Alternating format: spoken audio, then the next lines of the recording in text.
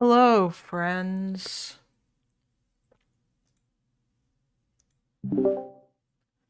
Hello, hello, hello.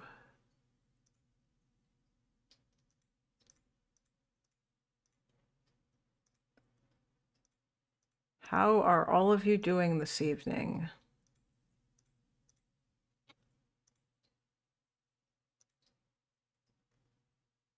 Oh boy.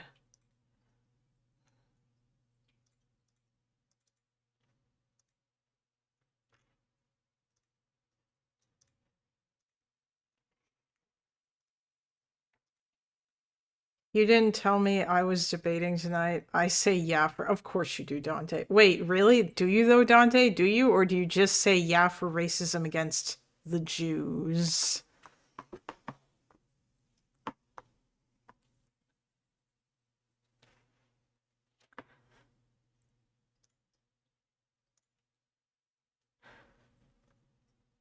I mean, as far as like listen, I mean, Toby, the person that I think I might be debating is going to be like that guy who showed up in Discord. Although because of what's been happening lately, I put 50-50 on it being our favorite unemployed stalker. But we'll see. Hard R versus soft A debate.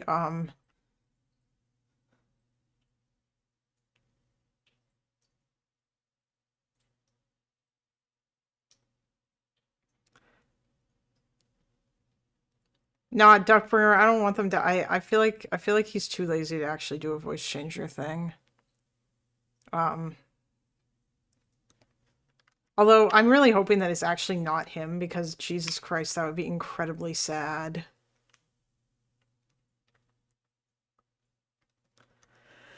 Hello. Goddamn short stat goblin, you are up insanely late, isn't it like um after midnight for you? His PC is powered by guinea pigs, so it's likely he can't run it. Oh, it's a dude that showed up in my Discord server. Um and he got banned from that guy doesn't exist chat earlier today because he was being too racist. So he got timed out. Let me see if I can find this person.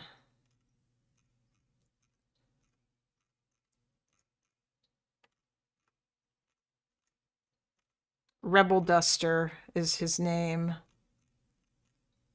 Um,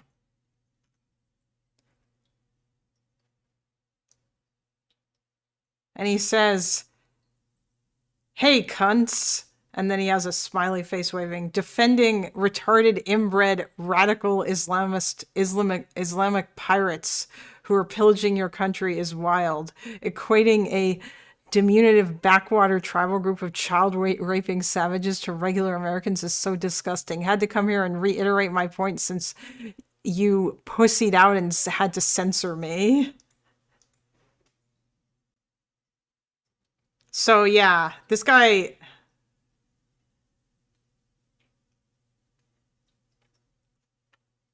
he was apparently mad because he got timed out, and honestly, and and joined the Discord. Yeah, he joined the Discord to throw a tantrum about it. Oh yeah, well, Bill, that's what he wrote in my Discord. Nah, not Kathy. Vocabulary too large. That's funny. Listen, Duckburger, I trust you. You know better than I do. It's all good. Yeah, I don't know. This guy sounds like an insanely raging racist, so I'm not really expecting much besides, wah, I'm scared of brown people. Assuming that he even shows up.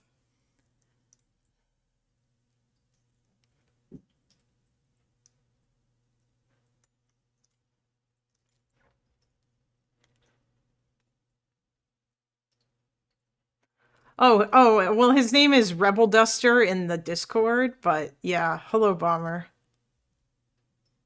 Wait, why are you saying good afternoon?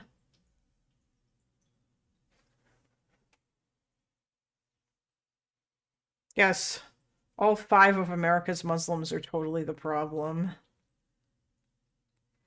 Did you see the guy who did the Somali daycare documentary got interviewed by Channel 5? It's pretty funny combo. I didn't see he got interviewed by Channel 5. Oh, was that who it was? I mean, yeah, I don't know. I did not see that. Although I do know that guy's shit seems to have been debunked everywhere. Like it was just a lot of weird stuff. I think a lot of the daycares that he went to had various violations, but it wasn't for fraud. They just weren't like upkeeping their shit necessarily. Um, does anyone here live in Minnesota actually? He got dog walked pretty hard. Well, yeah, I don't think he's a particularly smart dude. Um,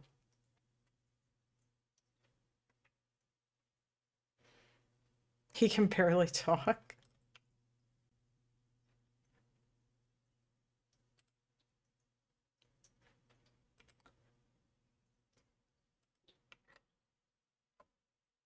Oh, this. Oh no.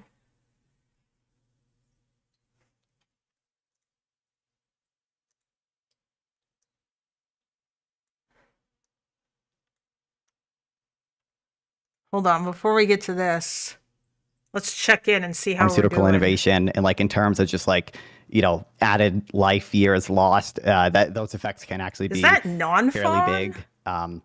Oh, well, And I don't. Let's see. We need to. Hello. Yo,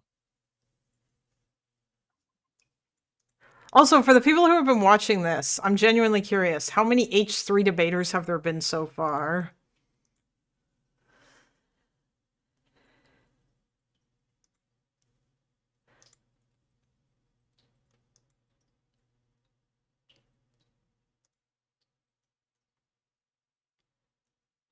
You're only streamer comparable with the California. You're the only streamer that's not retarded. But thanks. Oh, compatible with the California time zone. Thanks, Darkburner. Or thanks, Epic. That's really nice.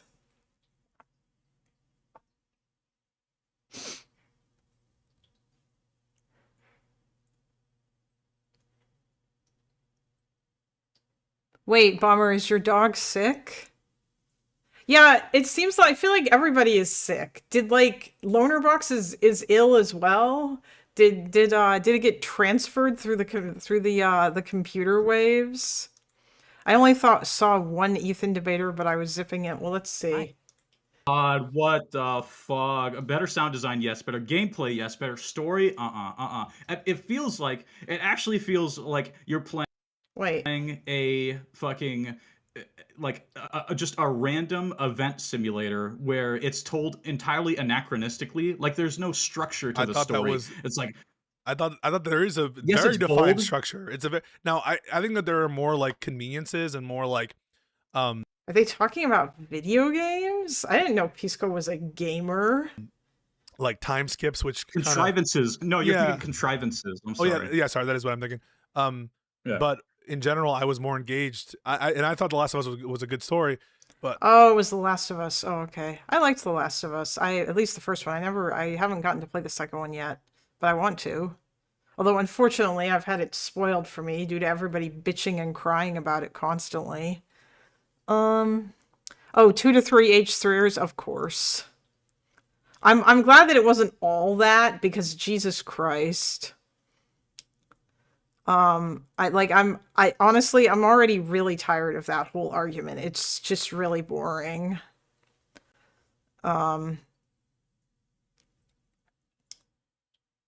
Pisco is sick. Which is one thing, but Rebel Duster kept saying we were lying about not being racist, like he couldn't understand someone not being racist and started spamming and got the top. Wait, what? Okay. I mean, Bill, what would you say the level of retardation is going to be that I'm going to be dealing with if this guy decides to talk to me?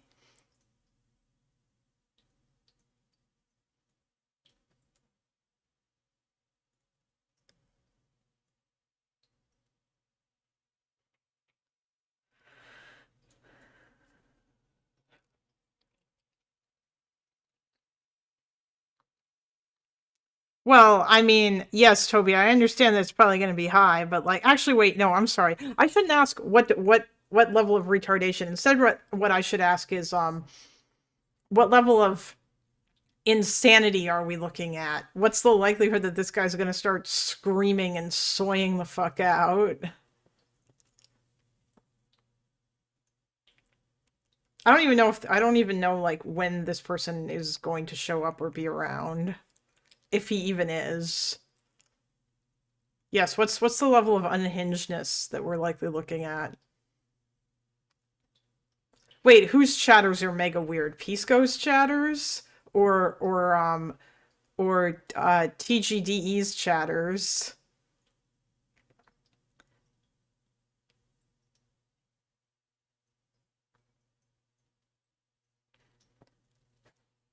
He seemed normal for the past few streams, mega but not crazy. But when Somalis got brought up, he lost his mind. He will likely scream, "Oh boy!"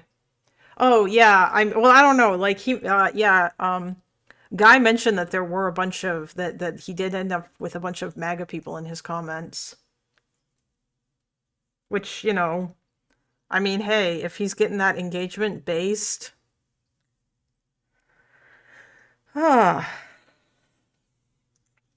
I thought it was very effective. The Last of Us. okay. 1 hour? I don't know if I want to watch this for an hour. Um,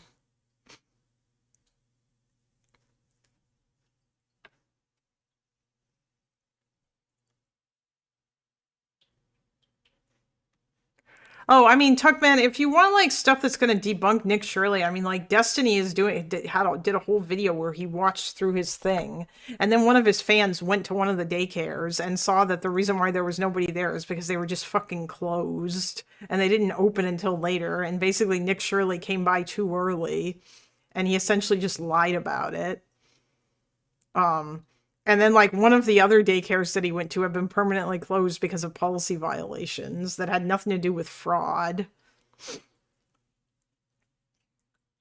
Oh, yeah, CNN also debunked it as well because CNN actually called the daycares instead of suspiciously showing up outside with a camera, knocking on the door and shouting, "Where are the children?" Which, that doesn't look weird at all.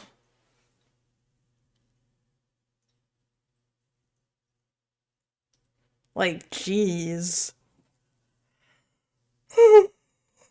Yeah, I think he's been debunked multiple times now, and he's really not been able to answer questions. And it's also annoying that, like, basically his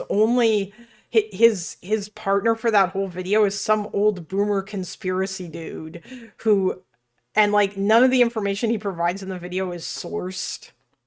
So we have no idea where he gets the numbers from. The one that was closed was the Quality Learning Center years ago. In fact, yeah, that was closed a long time ago. Vance and Trump might be splitting over Iran. Why? Because Vance doesn't want to get involved. I mean, it would surprise me because I didn't think JD Vance really believed in much of anything. Although maybe he decided, maybe he might decide that this is the time, because that there's quite a lot of people in MAGA who are non-interventionist, and maybe Vance figures that if he is publicly against this, then he can capture them.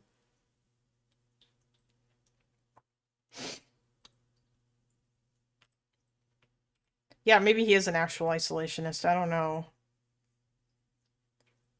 What I find weird with Nick Shirley is that he seems too dumb to even pretend to be smart, like a lot of conservative influencers do. Ha, true. Hello. May I help you? Hi.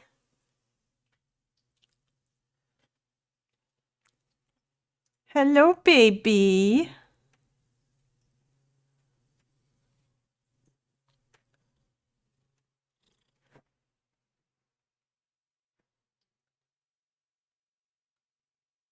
What I find weird in Nick Shirley is that he seems to, yeah, he might just be, all right, you know what, fuck it, let's. My video on the expose of the fraud in Minnesota is the most viewed video ever by a creator longer than 10 minutes than anybody other than the name of Mr. Beast.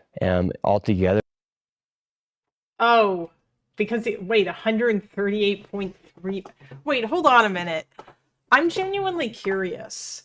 Is this even like a realistic number, or is this just the number of people who clicked on the tweet? Just because you looked at the tweet doesn't mean you clicked play on the video. Hello, ZJM. Hey, that guy doesn't exist.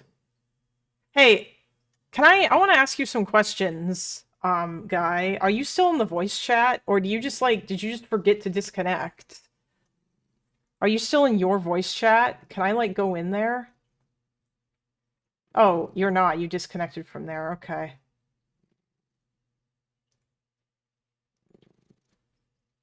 Yeah, it looks like it literally. Yeah, so it's just views. So this is just a lie. He doesn't even know.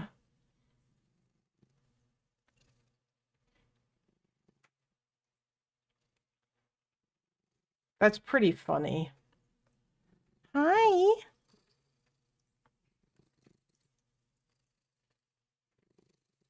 Yeah, you should come in. Oh, look at your baby.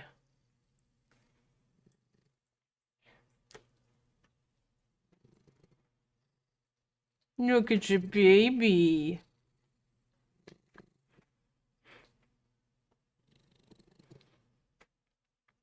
He's so loud.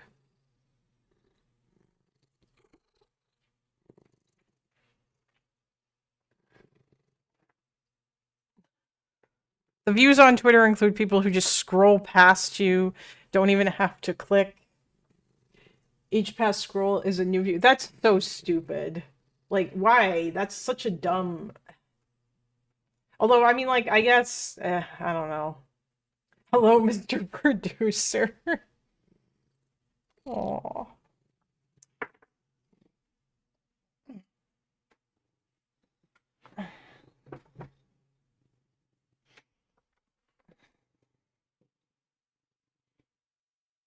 Oh, hold on.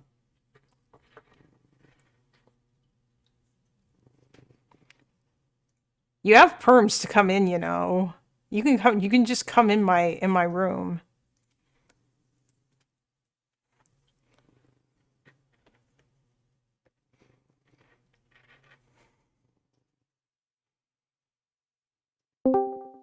Hello? No way. I don't have perms to come in. What's up? Not too much. So, you had some questions for me. Yeah, who the hell is this Rebel Duster dude? It's this guy who came into my chat who it's fairly racist, I'm fairly sure, but you know how my chat is. It's just a fucking war zone in there.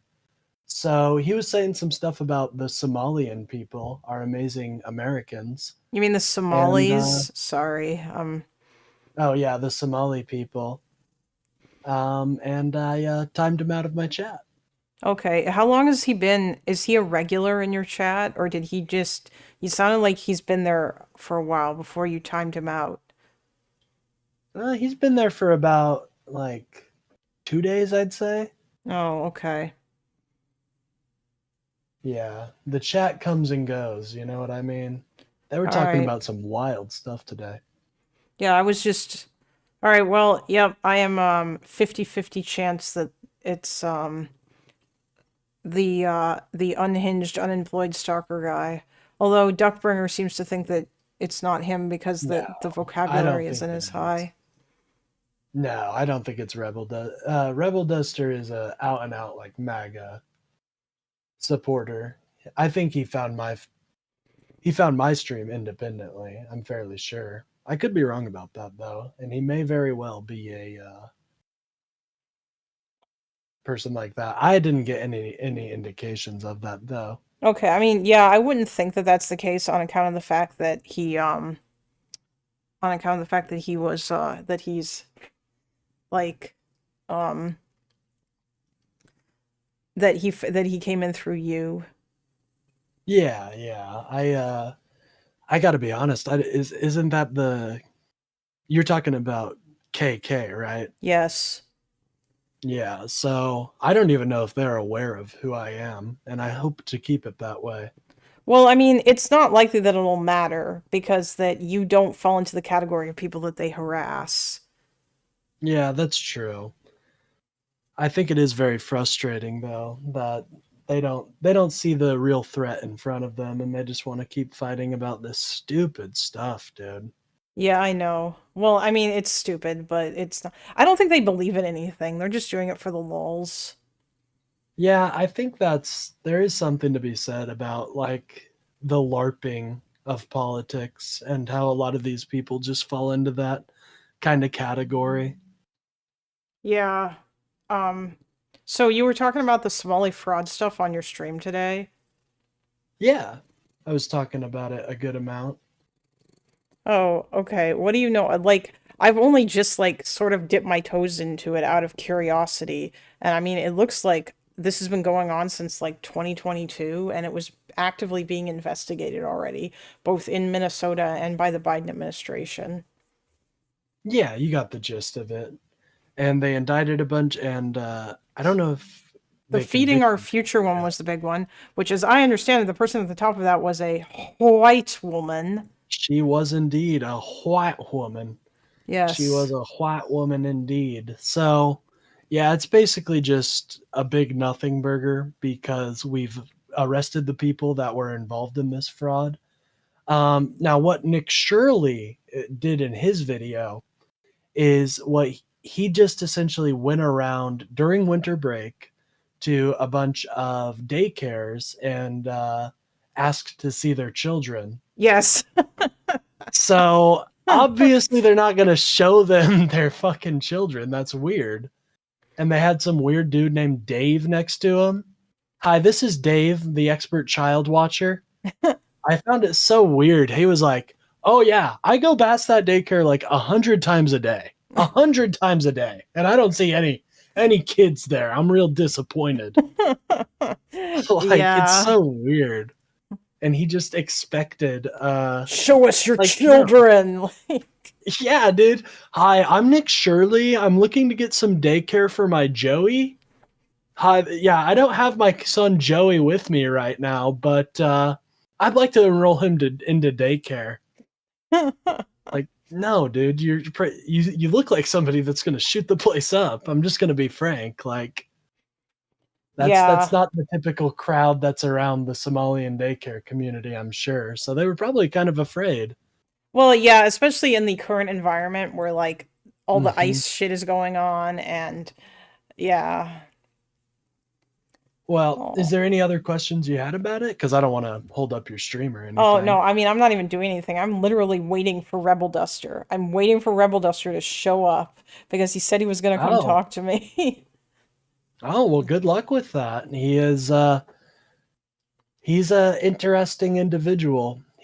When I was defending the Somalian Americans, he said I was disgusting for that, and that isn't what got him banned. It was a couple other things he said, but Yeah, it apparently he's didn't. It's just not a ban. started spamming the chat.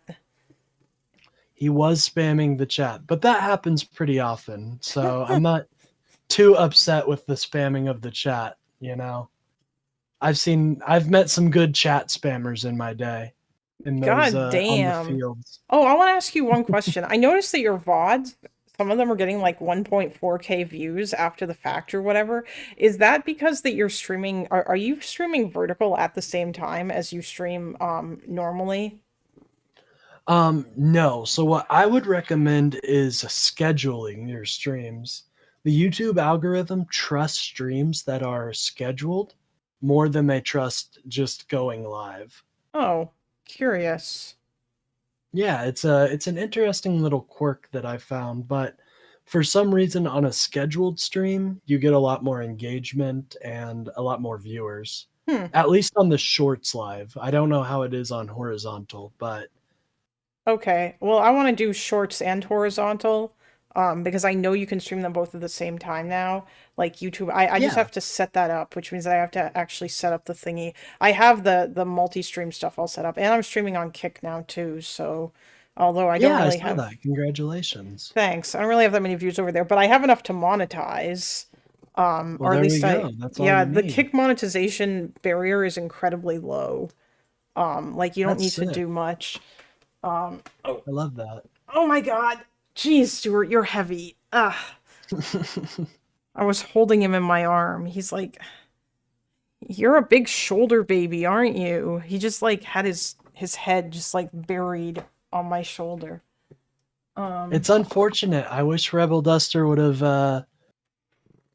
I'd want to get more debates going because I feel like I've been slacking in that area. So I invited a couple people into the Discord today that were chatty Cathy's, but they did not feel like coming into the chat or coming into the Discord. Oh, I mean, a So lot of the like people would rather talk shit in chat than actually come on. Like I had a few of those people a while ago.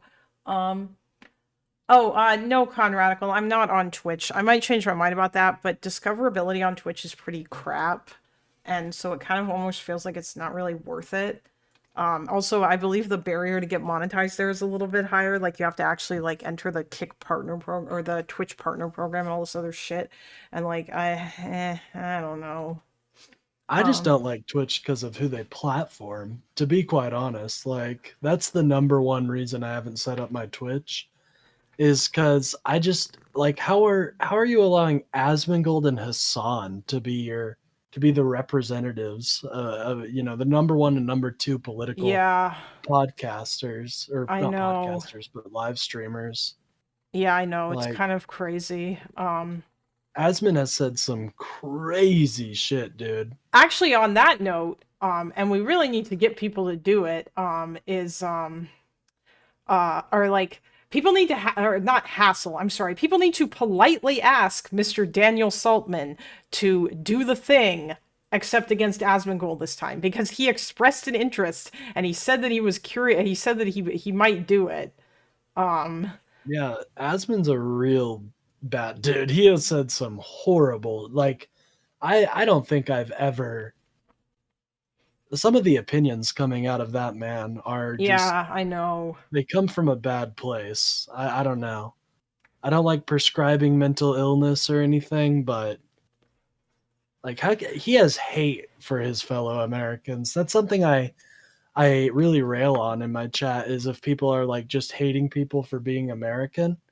And I kind of feel like he's one of those people. Or I know he's just one of those people. Yeah, I don't Expressing their freedoms, stuff like that. I don't know I don't know what's in his mind. I don't know if he's just saying shit to rage bait. I don't know if he believes any of it. I have no idea. It's very weird.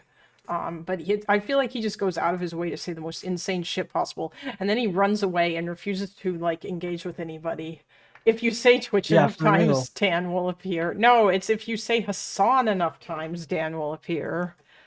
And Actually, we need to change that to Asmon. yes, that's true. We do. I mean, he was saying that he wanted to do it, but he also said that like it was quite a lot to do it even the first time, but he mentioned that he could probably update all the websites that he has, like the hatred.tv to include crazy clips from Asmongold and crazy shit from Asmongold's chat in order to highlight like the extent to which extremism is basically enabled and promoted on Twitch. Because yeah, The shitty part is it's enabled and promoted by fucking the U.S. government is the issue. Trump's still on his fucking divisive language arc. wait, yeah, okay, yeah, you're right. Like, extremism Yeah, is. sorry. I guess I was guess I like, should- wait, what? Does Trump want to like subsidize Twitch? Is Asmongold a streamer that No, he really no. enjoys? No, I was just talking about the rhetoric and stuff like that in general. But I do have to go get some food, so I'm probably gonna head out if that's all right with you. No, yeah, you have to stay here forever and entertain my Damn stream it. until Rebel Duster No. arrives. I'm just kidding. Yeah, I was about to say, if he I'll be listening to your stream, so if he comes in, I might want to talk to the boy, Oh, set yeah. him right. We try to set him right in my chat. We try to. We try Yes. to. Anyways, thank you guys. Have a great day. All right, I'll see you later, Okay. buddy. Bye. Later, gamer. Oh my god. Yeah, this might be entertaining. Trump's divisive language arc started somewhat in 2014 to 2015. Yeah, basically. Wait, no, was it that late?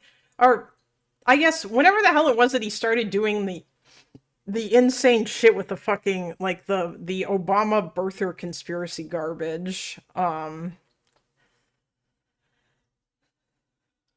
I love feeling a cat vibrate while they. Yeah, me too.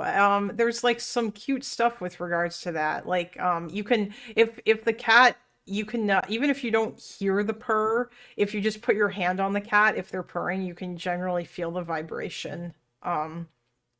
It's also funny too, because for a while, like there was a point in time where Stuart would literally like go down by my feet and fall asleep, like almost halfway on top of my feet. And so, and a friend of mine once joked that he was basically giving me a low-level foot massage because that he would be purring while he would do it. Oh, 2000, was it 2008? No, I don't think Trump started. I think it was probably, maybe it was 2011 to 2012. Yeah.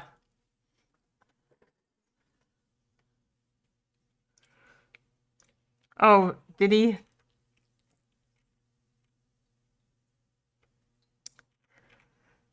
Uh,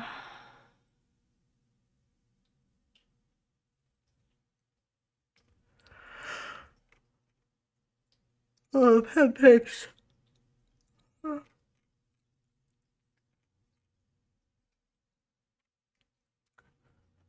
Oh, Toby. Toby's cats are adorable. My cats sleep on me, and it's like a weighted warm blanket. Yeah, absolutely. Oh, you posted it in the Iran show. That's funny.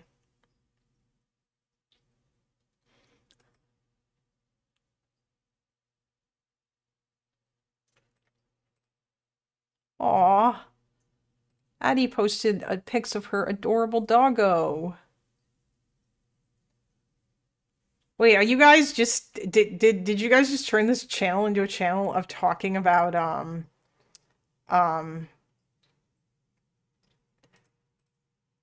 what it was like to take pets to the shelter?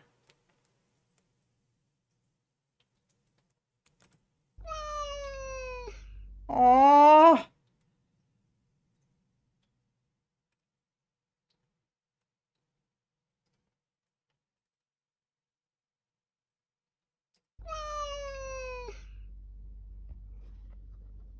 Aw, Cleo. Poor baby. We got a slow blink. I know, I feel so bad for the poor baby.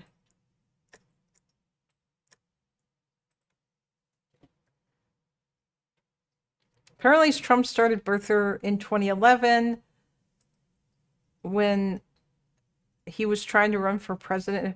Oh yeah, Trump teased that he was going to run for president forever. In fact, he was teasing it for so long that I stopped believing that he was ever actually going to do it. I didn't think that it was ever going to happen. And then he did it. I guess he was just waiting for the appropriate time, and he figured after Obama, because he probably knew that if he actually attempted to win against Obama, that he was going to lose. And so he decided to wait until after. All right.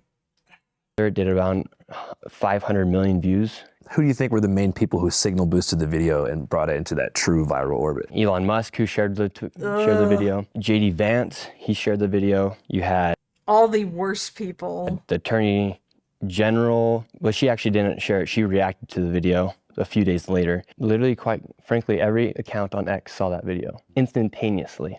Health and Human Services, they froze all funding to childcare inside of Minnesota, and then they're asking for businesses to prove that they are legit businesses before they give tax dollars.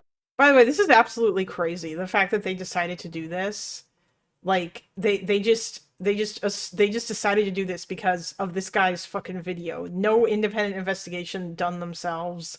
No working with. They just were like, nah, fuck it. We're just gonna do that.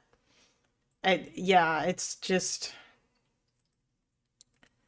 I swear there's some vintage clip of him saying he'd run as a Republican because they're so stupid. Like there's clips. That's a quote that's attributed to him, but I don't know if he actually said it. I like how he's proud of that based off of a white. Yeah, yeah. Well, yeah, it's because he's so stupid and he felt like he uncovered like something. Yeah, you're right. It did arguably lead to the ICE shooting because a whole bunch of more ICE people were going to like Minnesota, even though there wouldn't be nearly as many. Like the number of illegals there is probably like far less than like border states like Texas, or even places like California. But like I would imagine states on the border would probably have are more likely to have illegal immigrants than states like Minnesota. I wonder if like ICE is even operating in Texas to the same degree. Probably not. It seems like they're just obsessed with going to blue states. Trump was on the ballot in many states in the 2000. Like, wait, didn't he run in the 2000 election? Like, as a yeah. Oh, Minnesota is a border state. Listen, I don't know. I don't know. I don't know geography. Okay, is it really? Wait, hold on. Is Minnesota a border state or is Minnesota on the border with Canada?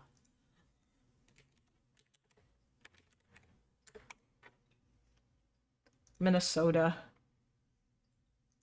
Oh, it is. Good job, Chase. That's not what I meant. I meant on the US-Mexico border. People from my country ain't going to your country to illegally immigrate. Fuck that.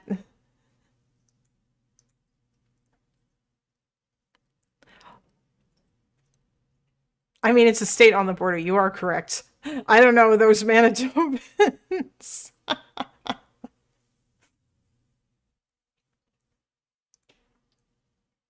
Bro, I love how in his video, Nick Shirley was like, look at Minnesota's new flag. It looks suspiciously like the flag of Somalia. That was some funny shit. Actually, yes, I know they have, but it's a much smaller number, and they're not the one.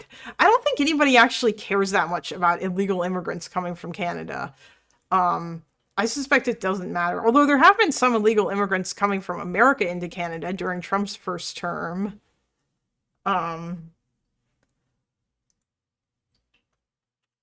Yeah, I was gonna say there's no way that Minnesota is on the southern American border. Not with all this snow. The northern border is surprisingly unguarded in some places. Oh yeah, of course. Also, ICE doesn't seem to be nearly as aggressive in Texas and Arizona. Is that because that they are is that because that they're like watching or is that because I'm assuming, sorry, Jesus, my mind. I'm assuming that's because that they are they'll say that's because there's cooperation with those state governors. Their old flag looks even more like Somalia. Like it was the same concept, a light blue flag with 5-pointed star in the middle, but a seal onto it. Yeah, it's because Texas. Yeah, it's because Texas's governor is fully on board with that shit, and so that's probably why they're not going to face nearly as much stuff. But even so, like if they actually wanted to deport people, I feel like those would be the states that they would want to go to. I think they changed Minnesota's flag to honor Indigenous history. There was apparently a bunch of other ones. I think I saw in Destiny's video the one with the duck that had laser beams. That looked awesome.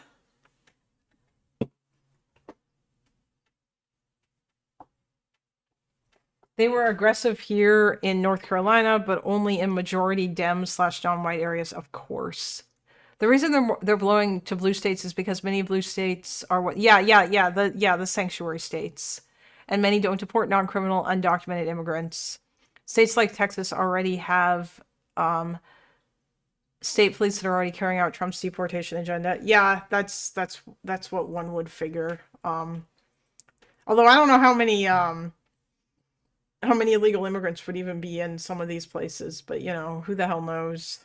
Minnesota and Wisconsin are the Lutheran Vatican. However, Arizona is a purple state with a hostile government, and even looser gun laws than Texas. We're considered a constitutional carry state as well. Cops don't want to risk being shot either.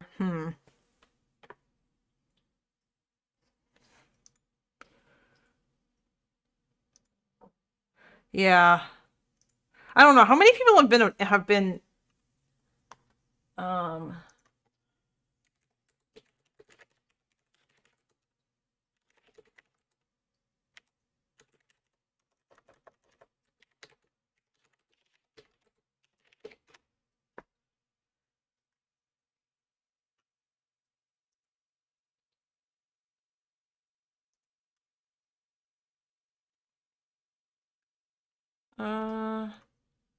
outcome 622,000 deported and like 1,900,000 self-deportations by December 2025. 65,735 migrants in ICE detention. Okay.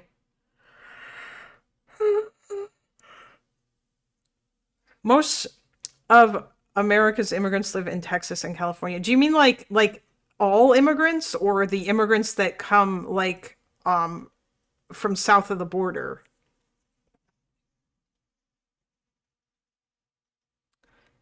You have to remember they were even identifying as police for a while, and well, a lot of their tactics look like kidnapping and carjacking with no uniform. Yeah, I mean, it's pretty fucked. I bet Stephen Miller is really unhappy with these numbers. I bet that he'd like them to be higher. Because I feel like he's one of the people that's driving all of this shit. I think that there was stuff that came out about that. I remember seeing articles about that, saying that he was that was something that he wanted.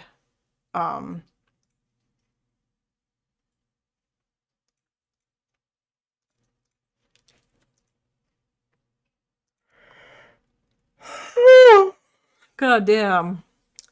I'm so sorry. I'm so sorry, chat. Okay. To these businesses that are not really businesses. As far as that main center that you visited, Quality Learning, aka Quality Learning Center. Yeah. Was there ever any kids there in the first place? No. So that daycare center, it's been operating fraudulently. It's actually had over 90 violations over the past few years.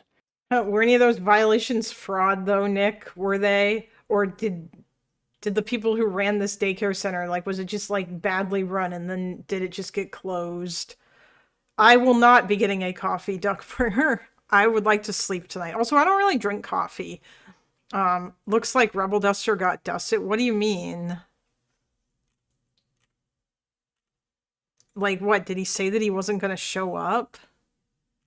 Jesus, Fire is still in my chat fighting about fucking Zionism.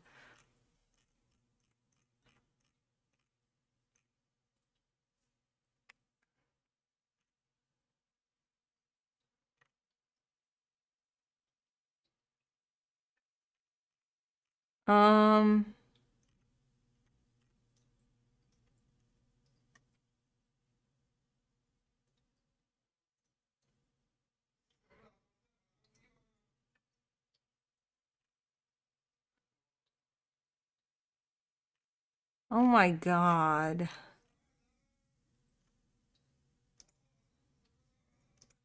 Yes, Fire is our Teuton, except I don't think he's nearly as, I mean, he's not as young, so he's less dumb.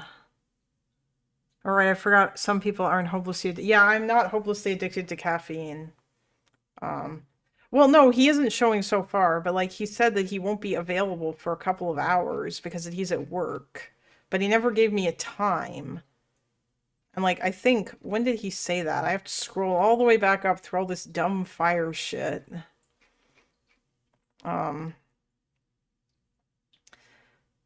at 5:12 p.m. he said he'll check back in a couple of hours.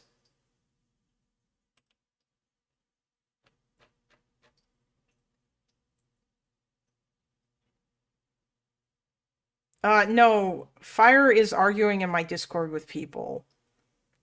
Like in general chat where he usually is. And Dispel is in there too, misrepresenting Lonerbox's opinion because that's what he does best. Also, if you're bored and want to discuss why the atom bombs were morally justified, I mean, to be honest, I would rather see you talk to Shaved Dog's ass about that if he's around, because both of you know more about it than I do. Like I'll basically just nod my head. The guy who you blocked, the guy that you don't like from yesterday. Punish Dog's ass. That guy. Both of you are like fucking military nerds. No, SDL stands for Sock Done Left. SDA stands for Shaved Dog's ass. SDL is a commie dude. Or a socialist or whatever. He's a content creator that I don't really see around very much anymore. Or I just don't pay that much attention to him. I don't know. Oh, speaking of which, Chase, I'm surprised that you haven't said anything to me about this. I can't believe that I had to learn about this from Counterpoints this morning. Apparently, Vosh is considering maybe leaving the fortress and actually talking to people again. He spoke about it in one of his videos.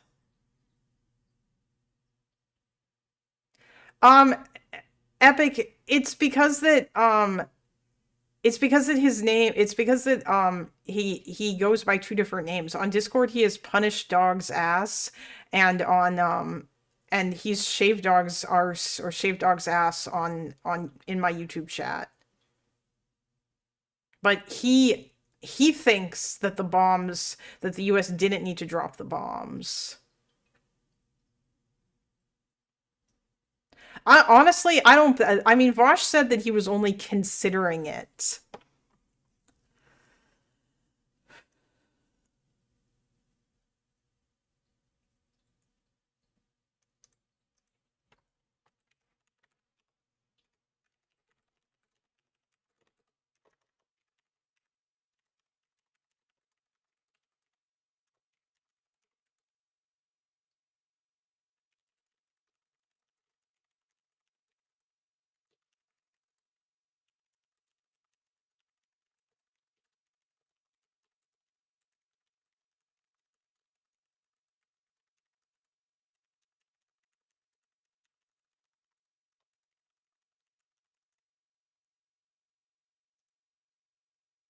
I don't think they needed to for reasons given. I think as a show of force for the USSR was more likely. I mean, Epic, do you want to come into my Discord and debate with people about this? Because you can, as long as you don't flip out and call people retarded.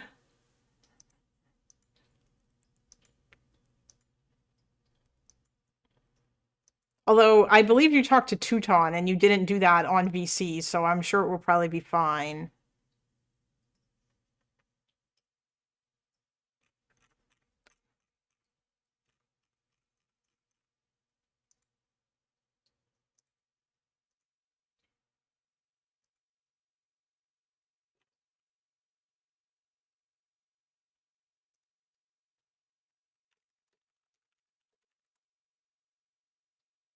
Why would you defang Epic like that?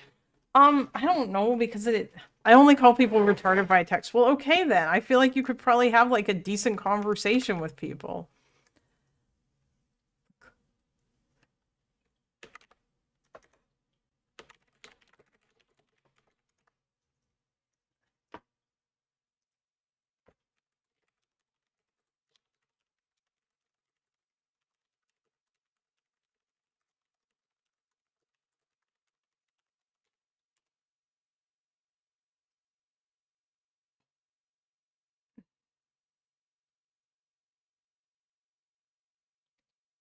Deeply unserious is just calling. When Epic is really mad, he either tells the Jewish people to shut up or the dumb people to game. Well, yeah, I know. I'm glad you stopped doing that, Epic, by the way, because if you tell people to KYS in my server, you will get a timeout or you will get banned. I am very lax in terms of what people are not allowed to say, but that shit's not allowed.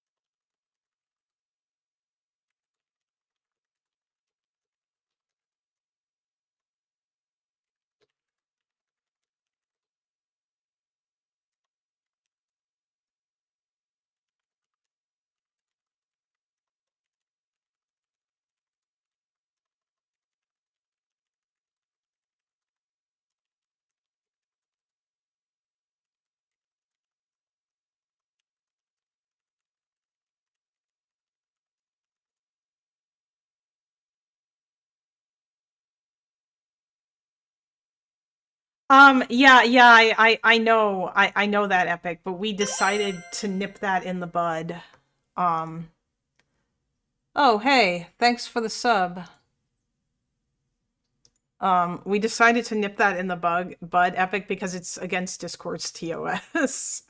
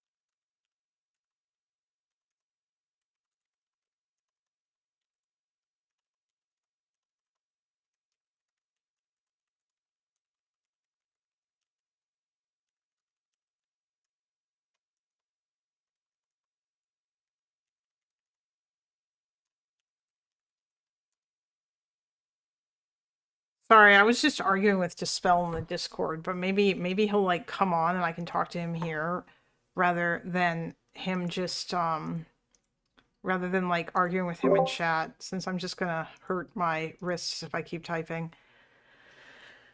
I don't really have issues with rules. I just need them communicated as all, not my mud pit. Yeah, I totally get it. Yeah. I mean, Chase, I've been told by people that he's not. So, I don't know. Like, I don't think that he is. I think that he just... I think sometimes he is, which is kind of a problem. But of course he's busy. He's probably only going to want to talk to me when he's also streaming, which is unfortunate.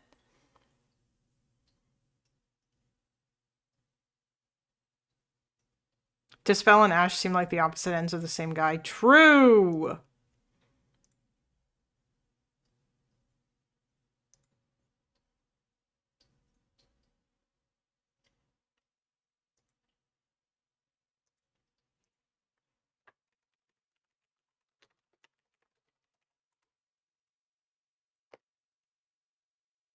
All right. And the day that I went there at 11 a.m. Their operating hours are from 2 to 10 p.m., they're not saying.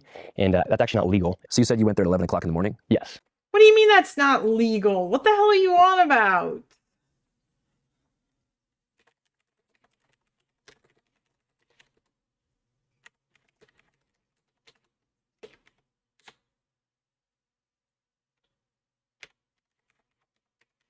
I can't spell any of these fucking city names. Legal daycare hours aren't strictly limited, but defined by program type, with day programs generally 6 a.m. to 6 p.m. and night care covering 6 p.m. to 6 a.m. normal sleeping hours.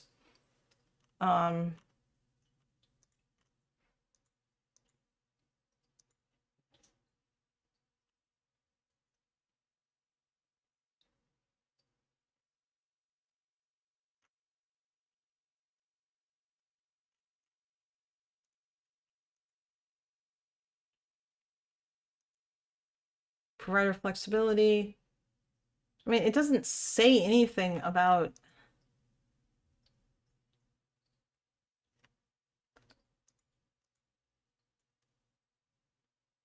City names in Minnesota were designed to confuse those of us on civilized coast. My God, Epic, you have so much smoke for everyone who doesn't live in California. It's honestly based. Dispel is an artist, not a troll.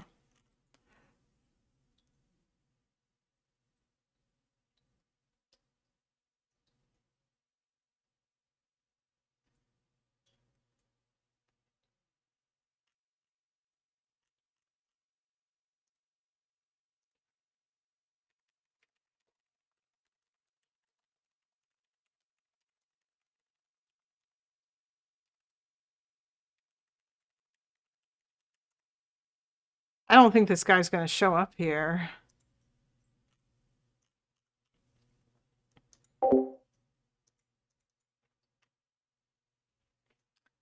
Text is dry and all that.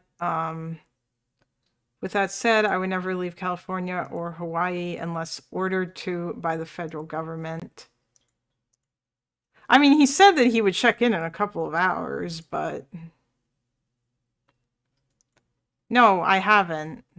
I mean, like, he hasn't been back in the Discord, but I did just at him, so hopefully he will appear.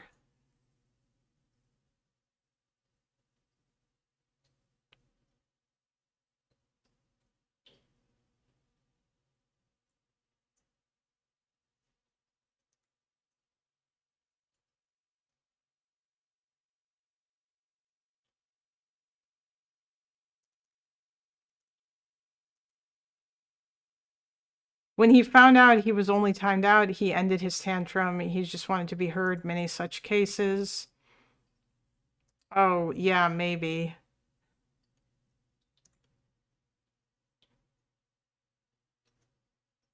I mean, well, Dispel might come on later to have some sort of really silly argument with me.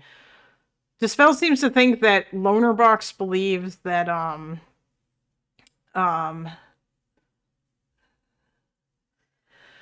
that Iran's sanctions should be that we shouldn't end the sanctions on Iran because then that would mean that the material conditions of the population would improve and therefore they wouldn't want to change the regime, which, I mean, that's not true because we've seen Iranians out in the street protesting over like the shitty dress code laws, and that's got nothing to do with economic stuff. Like, they just don't like the regime and they want it gone. It's just that, like, more people are being brought out because of the economic situation. But, like, this is such a dumb argument. By this logic, we should just lift sanctions on all authoritarian regimes so that their economies will improve if we care about the material conditions of their people. But obviously, there's more important shit than just that. The sanctions primarily affect inflow of cash to the IRGC and Iranian state, which is killing protesters. Yeah, there's also that. Yeah, like that's kind of what I figured too. Also, my understanding was that like the Iran spends like a lot of their money on like the funding of the axis of quote unquote resistance, more so than on their economy. Because like, shouldn't they be a rich country? I mean, they have oil. Should they not arguably, like, be as wealthy as Saudi Arabia is? But they're not. I'm kind of done with leftists pretending to be materialists. They inject so much morality and utopian idealism into their BS. More than half of Iran's GDP is oil exports, and that oil is what's sanctioned. The state has monopoly on oil sales revenues and uses it to fund its internal repression force, IRGC, etc. Iran's big issue is corruption and sanctions right now. Yeah, that's kind of crazy. That like that's what they use a lot of their money on. And rather than on their own people. So yeah, like there's other reasons to want to get rid of the regime besides just fucking sanctions. Also, when Lonerbox said that stuff that Dispel was misrepresenting, he was responding to Hassan making a brain dead tweet about about like how the sanctions should be lifted because that's why Iranians are starving. Any oil sales we lift sanctions on. That's what that means. Yeah, like it. That's not really what we would want to do, I would argue. Not until the regime is gone. Their spending is on up 200% in the past years. They could do a lot better for their people. They're spending on defense. Well, yeah, I know, right? And of course, now they're also spending money on their fucking nuclear program. Which is, you know...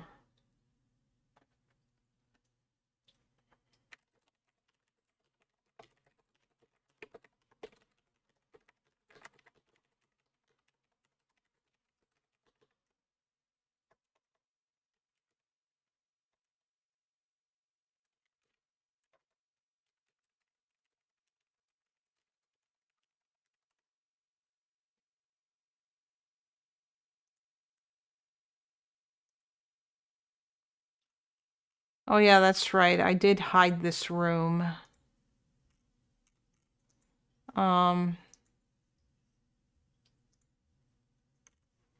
There. Now everyone can see it again. Maybe then. Their water system is god-awful.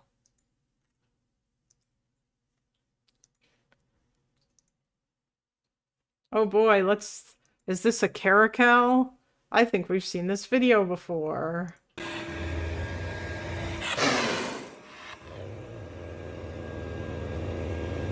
Aww. Why are they always so angry?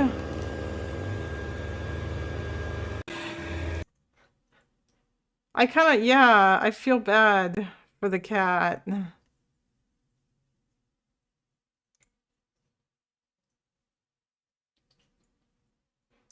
Is the caracal ever happy?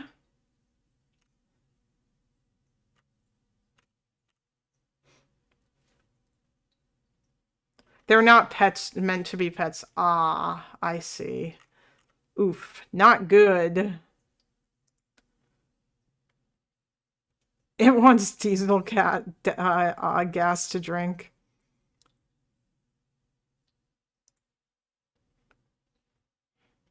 Oh, you mean like this? Pumbo loves chilling on the couch. But his hair is everywhere.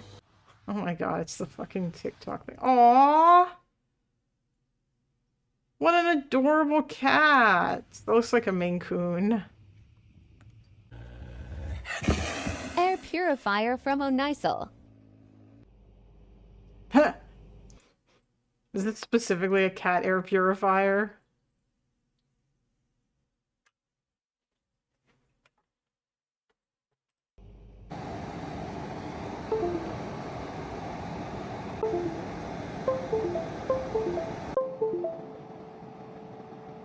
I really need to get a new USB hub. This thing is broken. They only hiss, no roars, no meows. Oh!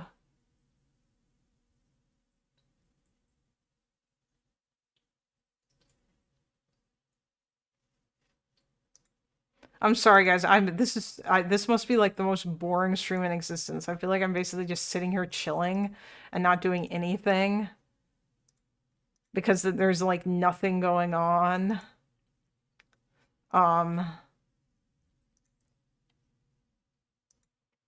Hold on.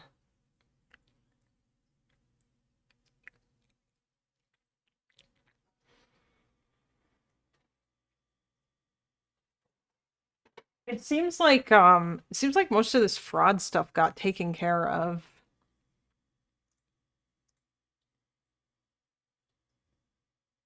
Oh, the guy in the video. His name is David Hawk. And he is a registered lobbyist for the Minnesotans for Responsible Government group. And he's a former Resource Party politician. Resource Party? Minnesota House Speaker Lisa DeMuth said the Republican caucus has been working with Nick Shirley and agency whistleblowers to hold Governor Walz accountable. Yeah, that's the insane part, right? Like, Nick Shirley's not an independent journalist. He literally went there and he worked with the Republican caucus. State Representative Harry Niska said the party had given Hoch information, or Hawk information. Hawk told CNN he obtained the information from publicly available websites, not from Republican politicians. I mean, okay, but like, why didn't they link to any of that info? It's just weird.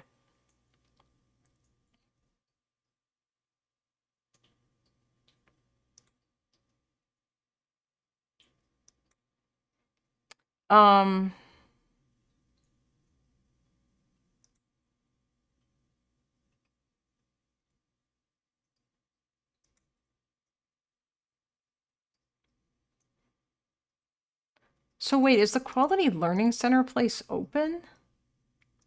Did you check out the Anna versus Pearl stuff? It's very fun. I saw some of that, mostly because that I watched Destiny covering it. And when I saw him covering it, and when I saw some of it, I was like, oh my god, this actually is really funny. I don't know if I would want to watch that whole thing, because it seems like it would be painful.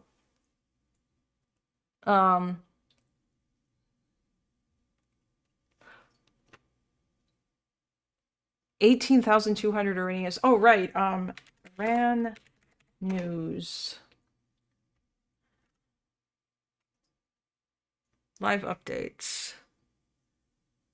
Let's see what's going on.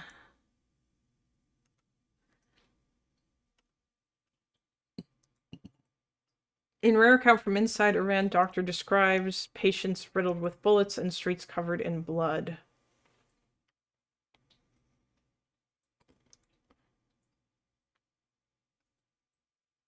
I'd be up for Anna versus Pearl content. I mean, sure, why not?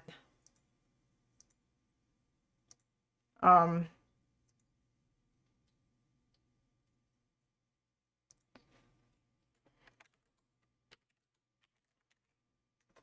know what? We can watch that while I play video games.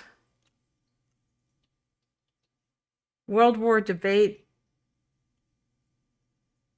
presents World War I live. Really? Do they not just have...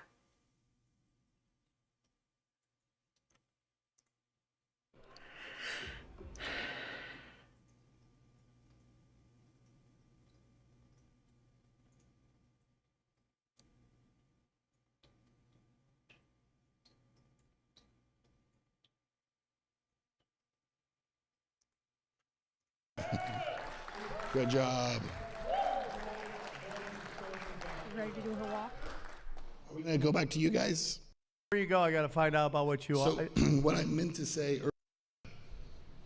I don't have a lot of hope, to be honest with you. But look, I love that we're having this conversation. Oh, yeah. I mean, yeah, Pearl is very sad to me. Pearl's got like 2 million YouTube, so like I think we looked at our I think we looked at her channel the other day. Like, she's got like, what is it, 1 to 2 million subs on YouTube, and she gets like the same amount of views as like somebody with 50,000 subs on YouTube would get. It's, or less than that, maybe. It's kind of crazy. Like, also her views kind of vary wildly as well too. It really depends. What is Anna's obsession these days? Is it still... Oh yeah, of course Anna's still obsessed with Israel. Unlike conspiracy shit or whatever. Like, Anna's a populist. Anna and Jank are both populists. But she is also, like, still socially liberal. I feel like this is going to infuriate me. Yeah. If anything, it's Nazbol versus neo-Nazi. I mean, yeah, you could say that. I don't know if I would say... I'd say Pearl is probably just, like, a standard tradcon. Although, honestly, I don't know if Pearl even believes in anything. I don't know, like... I have no idea. She just seems very stupid. She just seems like she's incredibly dumb. So I don't know if she actually believes in anything. Or if she was just like, oh man, this red pill shit sure is taking off. I'm just gonna hop on that and talk about how much, how evil women are as a woman, This will be my grift. This will surely make me tons of money. Also, her parents are loaded, by the way, which is even funnier. And she is unmarried and has no children, but she wants to talk about how women need to get married and have children. The name World War Debate World War I is annoying, and I'm pretty sure this is an Andrew Wilson thing. I think that's where this came from.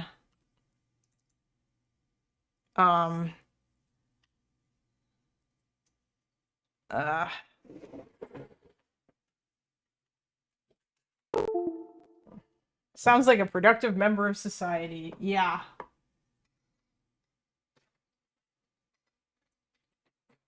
Incredibly productive.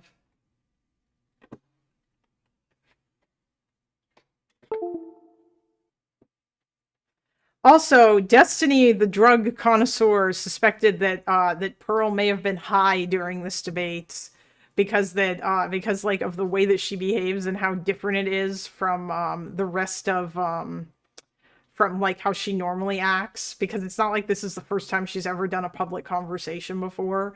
I mean, she does a podcast where she talks to people, so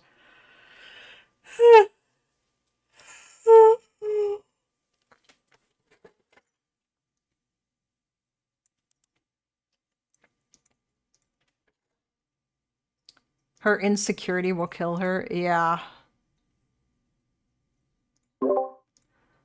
Okay. One sec, friends. Let me just...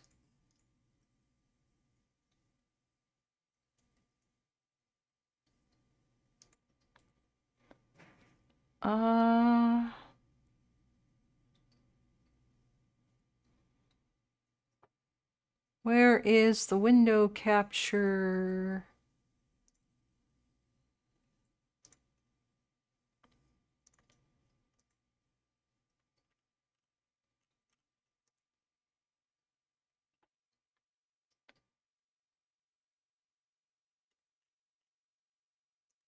There it is.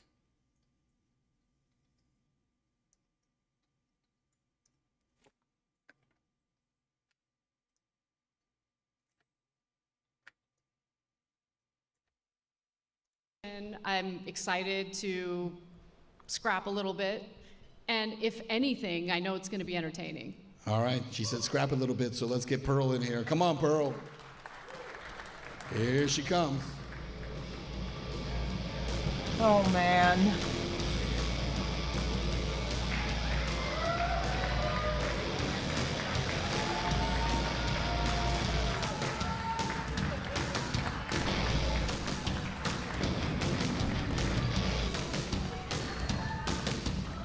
Is the volume okay?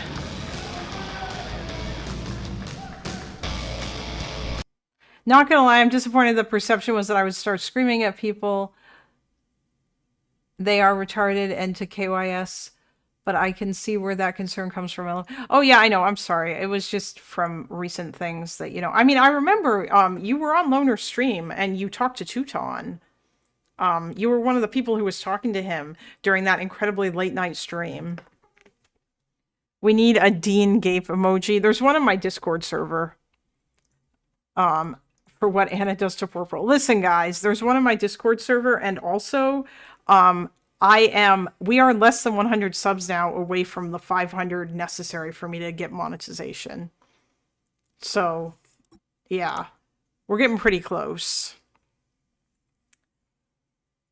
Or one time with someone else, I don't know if it was about Newsom last year. I don't remember. I remember that there were two instances where Teuton basically got dog walked by people who knew about China. And one of them was you, and the other one was, I think, another guy who actually speaks Mandarin, whose name I don't remember now. Ugh, god damn it.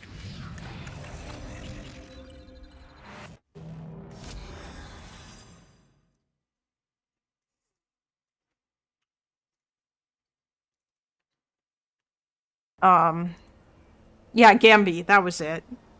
He's an IRL China Studies guy. Your woman debate challenger from some lame ass community. Pearl, your girl Davis. Yeah. Like, I feel like, how many of those red pill people are still active and doing stuff, by the way, actually? There's an interesting question to ask. He's like a PhD student, China studies guy. Oh yeah, nice, based.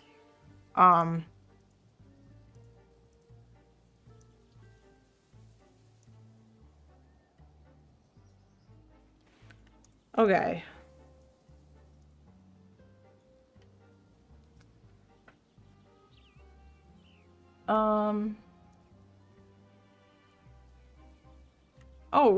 Oh, hi.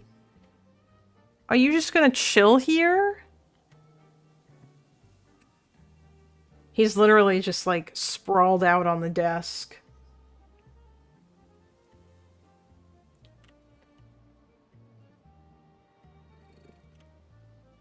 Oh man.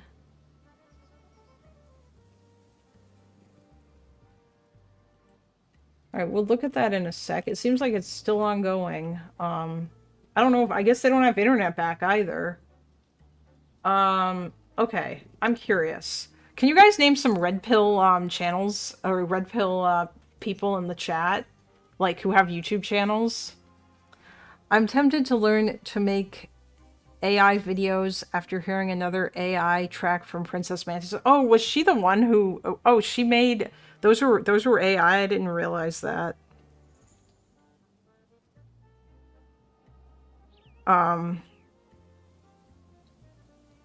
Isn't red pill just when you're... Yes! Yes, that is exactly what it is, Epic. And it was like a huge thing, like, a couple of years ago.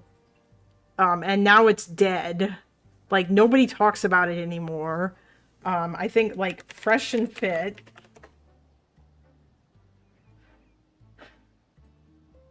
These guys have, like, 1.59 million subscribers. Like, this is the kind of shit that they have. Where, like, they invite a bunch of girls on so they can, like, make them look like idiots. And, of course, the kind of women that they are trying to invite on are just not, like, they deliberately go out of their way to pick women who are, like... I guess, I don't want to say stupid, but, you know, like, people who aren't necessarily educated. And I think it's also, it's so insane. Like, they ask questions like, can you name 3 countries? Questions that I'm just like, really? This is what you're asking? I hate when I watch interviews with UFC fighters and they bring up that they watch Red Pill Slop or Fuentes. Yeah. But, I mean, this is, like, the kind of shit that, honestly, the best coverage of the Red Pill is the video that Lonerbox did on it. That's still, like, one of my favorite videos that he did. Partially because he did such a good job with the, like, with the, like, the parody shit was on point in that video. Yeah, oh yeah, I know Fresh and Fit moved on to basically just being anti-Semitic, but they still do the after hours shit. No, stop. You're not supposed to be automatically playing.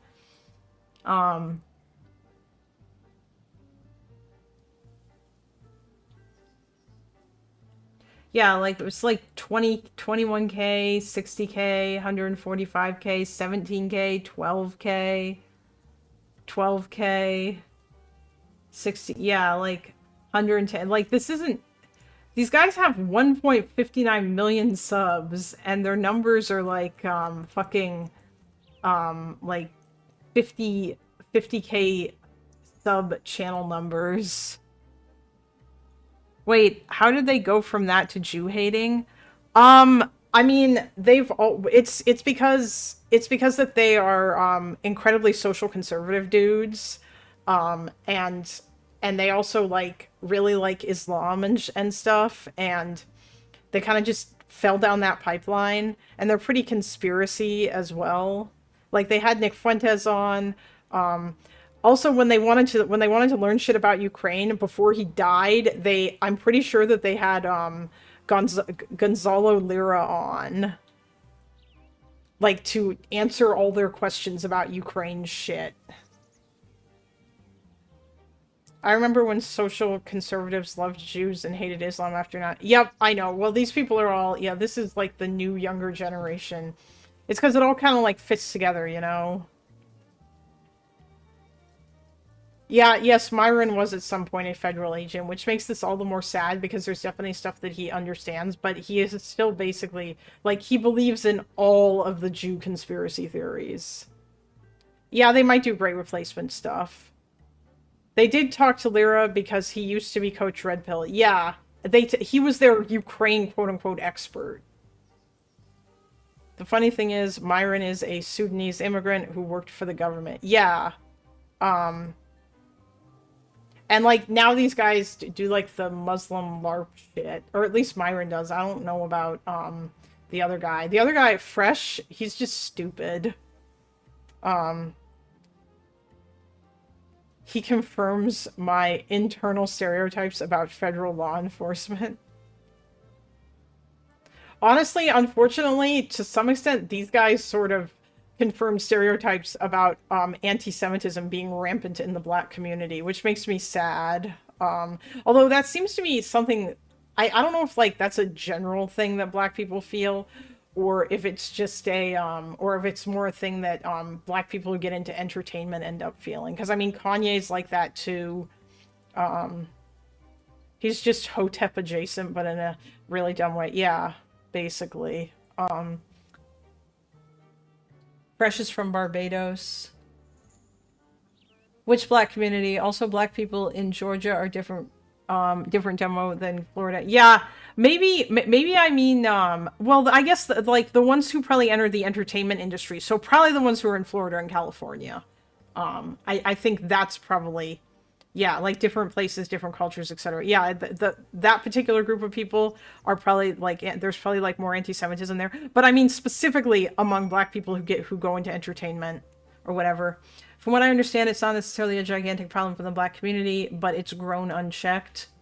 Sneeko and Myron got into a small argument because Myron said they're both only guests in this country because they're Muslims. Oh yeah, I mean like that's the other, like a lot of these guys have become like insanely friendly with Nick Fuentes. Kanye also counts Curious George as an enemy, so he may not be a standard. I mean, Kanye is not a smart dude, so... Actually, that's not true. Kanye could be a smart dude, but I think Kanye apologized for his anti-Semitism fairly recently to, like, a rabbi or something. I think he must have just been off his meds and on, like, another... He must have been having, like, another episode that lasted a really long time. Because it seems like every time he becomes unhinged and starts talking about running for president and doing all this weird shit, it's because he's off his meds, and then, like, he calms down. New York City Golden Age hip-hop is very Afrocentric. By the way, the Mississippi synagogue arsonist was caught after they burned... Yeah, I know. Kanye is a genius with music, I'm told, but I cannot stand most modern music, especially modern hip. Yeah, I'm not overly fond of, like, rap, although there is some good stuff that I like, but I think a lot of it's more old. Kanye released a list of his enemies, and it, no joke, had the Jews, Curious George. Wait, did he release that recently? Is he already back on, like, his anti-Semitism? Anti-Semitism got too mainstream, so Kanye moved on.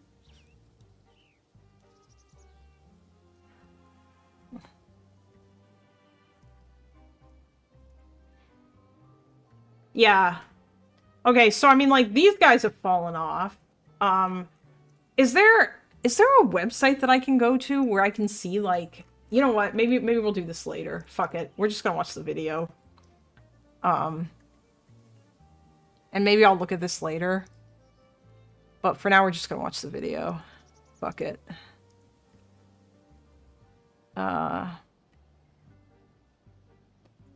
Do not cough near Taylor Lorenz. Taylor Lorenz parody song. Oh my god. I'll have to check that out. Listen, you know what? AI can be art. I'll show you. Hold on. I want to show you something. Just a sec, you guys. Yes, Chase, I know Pearl did a song about Jews. I remember. Where is the, where was it?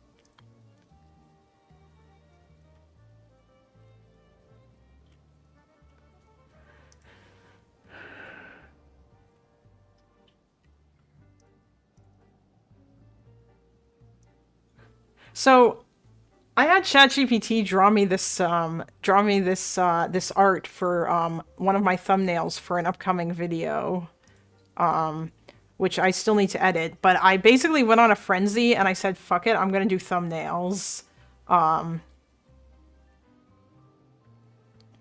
and it drew me this adorable picture of Lonervox. I basically gave it instructions, I told it what to do, and this is what it provided me with. Isn't that funny? I thought it was really good. With like the glowing eyes and stuff. And I told it to put him in a tie-dye shirt. Like I just put in a picture of him and stuff. And I had it drawn in the same style as like my avatar, except it looks slightly different than the avatar that it drew for me. Top 10 anime plot twists. Yeah. Loner Tear God. Yeah, basically. Yeah, it's for the thumbnail.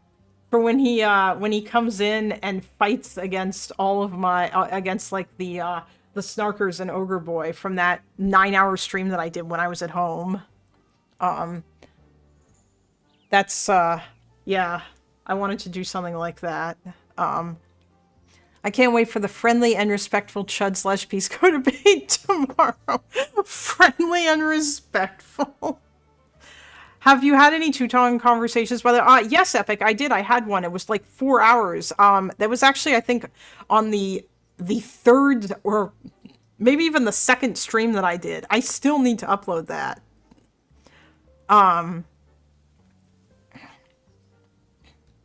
Which would be, yeah, I still need to upload that. How did that go? I mean, it went fine. Actually, it was a pretty funny conversation because Teuton said some insane shit and I got him to walk some of it back. And then later on, Sev came in and like yelled at him because Teuton was saying some really insane shit about how Palestinians, about how like, Palestinians who inform on their fellow Palestinians or who are informants for Israel or whatever, that they deserve the death penalty. And so, yeah, it didn't take long before that got back to Sev, and he basically just popped in, and it was very funny because Teuton was literally like, I was LARPing, I'm sorry. Like, I feel like we were changing topics every 15 minutes when we talked, and it went on for a while. Yes. I tried to keep him on topic, but I mean, he got pretty, towards the end, yeah, I don't know. I just wanted to challenge him about the Zionism shit, but it ended up just becoming about Israel, and he just repeated a bunch of shit. Because Teuton said that, like, if you're a Zionist, then you shouldn't be allowed to stay in the country or whatever, or not that you should, or that you should be excluded from everything. What I really want to have a conversation with him about,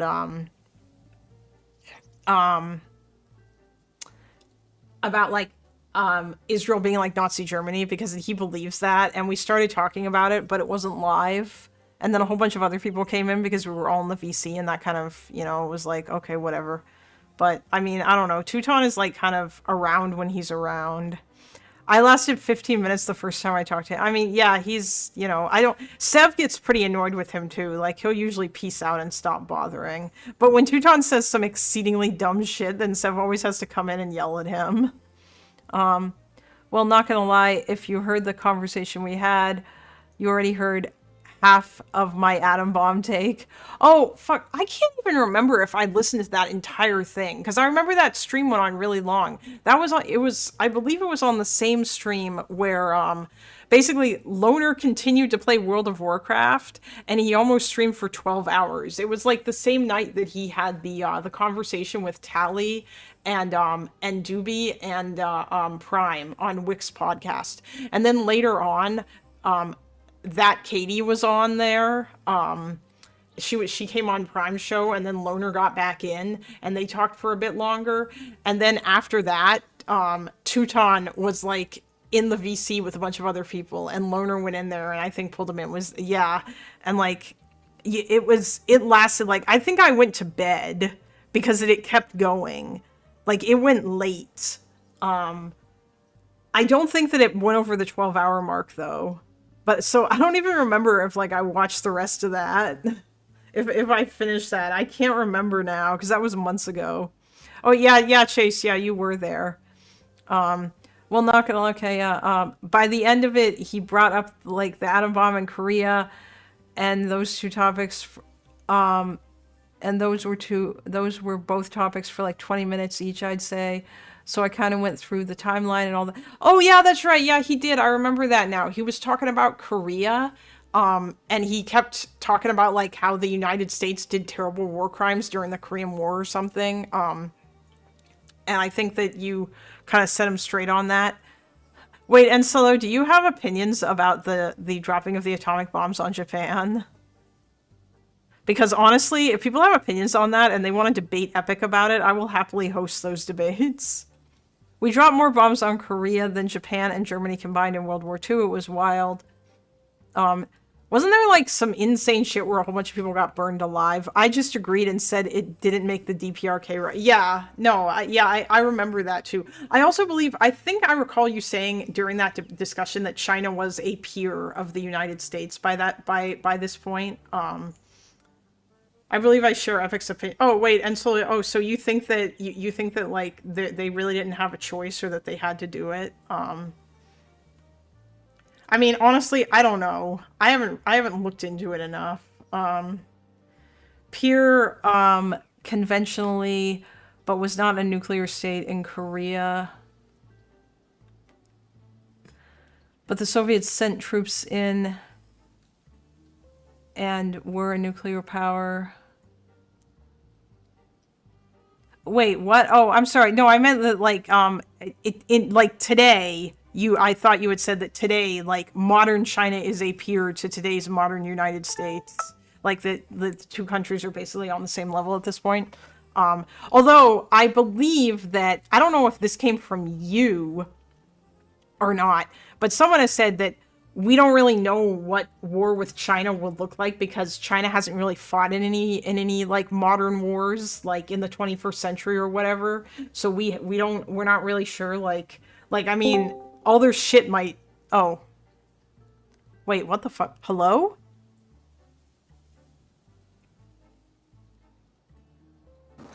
Oh, hello? Hi. Wait, you're not supposed to just be able to come in here. Did I fuck up the permissions? I don't know. Okay, what's up? I don't know. Were you streaming? Yeah, I am worried if I streaming. missed- Oh, Yeah, I am. okay. I didn't know. I thought you were just in like a waiting room or something. It's okay. Were you talking about something important? I'm just chilling. I was waiting for someone to come by and chat. Okay, that's interesting. Yeah, I also wanted to add like a little detail about the Somaliland thing. Oh, did Ever you since, go on? yeah, it kind of spiraled out of control because the leader of South Yemen, after he got crushed by the Saudi airstrikes, fled to Somaliland to escape the Saudi Yemeni government, and that triggered Somalia to kick the UAE out for interference. This is like via facilitation by the Emiratis, so I kind of spiraled out of control. Wait. Sorry. So the wait, is that when did this happen? And what did you watch the video that I posted about Somaliland? I did vaguely see the stream, but I'm not aware. Is it a VOD? No, it's not. I posted the video that was a segment from my stream where I went over the brief history of Somaliland. And I mispronounced all the names because I'm a it's okay. white woman. Yeah. Even though I think I got it now. Like it's pronounced Isaac, right? Not Isaac, Yeah. even though that's what I was saying in that video. Isaac, I don't know. It's called, in my language, I would say Ishaq. Or Oh, Ishaq. Jesus, Yeah. okay. Yeah, it's very complicated, I know, for English. It's okay. You don't Yeah. have to pronounce it. Well, Isaac sounds closer than Isaac, so Yeah. It's okay. Whatever is fine with you. It's Isaac. That's what someone in my chat is saying, but I don't know if that's a fair, I mean, for English speakers, probably it's the best, the closest you would get. Because in Somali, it's more like you have to use your throat more. Oh. Yeah. Yeah. It's very deep. So it's hard to pronounce. By the way, can I ask you something? Yeah. Do you know why Destiny mentioned you when he was talking about like do you like dislike Dan or something? Is there a reason why? Are you like in Queeman's Discord server or any of that shit? No. I was, the only brief mention I was with Queeman was last year. And I only was able to join his server for like an hour before one of his Jannies or mods banned me. This happened like a year ago, before like the whole Destiny drama stuff. Ah, And I so see. I was kind of purged. Whenever I would usually go into his community to fight on like certain topics, maybe relating to like geopolitics mainly. Oh, But okay. I was mostly purged a lot of the time, so I couldn't do much. I think it's from the time I was with Queeman or fighting with Queeman that like Destiny assumed that I was like some sort of or could it have been the fact that I was on your stream about Somaliland and he lumped me with the people snarkers? Well, no, he were there? said apparently you're a big Dan hater, but I don't know. I mean, if you are, that's whatever. No, I haven't mentioned Dan though specifically. I haven't like said anything about him. I didn't even say I hate the guy. I haven't like said anything about him. But Destiny has something that I said I would like to see, where I said I hate Dan. I might have memed on him one time, but Maybe that was might it. be like the worst case. Oh, hey, TRC. I mean, maybe. I think that I got sent like some chat message or whatever where you said you were trying to get Dan to talk to you, and then like you said that he ran away or something. But like that sounds more Oh like. yeah. That was in Chad Logic's chat, right? I saw Dan. And so I Maybe. decided to troll him and I said, Dan, why won't you debate me? I Oh, said, okay. debate me, fight me, Dan. And then he didn't, like, he said, sure, but he never set up the debate. So I just, like, memed on him and said he ran. I see. Okay. Anyway, okay, so you said that the president of Yemen's president got he ran away from which president was this? I'm assuming this was well into the Yemeni civil war. Yeah, South Yemen. It happened a few days ago. Oh, okay. Jeez, I hadn't even. He ran away to Somaliland. Jeez, that's interesting. Yeah. Had to escape, okay, Chiang Kai-shek style, across the ocean. Yeah, to the island of Somaliland. That's and the next. It's pretty. Yeah, it was crazy. Wait, is this also related to the UAE pulling their troops out of Yemen? So now it's basically a 2v2 Yes. instead of a 3v2 or a 3v3. Yeah. Yeah. Where like Somalia has been dragged now into the Saudi Emirati proxy war.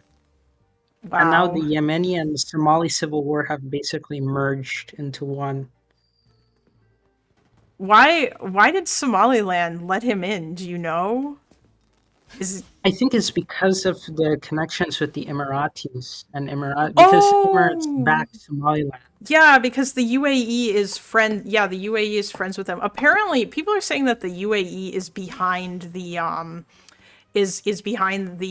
like are partially behind the push to recognize Somaliland, and Yeah, that yeah. and that more countries are supposedly going to follow, even though Israel's been the. Did the UAE officially recognize Somaliland even? No. It's only been Israel. Oh, geez. Okay.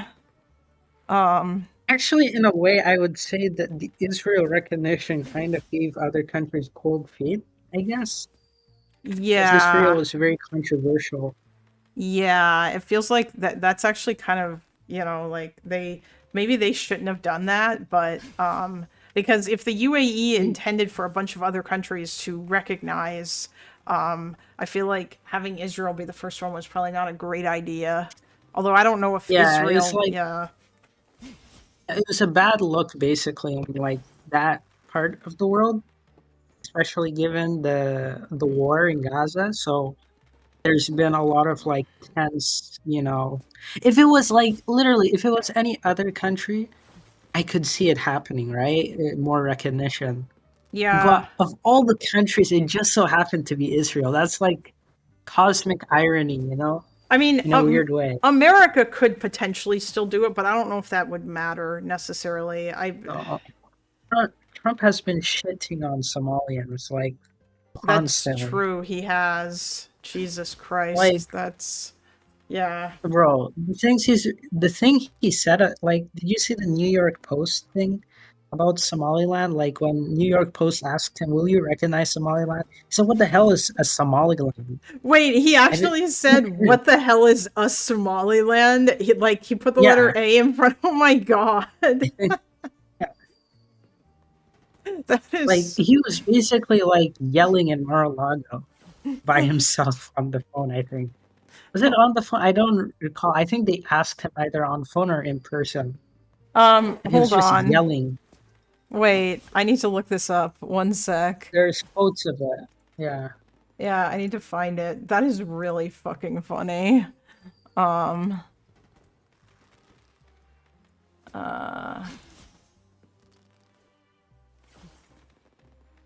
Wait.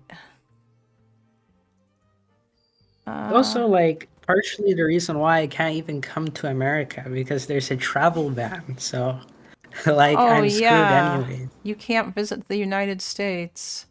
That sucks. Yep. I'm like on the same list as like Afghanistan and North Korea. That's like the funniest part. Yeah. Which I don't even really understand. Like, oh, actually, here's a question for you. And like, I'll like look into this later or whatever. But I'm curious.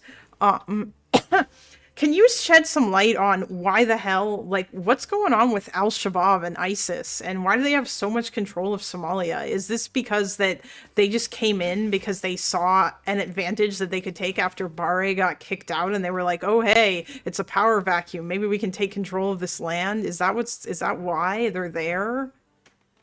Well, actually, Al-Shabaab was part of a bigger group that used to control Somalia, most of Somalia, called the Islamic Courts Union.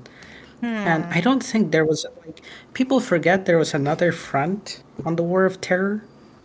Like, in Somalia. Somalia was invaded during the War on Terror, not just Iraq and Afghanistan. Wait, there were Americans it was- that went into Somalia during the War on Terror? Yeah, there was intervention. Yeah, with Ethiopia. I think it was. You can search on Google "War in Somalia 2006." I remember the Somali pirate.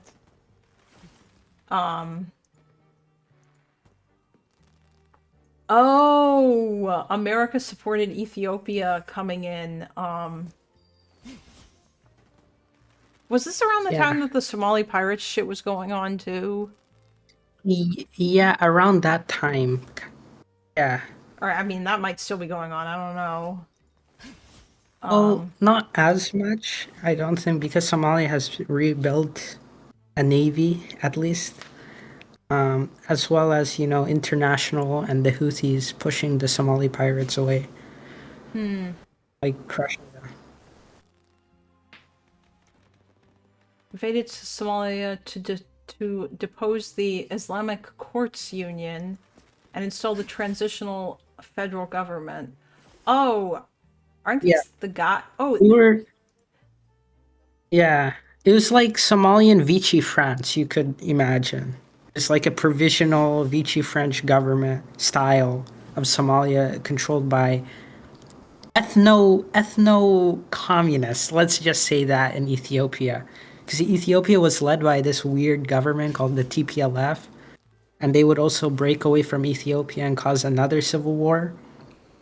The Ethiopian Civil War or the Tigray War that killed like almost 1 million people. That's like another subplot. Oh God. And this like, yeah. Africa is so complicated.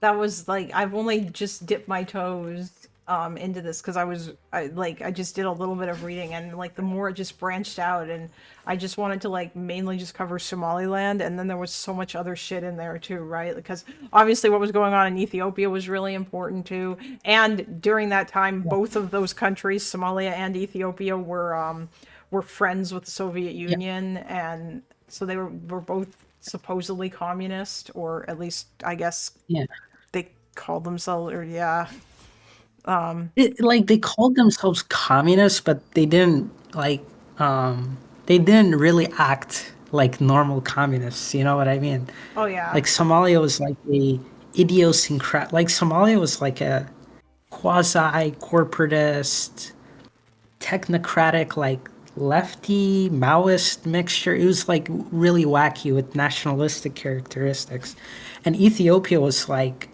Ethiopia more aligned with like early Bolshevik 1918 theory, like Red Terror combined with like the Cultural Revolution, right? Well, like yeah. Ethiopia's Red Terror, you would be like mass force collectivization. It would be more akin to like Stalinist, Maoist China. You know what I mean? Like a weird combination. Yeah. But none of the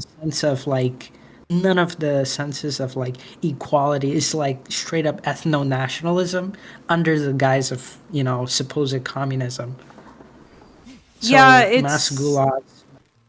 Yeah. Barre called himself a Marxist-Leninist, I think. And yeah, I mean, it doesn't sound like he was really all that much of one, but you know.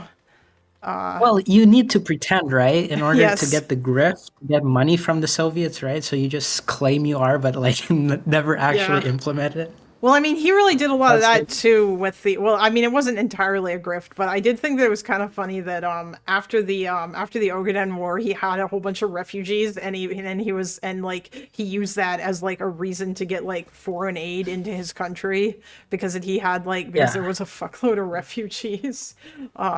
Yeah, he said, please send aid, please. Ronald Reagan just like sent tons of U.S. aid. June. Yeah, Look, which I is think unironically, if it wasn't Jimmy Carter, had Reagan been elected like in 1976 instead of Jimmy Carter, like I think Somalia would have won the war because it was only after the Soviets supporting Ethiopia that Somalia switched sides. And so you could imagine an earlier Reagan would have like backed like hundreds of tons of weapons. Like imagine an earlier like Iran-Contra situation to Somalia instead. Oh yeah, that's right. Right? Yeah, because Barre became friends with America after the Soviets ditched him. Even though he still called himself a Marxist-Leninist and shit, he was like, "Oh, he's friends with the United States." Yeah, that's actually that's really funny. That you know, because America did that "enemy of my enemy is my friend" shit a lot during the Cold War. Do you know anything about Eritrea? This is completely unrelated. Well, not really. Yeah, Eritrea. Yeah, I know it. We actually made Eritrea partly. We made East Africa, North Korea. Yeah.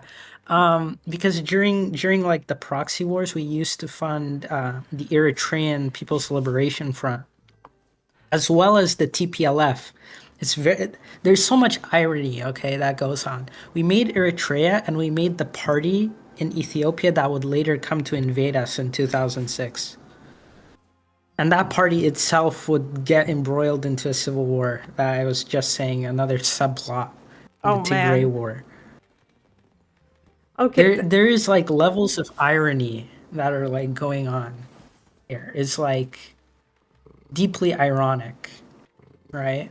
Oh, and then it's the two of our proxy forces, the TPLF and the Eritreans, would also go to war in the 2000s as well, which would set up like the modern day conflict that's gonna come between Ethiopia and Eritrea today. Eritrea has they also have a quote unquote Marxist Leninist government. I hear they're like one of the most repressive governments in Africa. I don't know if that's true or not, but like their human rights seem to be pretty bad. Well, you could say like forced conscription. Like it's kind of like North Korea-esque. They don't really have internet. Like they only allow like 100 internet cafes in the country.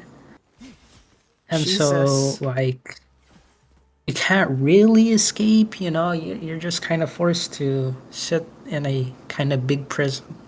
Oh, okay. So yeah, work. then it does sound like it's probably got one of the worst. God damn, that's crazy. One of the worst Yeah, human they're- rights. Yeah.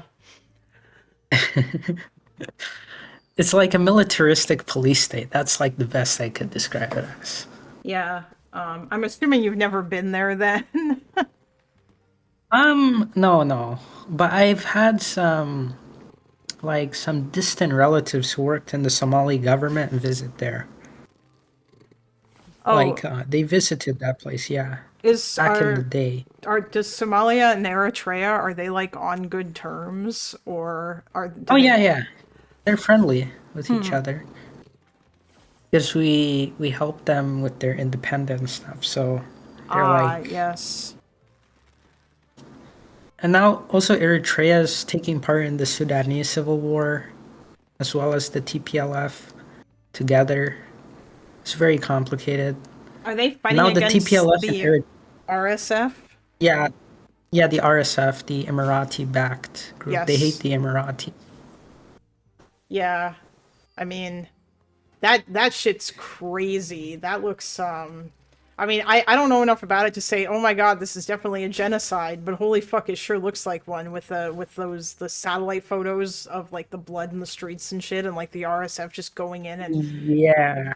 going house to house and just killing people, and it seems like yeah. Yeah, because of like their dark skin color. And so they say, oh, you're not part of our ethnicity, you're not Arab, or you're not like this group, so we have to kill you, basically. Yeah. And all funded by the Emiratis, by the way. They know 100%, and they're just like sending in, you know, artillery Yeah. shells, guns, ammunition, everything to Wait. kill those people. I wonder if America sends money to the UAE, doesn't it? So I wonder if that stuff is technically, I don't know if it would be American weapons, but I wonder if in some ways one could say that the US is subsidizing that because that I don't know. And unfortunately Trump doesn't give a shit, so he probably won't even do anything. Yeah, it's like I think you could say it's subsidized by the Americans, but also Emiratis buy from like the Russians too, and so it's like multiple arms buyer, you know? Oh yeah. They have like the Emiratis work with like a network, you know, a network of like fiefdoms and cliques and military dictators, you know, to like enrich themselves with gold. Like the only reason why they're keeping this war on is because they're plundering like Sudan's gold reserves with geez. slave labor, basically. Damn, that, Jesus Christ. Yeah, there's so much bad stuff. God damn, Africa is complicated. How also I mean, I feel like a bunch of that is probably because that people came in, or the British and the European powers came and drew lines on maps and kind of fucked it up. But yeah, because You can say that, and in a way, yeah. But like over time now, I've just seen the borders of Africa just completely melt, so to speak. Like borders don't even mean anything now. It's like in countries like West Africa, it's like a patchwork of government and jihadists or separatists or this ethnic group breaking away. It's become a Mad Max situation over time. Yeah. So yeah, That's like it's not a good look. I might dig more into this a little bit. Like I was looking more in because I realized I didn't read nearly enough about the Izak genocide. Is that something that you guys are taught in your schools in Somalia, or do you? Yeah. Well, there wasn't really much of a Somalia to talk about, for a long time. Oh, okay. So the school system was like different. Like you just learned math and your science. There isn't like history or any teachers that teach. They just teach you the basics. Ah, I see. Do you have Somalia itself was embroiled in like complete chaos for most of. Like whenever we established a provisional government, I think the U.S. or CIA would say, "Well, this government we can't trust it," so they would send like destabilization or arm certain clans. Like for example, I think that's how the 2004 Somali provisional government collapsed. It was because the CIA was backing more secular clans in the Somali government against the more Islamist ones. That's why it collapsed. Oh, America. Yeah, so that's what happened basically. Someone in chat says, how delusional is the federalized African Union concept? It seems to be a wet dream among some in the West. Isn't the African Union like a real thing, but it isn't really a thing? I don't know much about that. No, the African Union is just like, it's kind of like an EU, like they have meetings, they send like kind of peacekeeping forces, but like in terms of like a federal unionized one system, no, it's nothing like that. Okay. It's not like as complicated. Like the most they would do is send like peacekeeping forces, which would be like an amalgamation of other countries that would donate parts of their military, Yeah. Okay. Then again, it's not so like it's, for example, in the EU, you can go from country to country, visa free basically, or like you don't have to go through customs. Once you've entered the EU, you can just enter one country. I'm assuming in Africa it's not like that. That's not how like the African Union does not facilitate that. No. It's not like a Schengen area, It's not like that. It's not like that deep rooted.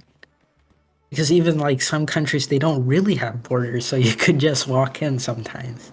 And others they do sometimes, Yeah. There's no unified system. Damn. It's a patchwork, so to speak. It's a Holy Roman Empire in terms of customs and border patrol. The US doesn't send much to the UAE. They get less than 300,000. It was like 1.5 million. Oh, okay. So the United States doesn't. All right. I mean, they do buy tons of shit from others as well too. So, like also I hear Russia is dicking around in Africa now. That's where the Wagner group went after all that shit that happened in Ukraine. And I also I read a story this morning from the BBC about Russia tricking people from poorer countries to come and serve in their armies, including people from African countries. Because they're desperate to get people. They would say like, "Oh, are you a security guard? Or come work here. We'll give you some money." And then they send you to the battlefield, basically. It's not a good look. It's a good look. To be honest, America's kind of going down that route now. I hear Trump is wanting to take Greenland and Cuba. He's becoming a neo-imperialist. What's going on there? He's becoming the meme. The Marxist meme? Yes. The Western imperialist? Yeah. I mean, I don't know. Trump's an idiot, and he's just... honestly, I think part of this is Putin's fault.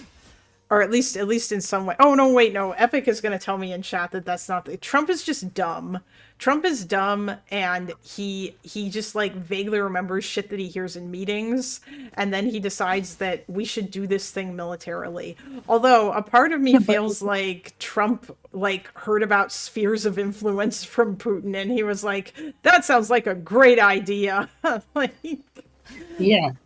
It's like, I don't know. Even I don't trust, because he also has crazy people, keep in mind, Trump isn't always the one running things. He's like the face of it. He has it, like, what, like has I've seen throughout this Trump term, he's had a bunch of shadow presidents, you know? There's been a bunch of like shadow leaders behind him, like Elon Musk or Stephen Miller. Now Stephen Miller is really the one like pulling the strings along with like Marco Rubio. Miller is definitely the one who is behind all the immigration shit. I am damn sure that that is like his big push. He's the one who's super obsessed with that stuff because it's always what he's talking about, typically speaking, when he goes on TV. And he's like insanely racist. He's always like saying all these weird white nationalist talking points about importing the third world and all this other dumb shit. But the other thing that I think that I don't know how much power Rubio has, although he definitely seems to have some power when it comes to the Venezuela stuff, because that's like his big dream. Like I think he probably wants the U.S. to do regime change in Cuba because he is a Cuban American. Yeah, but it's like the funny part is that his parents fled the Batista government, the American puppet government, 3 years before the Castro revolution stuff. And it's like, it's a bit ironic, you know, in a weird way, because his family fled the country of an American-backed dictatorship. Yeah, only that is actually really funny. Like, I did not know that actually, because I know there were a bunch of Cubans that ran away when Castro took over, or in the aftermath of the Bay of Pigs invasion. Epic Fail says in chat, Rubio is the most powerful person in the admin right now. He holds like he does hold a whole bunch of offices, but I don't know if that translates into Trump listens to him a whole bunch. Although it might, I have no idea. I think they're trying to do reverse domino theory, like reverse, like, oh, if Venezuela falls, then Cuba, then Nicaragua collapses, you know, those like authoritarian left-wing governments. But I don't know, like he would need more pressure, I think, if he really wants to topple Cuba or Nicaragua as well. Yeah, that's think- true. Yeah. If Rubio is briefing Trump more than okay, no, Epic, you're right. Like if Rubio is if he knows how to if he knows what what the right things are that he needs to say to get Trump to listen to him, then yes, he is. Although it kind of sucks that he can't get him to back Ukraine. Although maybe he doesn't actually care that much about that. I mean, he probably doesn't. He probably doesn't care nearly as much about that as he does about toppling Castro. Wait, is Castro still in charge in Cuba? No. It's another guy, some Riaz guy, I think. Oh, okay. Riaz. I thought it was Raul Miguel. Castro, but yeah. No. He retired himself like a few years ago, so it's a new guy. To be fair, like tonight I heard they were doing a briefing on Iran. Oh, because yeah. I think they want to do regime change as well in Iran. Trump was supposed to speak on Iran tonight. Wait, hold on. Let me see. Or has a briefing tonight, I think. Briefing on military options against Iran. I think if he wanted to do regime change, my best guess would be like decapitation strikes at the leadership or security apparatus. Yeah. If he was going to full blown like topple the government.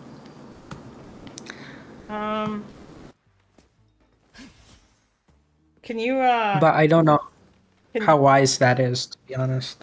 Oh, well, yeah. I don't know the ramifications. I don't think that he should, like, I don't know. Maybe he could do like some kind of strikes to try to help people out, but I don't know that I trust. He's just so stupid.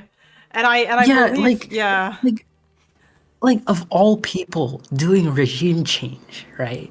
The last person you would trust is Donald J. Trump. Like, this guy could unironically like kill the supreme leader and put like a crazy person in charge of Iran and say mission accomplished. Like, this is how retarded he is at times. Oh yeah, Iran. Unfortunate. So Epic, you don't actually support like the United States doing like strikes on Iran, like David was in here talking about the other night, like doing strikes against Epic Fails in chat. He's like one of the he's one of my defense nerds who explains things. Yeah. Because I just don't know. You know, like under normal circumstances, maybe. But even me, I would have like some reservations because you never know what comes out of like a regime change operation. You know, it could be horrific, like Iraq. You get like ISIS, and so like initially the first months of it won't be bad, Yeah. but like everything that comes after, you know, it's like Libya. Libya wasn't too bad in the first 6 months, but it was after like after like 6 months is when shit like really hit the fan. And so, yeah, it's like you never know. You never know. Like I have like people have genuine. That's why like they're protesting, because like there are genuine issues. It's a very, you know, authoritarian state. It's very dictatorial. But I just like you could do preferably I would want to see like more in terms of like communication, like let the people have more power, you know, in terms of communicating with each other. Although I'm hearing like some reports are saying like Tiananmen Square style executions are going on there, so I just don't know the exact like info, because like it's a complete internet blackout, you know. Oh, yeah. I mean, we don't. I would just Yeah. we don't know the situation on the ground fundamentally, right? And so time will tell, I guess, but hopefully it's not crazy, but I'm not keeping my hopes high, especially with the guy in charge, you know. Does anyone know what Somaliland is? What? No, does anyone know what Somaliland is? That's what this website says. I want to hear him say that on video. No, I don't think he said it on video, but it was like in testament written down. I don't know if there is a recording. Maybe there is, maybe there isn't. I'm not sure, but Oh, this is he did say that. Like, the New York Post. Goddamn, Trump's pictures are always so unflattering. He's got his mouth open like that. He just looks so bad.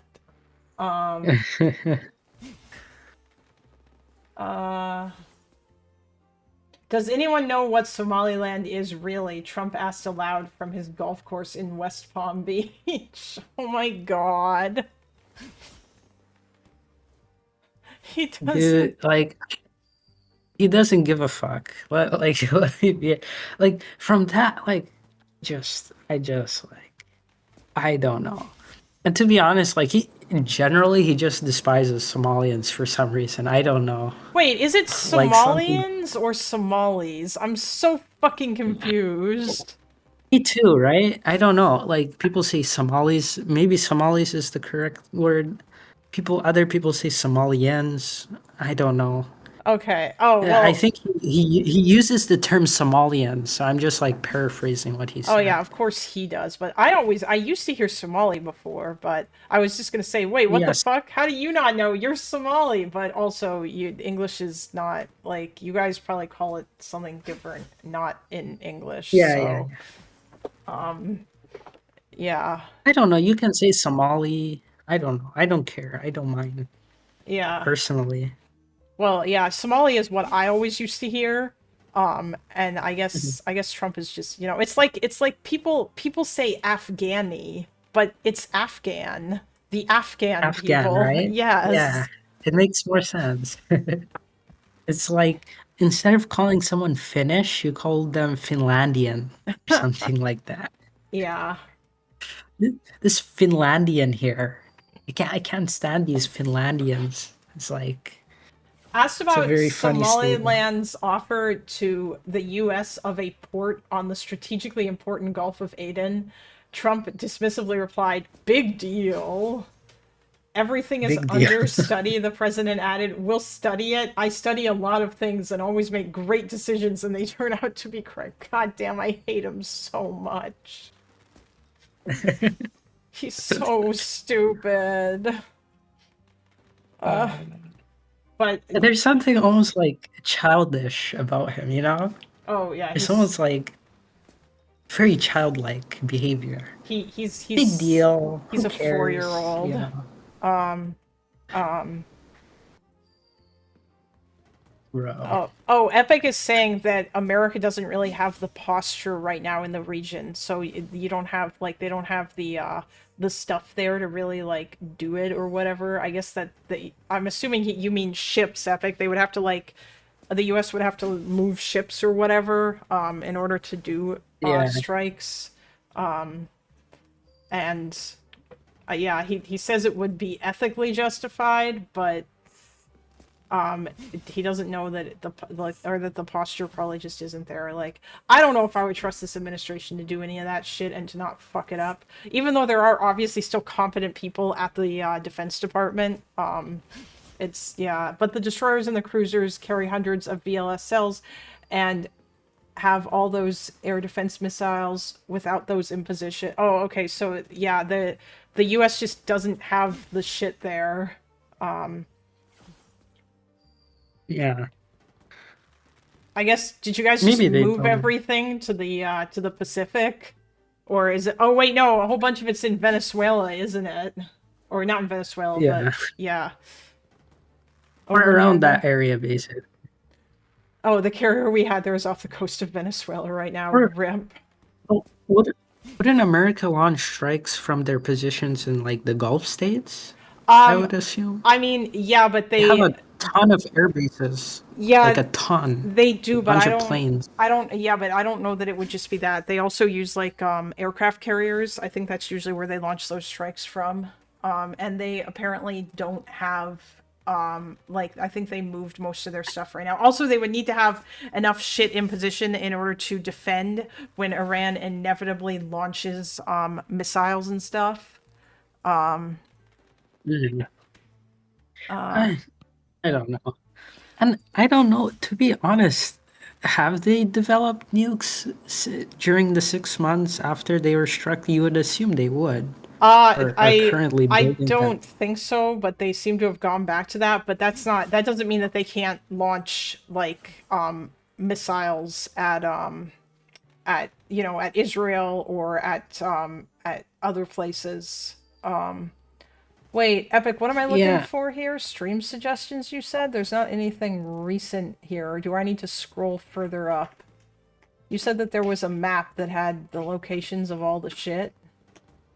Now I'm getting into from yesterday, where Chase just has a bunch of shit posted. Oh. Oh, yeah, you might have posted this before. Okay. Wait, hold on.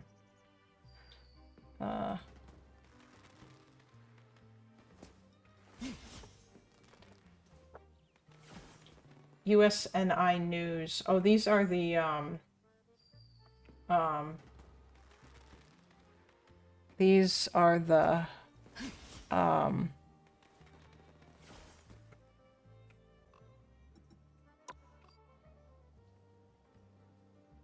so these are all the aircraft carriers? Oh, surface action groups. Carrier strike group. Okay. Amphibious ready group. ARG is Marines, CSG is Navy. Do you see on my stream right now? Like, there's not anything in the Middle East right now. It's all fucking... Yeah. I could tell. I mean, they're pretty far. Yeah. What about the B-2 bombers? Well... Do you have any B-2 bombers? I'm assuming that those were flown from one of the aircraft carriers that used to be around the Middle East. B2 or no, I don't think B2 comes off of air. They came from like an island called Diego Garcia. Epic says Midnight Hammer required 140 supporting aircraft from a local carrier, the Ford CSG. Oh, so it was this one, the one that's now over here. The Ford Carrier Strike Group. Is that so? B2s are launched from aircraft carriers and not Just remember, everything I don't... in the U.S. military will be involved in some acronym, of course. Oh, yeah, you can absolutely hop in VC real quick, Epic. Go ahead, join the waiting room and I'll drag you in. Or actually, tell me whether or not you're able to join my my room because I want to make sure that I don't have the perms fucked. Can you try to? Are you able to come in here on your own? I don't know. I somehow stumbled upon myself being in the Yes. room. I don't know how. Oh, okay. Never mind. Looks like you can. I just dragged you in. Yeah, let me just explain real quick. So B2s, they can take off from bases up in the north of America or down in Louisiana, and they can fly around the world, do their stuff, come back. But when you think of a bombing mission, it's not like 2 B2s take off, fly somewhere, and drop bombs. There's hundreds of tankers that support that mission to keep them fueled. There's hundreds of radar planes like E3 Sentries that are going to be monitoring the whole corridor. And then when they get into the theater where they start dropping their bombs, they're supported by hundreds of electronic attack aircraft to suppress enemy air defenses so they can't be engaged. It's not just 2 B2s. It's like a whole thing. Yeah. Really Like quick, a B2 can't intercept missiles. When Iran tried to strike Iran, more than half of those interceptions had nothing to do with the Iron Dome, right? They were American destroyers sitting off the coast of Israel. A destroyer has hundreds of launch tubes for surface-to-air weapons that can intercept ballistic missiles. Didn't the Egyptian, or not the Egyptians, the Jordanians help out with that shit too, with stopping those? They did, but there's different types of threats. The Jordanians, they had F-16 shooting down the low-speed, low-altitude Shahed drones, but the ballistic missiles that come from outer space, those are mostly intercepted by SM-3 interceptors, which are carried by Arleigh destroyers and Ticonderoga cruisers. And if those ships aren't on station, a lot of ballistic missiles can hit Tel Aviv, like hundreds. And I don't think people are aware of that fact, but that is a potentiality if we strike if we strike Iran, and we don't have anything in position to defend Israel. Oh, there's a good chance. Shit. Damn. Okay, so they don't. And Iran has said they will strike Israel if we bomb Iran. They've made that very clear. Okay. Yeah. So Iran could be bombed right now by the U.S., but if they did, that would be a really shitty idea because then Israel would get fucked and potentially U.S. bases in other parts of the Middle East by like Iran's missiles. Is that the case? Yeah, yeah. Yeah, when we were, so right you got to now, keep in right? mind, Midnight Hammer, right? So about 6 months before that happens, you had a carrier strike group taking up position to prepare for that. You had American personnel evacuated from the biggest air bases in the Middle East. You had a surge of surface-to-air batteries like Patriot and Terminal High Altitude Area Defense THAAD batteries around Bagram and our other air bases. And this was for months. And like you can go back in time and find news articles like Reuters, AP about the buildup there. It's a big deal. People noticed, right? Before we were ready to make those strikes. You even had B-2s landing at Diego Garcia and like doing practice strikes on Iran. Like people noticed that, you know? None of this is happening right now when it comes to Iran. There's just none of the preparations that you'd need to make a strike like that viable are happening right now. So Trump's just talking out of his ass then. Actually, you know what? I'm going to let you guys go back. Trump could order a strike. He could, and okay. it would happen, but there would be consequences, is all I'm saying. There would be very serious Yeah, consequences. but I feel like he's the guy who would do it. Like there's been reporting now in like the Daily Mail, which is a very funny news outlet, but they were able to gain access to information that Trump had ordered the chiefs of staff, the army, to prepare invasion plans for Greenland, and that there was like he had pushback. I'd be careful about that. First of all, that's a leak the admin wanted to leak. Just keep that in mind. And I also keep in mind what the admin's doing right now. Trump wants to buy Greenland. Trump believes if he threatens Denmark, they will sell us Greenland. And Trump is trying to leak as many threats as possible. I'm going to let you in on a little secret. The Joint Chiefs come up with plans to invade every country on Earth every 6 months to keep them up to date. We have plans to invade Canada, Mexico, Britain. We have plans to invade individual states. The Pentagon literally has plans to resist alien invasions. Like these are war games people do. So just keep that in mind. Fucking awesome. So you can leak like, oh, there's plans, but it's just... That's part of Trump's strategy to pressure Greenland. That's not a real leak. That's just how I'd look at it, is all. Do you? Okay. Actually, you know what? Yeah, but I just find it weird for him doing that. It's just strange. Well, it's been going back to term one, right? This isn't new. Oh, you know what, Yeah. Epic? Why don't you tell him the story about why Trump thinks that the U.S. should take Greenland, even though literally Greenland would probably say sure if America asked if they could like put more men there or build more shit there or. Well, the yeah. issue isn't. It's not that we can't put more men there. It's that we want the Danish to build up that infrastructure and pay for it. That's the problem. And this isn't a Trump problem. This is a 30-year-long bitter dispute in NATO, like all the way back to Obama and Clinton and Bush Jr. between us and the Danish and the Norwegians and the British. And basically the American position has always been like, if Greenland is going to be a European territory, Europeans should be the ones that maintain its defense, right?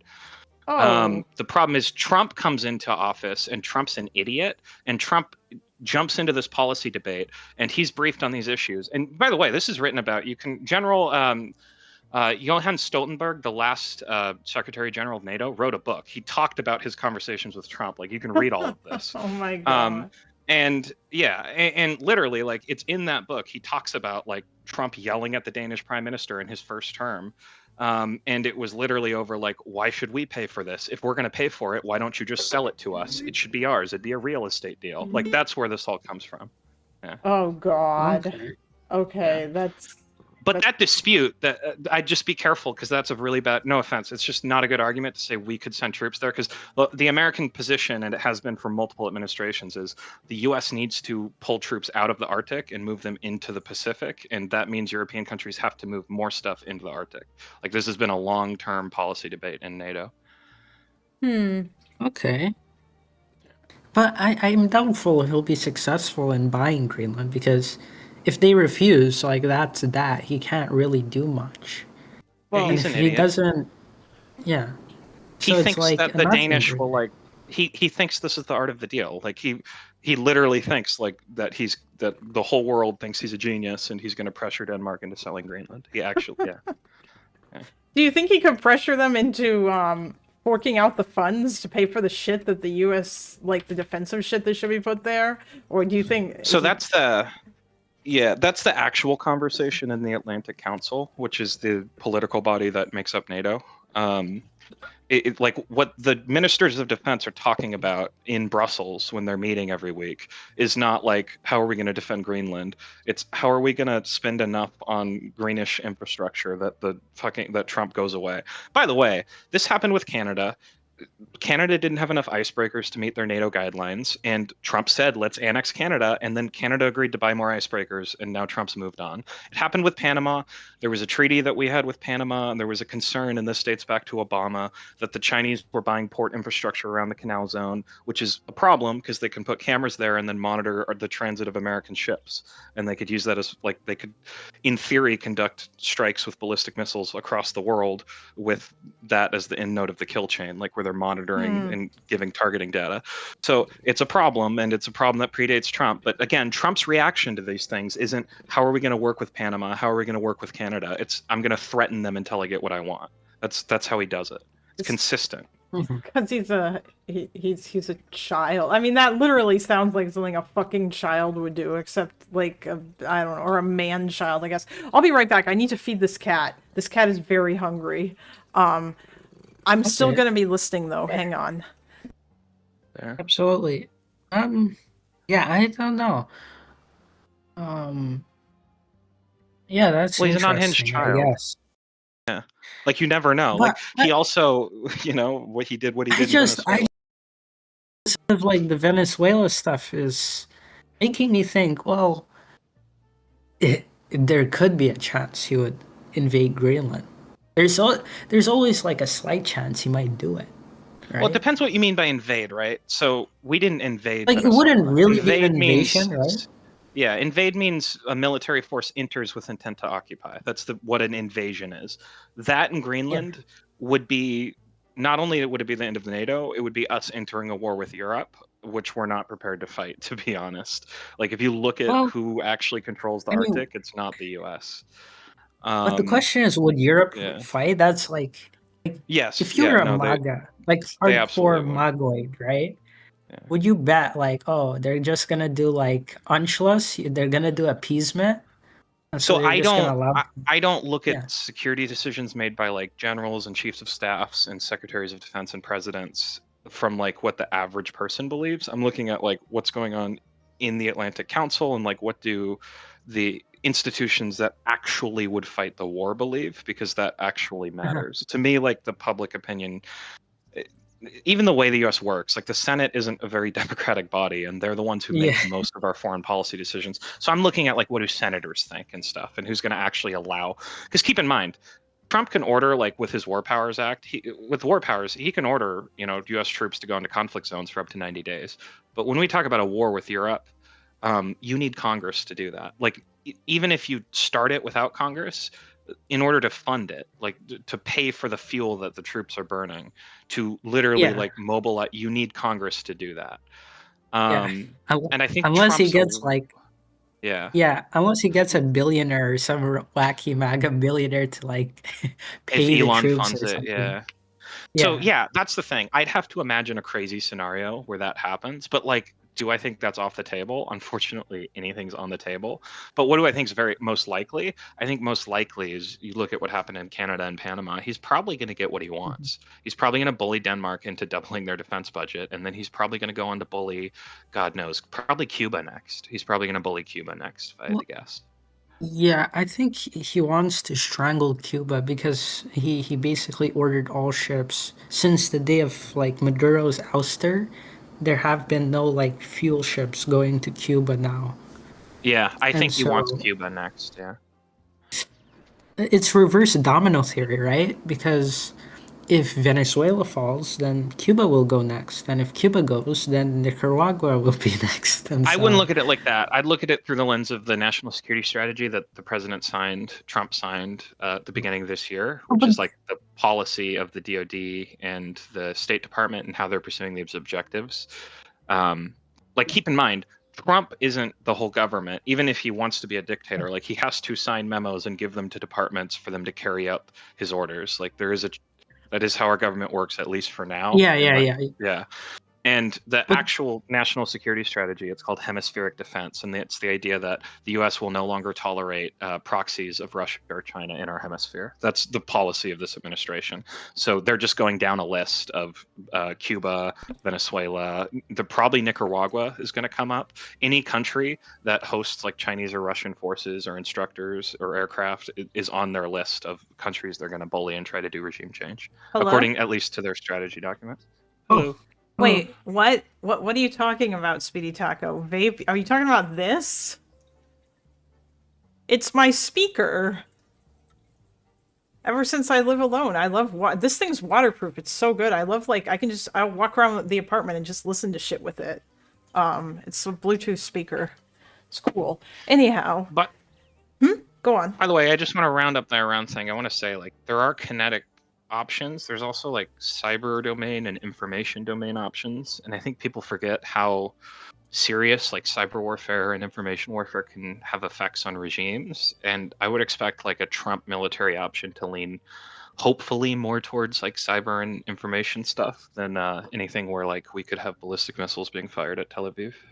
Oh yeah, because there's I think I remember that story about the U.S. basically. I think they hindered Iran's nuclear program for a while by with a computer virus, didn't they? It was the Israelis actually. Oh, it was the Mossad. Israelis who did that. Oh, okay. Yeah, they had the centrifuges spin super fast until the bearings failed and they tore themselves apart and it destroyed like a ton of material. Ha ha. Nice. Yeah, that Pretty clever stuff. I mean, was it Stuxnet? Like, I think they there were were two able to- separate. Stuxnet was one of them. Stuxnet was American, wasn't it?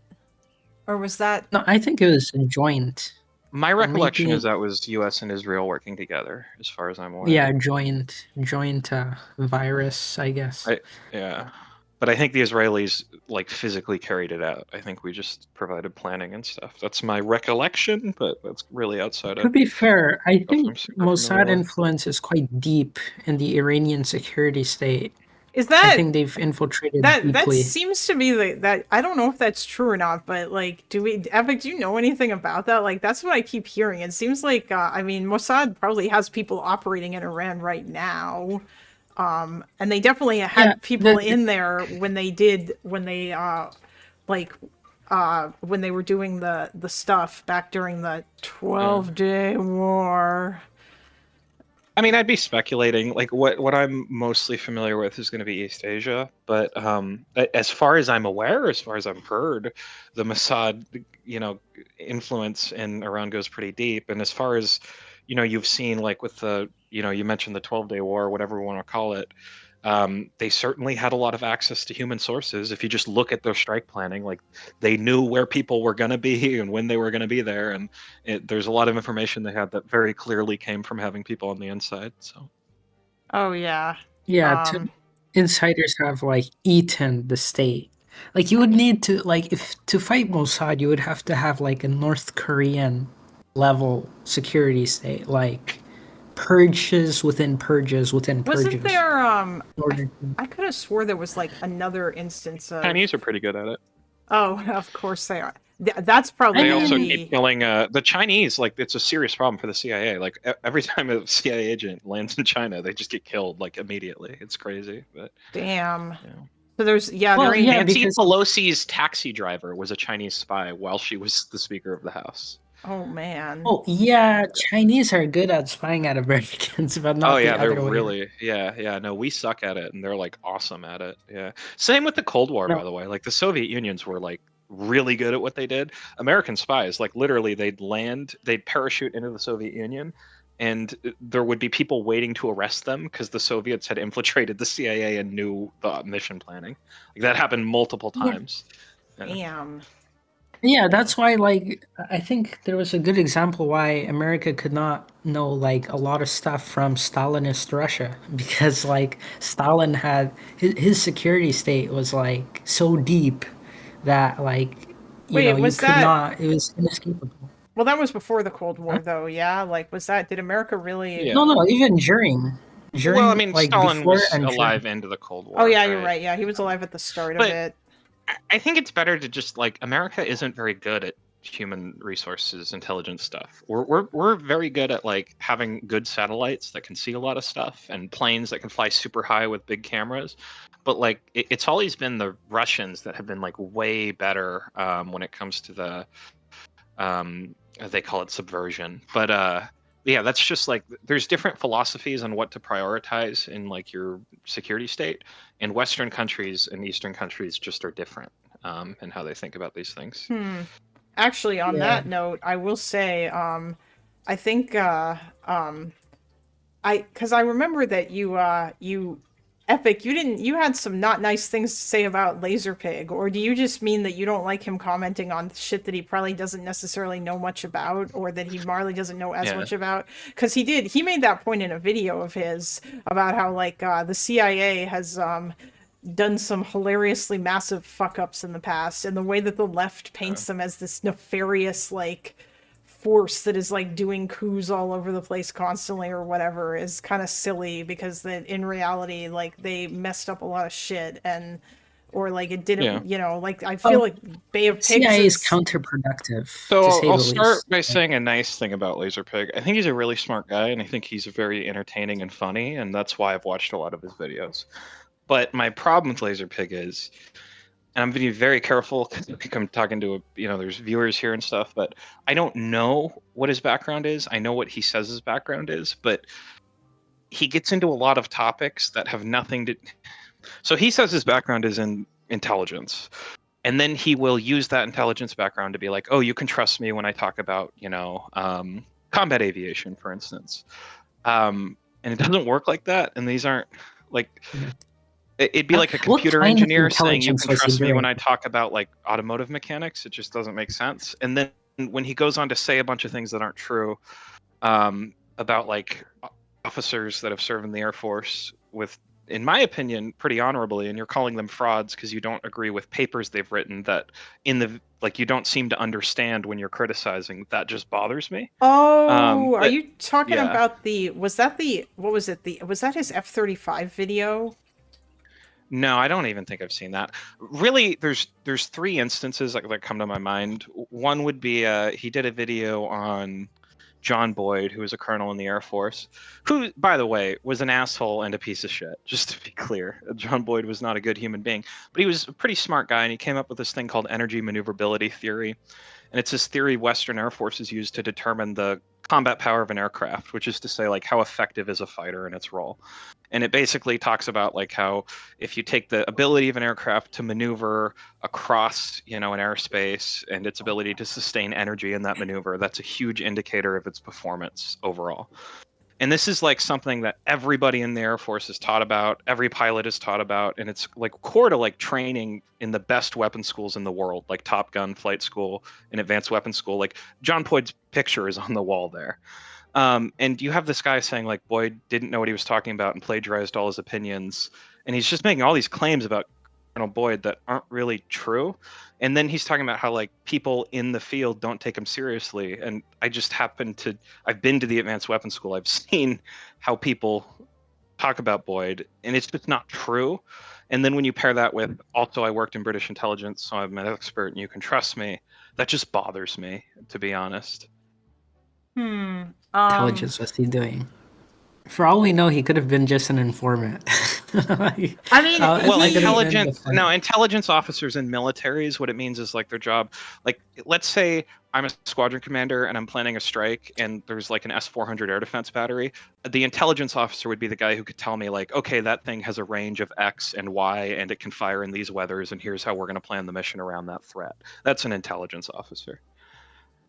Okay. I would just assume he would be like some kind of informant or something. No, that's like military intelligence and like the CIA are whole different things. CIA are civilians; they're not even part of the military. Okay. What was I think I remember. I didn't finish watching it because he just went like it was very, very like dense, and he just went on about a bunch of like. But I know the video that you're talking about, the one where he talks about Boyd.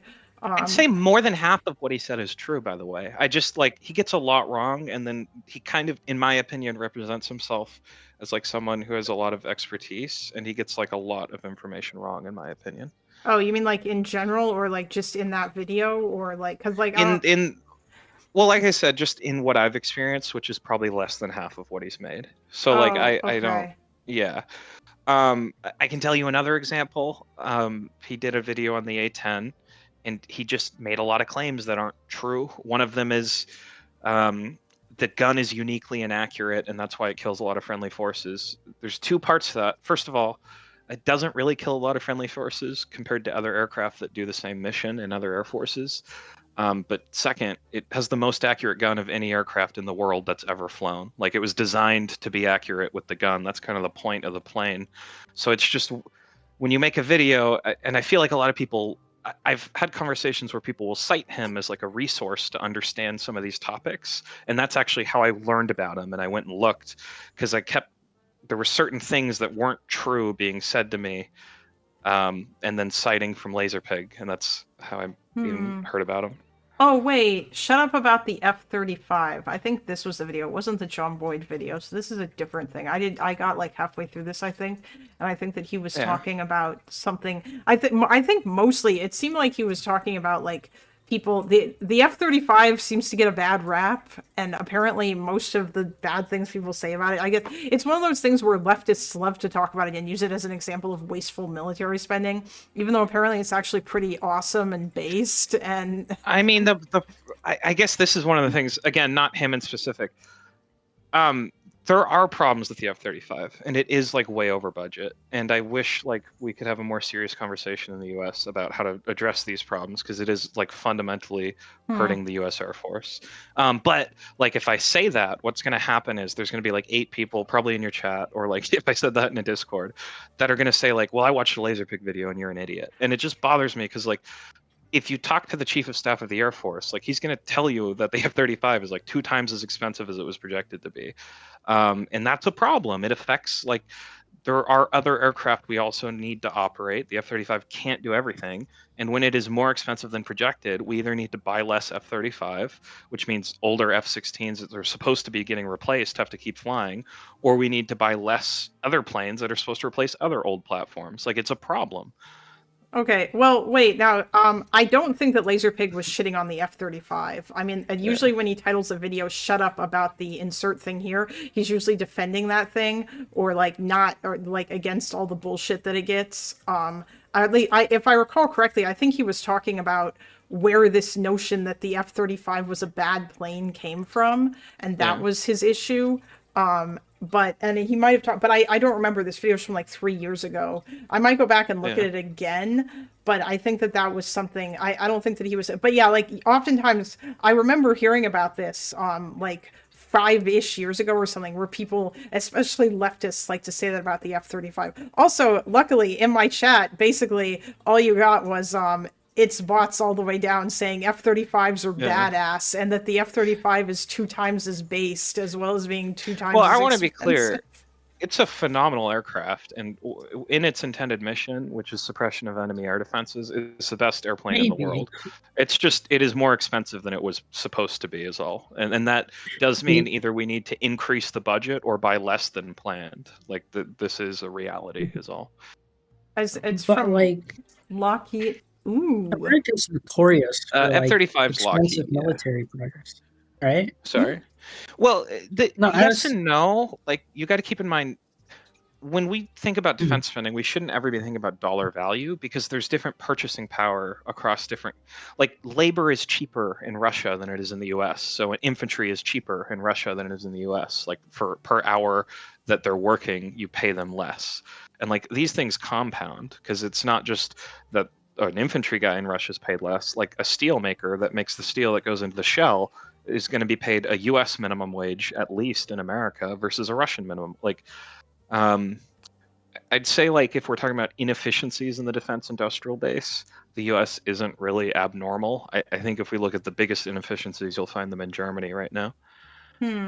Okay, so that, by the way, actually, wait, hold on. CPCA, I think that, if you were going to say, like, seems to be an epic, you probably are aware of, actually, you definitely are aware of this, because I ranted angrily about it the other night, when I was reacting to Vosh a couple days ago, or maybe it was to Ogre Boy, I don't remember, which was more of a while ago, but like, this notion that that America spends an ungodly amount of money on military, and that so much of that money is wasted, is not, like, that's kind of a misconception. Most of the federal budget is spent on entitlement programs like Social Security and Medicare and Medicaid. Yeah. Well, there's really 3 things you got to think about. There's one thing that nobody outside of this country ever gets when they talk about our politics, which is that the states are like 60% of our spending. So they don't spend a penny on the military. Just like, already, when you're looking at the federal budget, that's less than half of American spending. But let's add, you get rid of that. Yeah, I think it's like 18% of federal spending, if we're talking discretionary plus mandatory, is defense. And the interesting thing is, there's reports out of the Congress on like how spending affects the economy. The best thing you can spend money on is the IRS, because it raises revenue. But defense is in the top 5 because it's a jobs program. Like, when you buy a bunch of shells, you create a bunch of union federal jobs in shell factories in like the poorest states in America. Effectively, like, a lot of America's defense spending is literally just subsidizing education and healthcare. But Martha, yeah. Have you considered it's brown people taking away your? Have you considered this? True. I think we can't save America. Martha, you see, Mima and Peepaw, hard-earned pennies are being stolen by brown people. We have to deport them. You see? Yeah. Isn't it mostly save America? We have. Isn't it mostly white people in those like poor states that are like making those shells, or is that just a misconception on my part? Because Zelensky went to visit that one shell factory, and I saw a lot of white people there. So it's mostly states like Pennsylvania that are benefiting, because these are states with a lot of steel making. And if you look at, sorry, my apologies. If you look at the defense industry, a lot of it's centered around steel capacity, because a lot of it's, you build a ship, you need like a Ford class aircraft carrier is 100,000 tons, and that's 100,000 tons of steel. It's better to have the shipyard near the steel mill. But it's also high technology manufacturing, but it's also, 40% of the DoD budget is R&D, and that goes through like civilian universities. Oh. So, the largest way, the biggest federal R&D budget, like if you're doing a pie chart, 40% of it is DoD. So if you defund defense, it could cause a recession. That's what happened after World War II. When we cut back the defense budget a lot, we had a huge recession. Like we almost had another Great Depression because of how many jobs we got rid of. With that said, like there is a cost to it. When you're spending money on defense, you're not spending money on healthcare. Everyone needs to be aware of that. Yeah. I just would point out, like as a percent of GDP, we currently are at the lowest in American history in our defense budget. Like we do spend a lot because our GDP is huge. So like 3.8% of that into defense is a lot. But like during the Korean War, it was like 25%. And during most of the Cold War, it was around 8%. And the current NATO guideline is that we should get to 5% as quick as possible. So we're not even like currently meeting NATO requirements. And by the way, nobody but like Poland is right now, and Estonia, Latvia, a couple of the countries that actually border Russia. Oh, of So course they are. Those guys seem yeah, super eager. Yeah. And by the way, I have in my life argued for less defense spending. Like during the global war on terror, we were spending a lot of money that was not achieving much, and I would have advocated for like leaving Iraq and reducing the budget. But today is not like 2008, and there's a very serious competition happening, and like people don't take Russia very seriously or China very seriously, but they do have. There's a lot of challenges with that, and if we aren't ready for those challenges, we won't be ready to do things like defend, Taiwan. I wanted to ask you, right? How will the Yeah. military deal with like China? China has like 1 billion people, or a large population in terms of like that could be put to manufacturing of like weapons and whatever.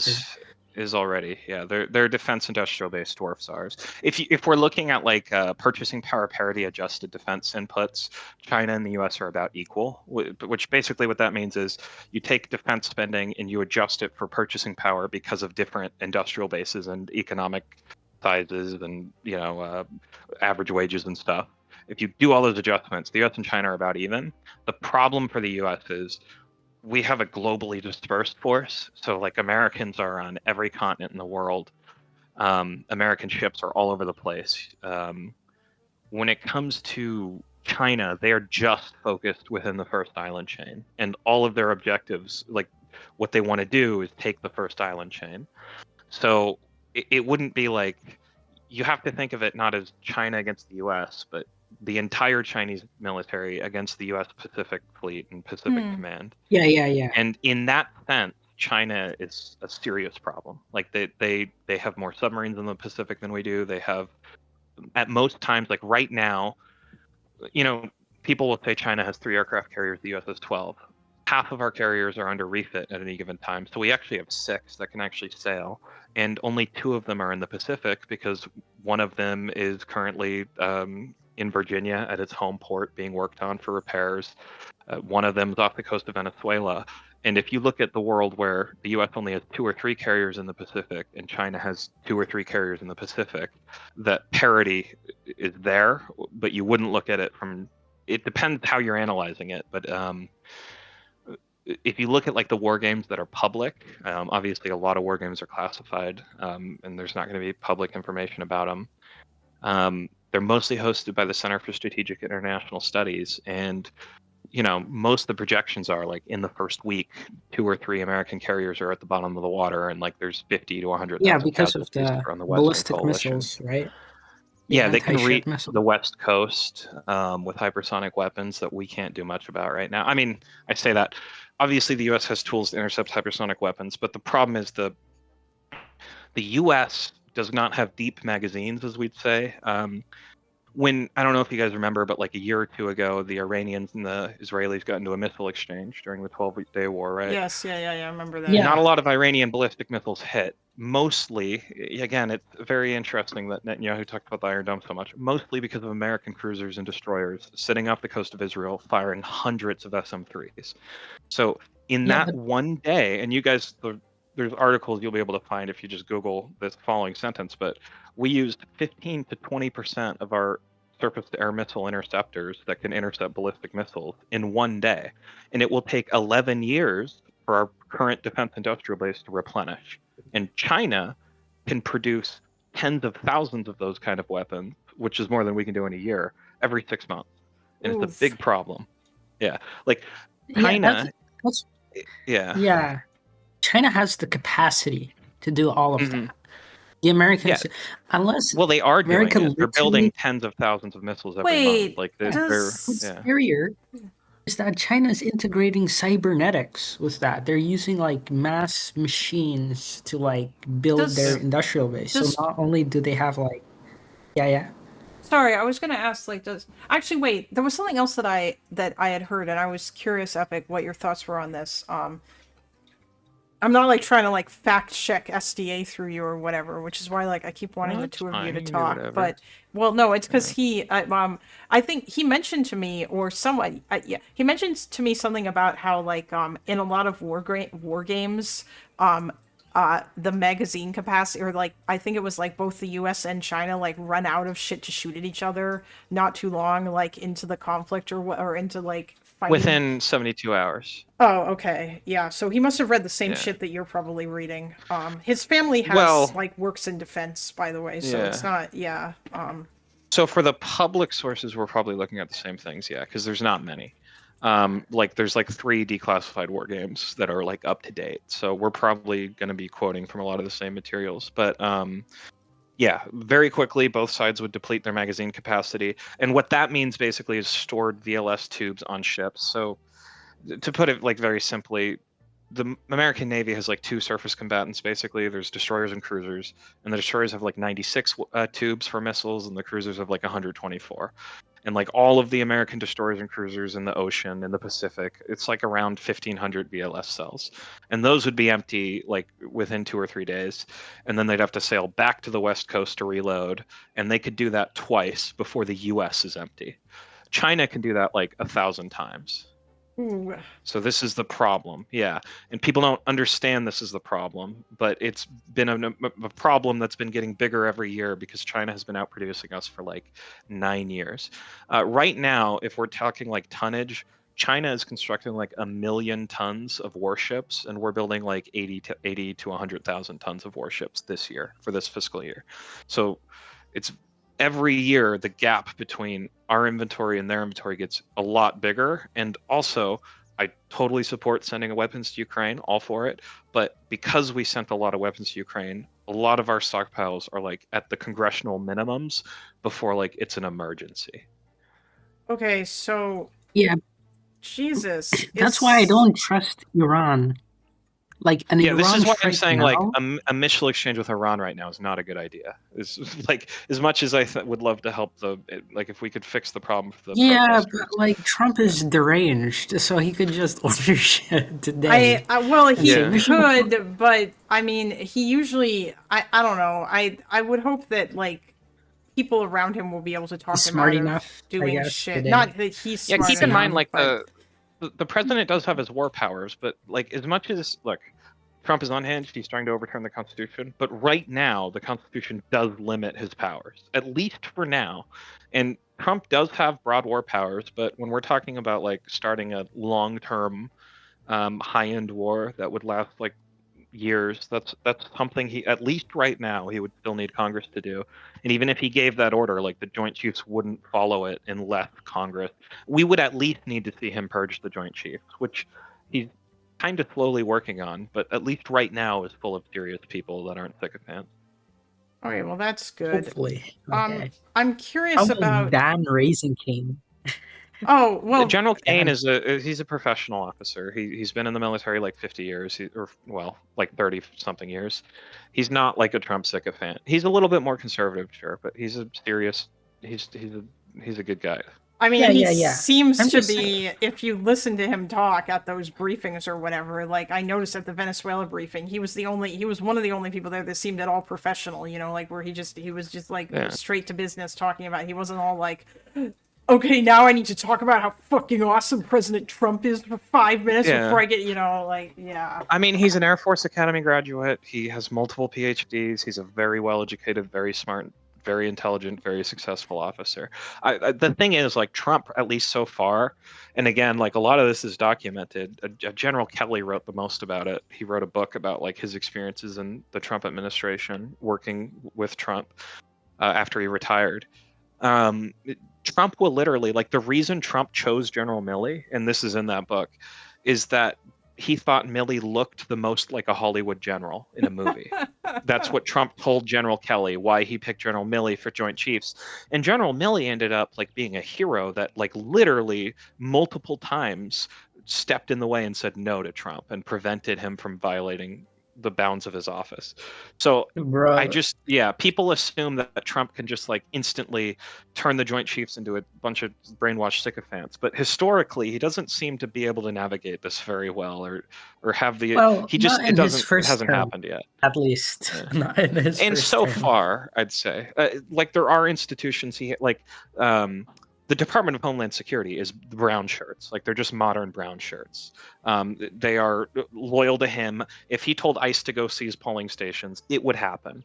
But I'm just saying the same isn't true with the Joint Chiefs right now. It could be in the future, but it's just not today. Well, the military is a well-established takes time. institution, so it would take him Well, a they're while also- to wreck it. Like, It's also different in that all these other institutions under unitary executive are only part of the executive, and he has unitary control over it. That is not the case with DOD. It's actually the Senate and the White House share obligations. Like the president can't just promote someone to the rank of a general. The Senate needs to vote on that. There was a whole issue under Biden in 2023 and 2024. Senator John Thune was refusing to approve the vote, the promotion of generals to Biden's Joint Chiefs, and it left a bunch of positions opened that like was a big problem for a long time. The president cannot just make anybody a general like he can make anybody the head of DHS. well, that's good. At least, well, except I mean, fuck Thune for doing that. I just want to ask But one. DH. Oh yeah, you can finish your statement, Kalinda. Sorry. No, it's okay. What the fuck is God damn it! There was something else that I was going to ask, and now I'm trying to remember what it is. Also, I just want to say, God damn, the F-35 looks fucking cool. Although I don't think it looks as cool as the as that other plane. What was it? The the B-2 also looks really cool, but the what was the one? Yours, the F-15. Oh, that's E? the one. Yeah, F-15E. Yeah. Look at that F-35s are thing. real slow. They get made fun of. The guys who fly F-35s get made fun of a lot for how slow they are. But Oh, really? I just wanted to ask. Isn't like ICE now like a kind of irregular militia in some ways? Like yes, because yeah, like I would. yeah, because like what was that guy Gavino? Van Gavino? I've seen like pictures of him, like the ICE commander in Minnesota now. Wait, there's an ICE commander in Minnesota. Okay, sorry, I kept. Yeah, that ICE is just like literally like America's brown shirts. Like I don't know how else to Or put it. They've it's just become America's like, loyal. like Yeah. FSB. That's what I would best Yeah, say. They're like pretty American much. FSB.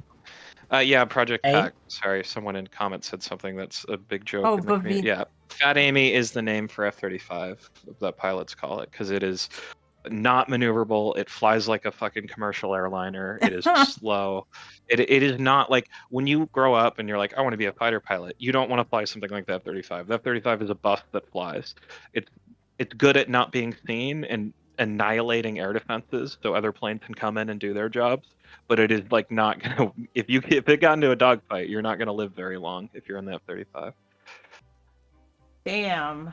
I was just gonna say you'd think that it would be, but obviously that's not it. It sounds like that's not what its job is, so it doesn't matter. Its job is not to be Yeah, a dogfighting plane. Well, dogfights in general are rare, but if you're gonna do the air supremacy mission, dogfights are gonna happen sometimes, and the air supremacy mission it's gonna be F-22s and F-15s. F-35 is its specialization is destroying air defenses that are on the ground.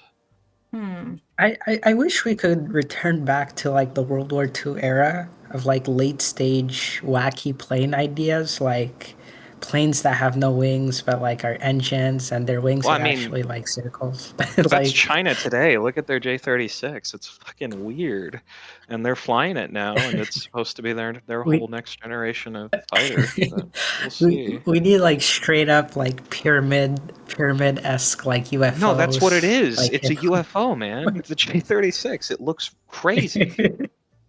It's really weird I looking. mean, Wait, hold on. I mean, I get it. Where Yeah. is it? China's new J-36. Yeah, we only have some pictures of it. They flew it over Beijing a few times. It's still an experimental aircraft.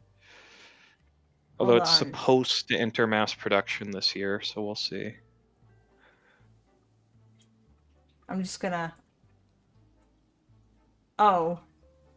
Yeah, that's it. Bro, J36.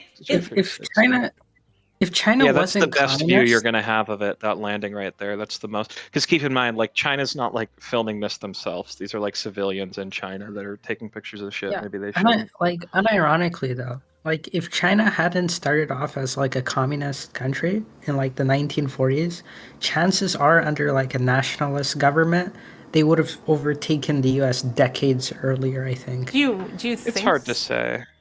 I mean, Yeah. India has like it doesn't have the communist virus, and they seem to be having challenges, and they have a huge population and rapid growth. It's hard to say. The U.S. has a unique global position, right? Like with our monetary position and being the global reserve currency and being the political leader of both the San Francisco system of partnerships in the East and NATO in the West. Like this is a unique position in history, I think, that helped us get here. So I just want to say, oh yeah, now I remember what I was going to say. So it sounds like, Epic, based on the problems that you are describing, that what needs to happen, and it probably won't happen because right now everything is fucking brain rotted in American politics, but it sounds like what actually needs to happen is the United States needs to find its fucking World War II era military industrial complex production shit and activate that so that you guys can really ramp up your shit in order to like be able to properly take on China. But there's no way that'll happen because there's no fucking political will for it. Is that correct? Yeah, so I think what's probably going to happen is what you just mentioned is the good timeline. And I think in that timeline, there is no war with China because the military situation changes to the point where they don't think they could take Taiwan successfully. They back down and there's just no conflict. And I think deterrence would hold. I would like deterrence to hold, but I think we are heading towards the timeline where China has set the goal. And this is, public. Xi has made it his goal that the Chinese military should be ready to seize the first island chain by January 1st of next year. Now, that doesn't mean, to be clear, that does not mean like the expectation is January 1st, 2027, China invades Taiwan. It means that Xi thinks, and he's put out strategy documents, that his military is on pace to be ready to seize the first island chains by next year. And if you look at it, like if you get into the breakdown of the capabilities, the things they're building that will be built by next year and be in the field, they will have the ability to realistically go to war with the US, Japan, Taiwan, Australia, and win. Like we're walking towards that reality.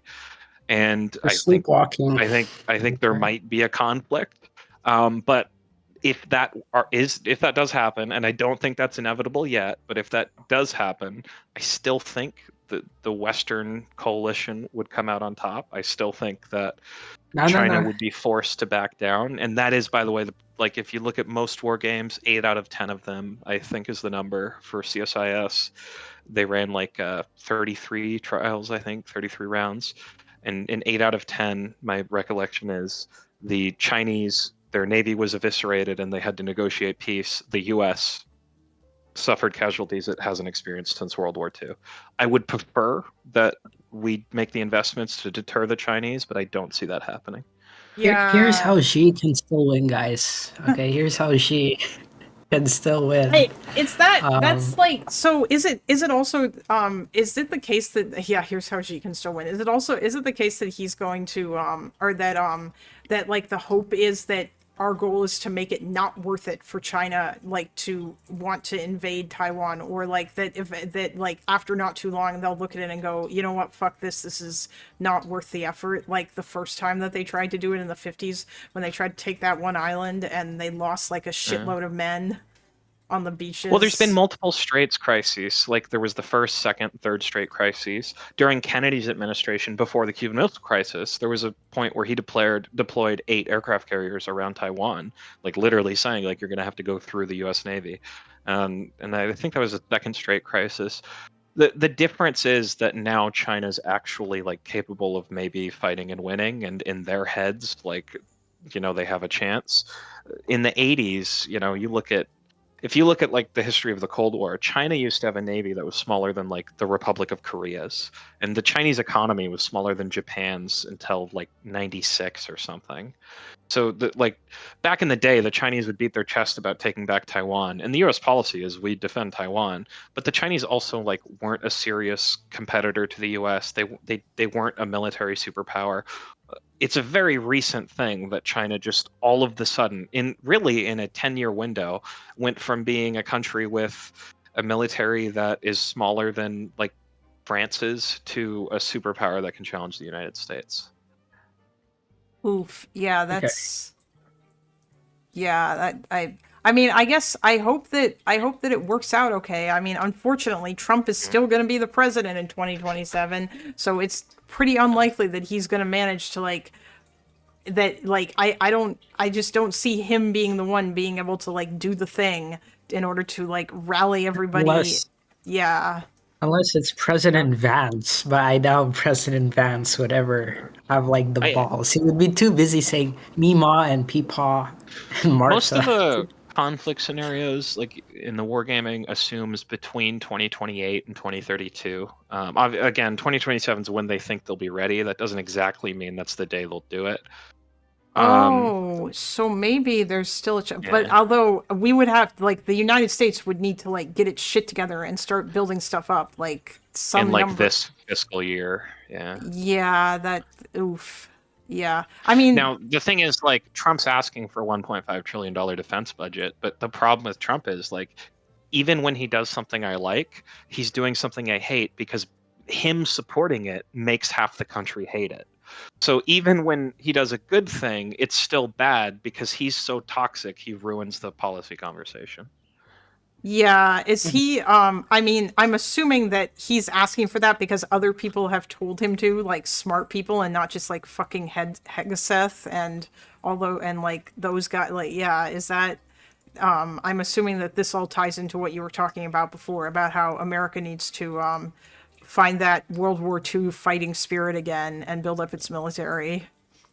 Yeah, I mean, the thing is, the military we have is phenomenal. It's just, it needs a industrial base that can keep it supplied with ammunition in a fight, is the problem. And by the way, this isn't just an American problem. Germany, and there's also war games on this, the Europeans have done, Germany would run out of ammunition in a fight with the Russians in less than a week. This is a problem with the entire Western world, and it's a problem that starts in the 90s. And by the way, it's actually because of that thing you were talking about like the reason we don't have healthcare is because of the defense budget. That opinion won, like, in the West broadly after the Soviet Union fell. Like, the peace dividends were a series of political administrations back to back. In the US, it was Clinton, and then Bush Jr., and then Obama. In Germany, it was mostly Angela Merkel, David Cameron in the UK. It's different prime ministers and presidents, but broadly, Western countries stopped investing in maintaining large militaries. And what happened isn't that the militaries disappeared overnight. It's mostly that the economy that like supports a war effort disappeared. Like, all the defense contractors that used to exist in the 80s died in like 1996. McDonnell Douglas is part of Boeing now. Like, there was huge consolidations, and all the factories that like would have supported a high intensity conflict, the people retired, the factories closed down. Now there's Starbucks there. That's what happened in the Western world broadly. And the Chinese and the Russians have spent the last 20 years doing the exact opposite. And we're at a point where, like, right now, Russia makes more 155 millimeter ammunition than the EU and the US combined every year. And, like, it's a problem, and we keep not solving it. In these countries, they're revanchist, right? They feel like they've been slighted. Yeah. Putin feels like he's lost his Soviet Union, so he must rebuild the empire, so to speak. Yeah. I got to start looking into that more too with that. Chase, if you're still in chat, by the way, I am going to watch that Winter on Fire documentary at some point once I finish reading a little bit more about. It would be funny.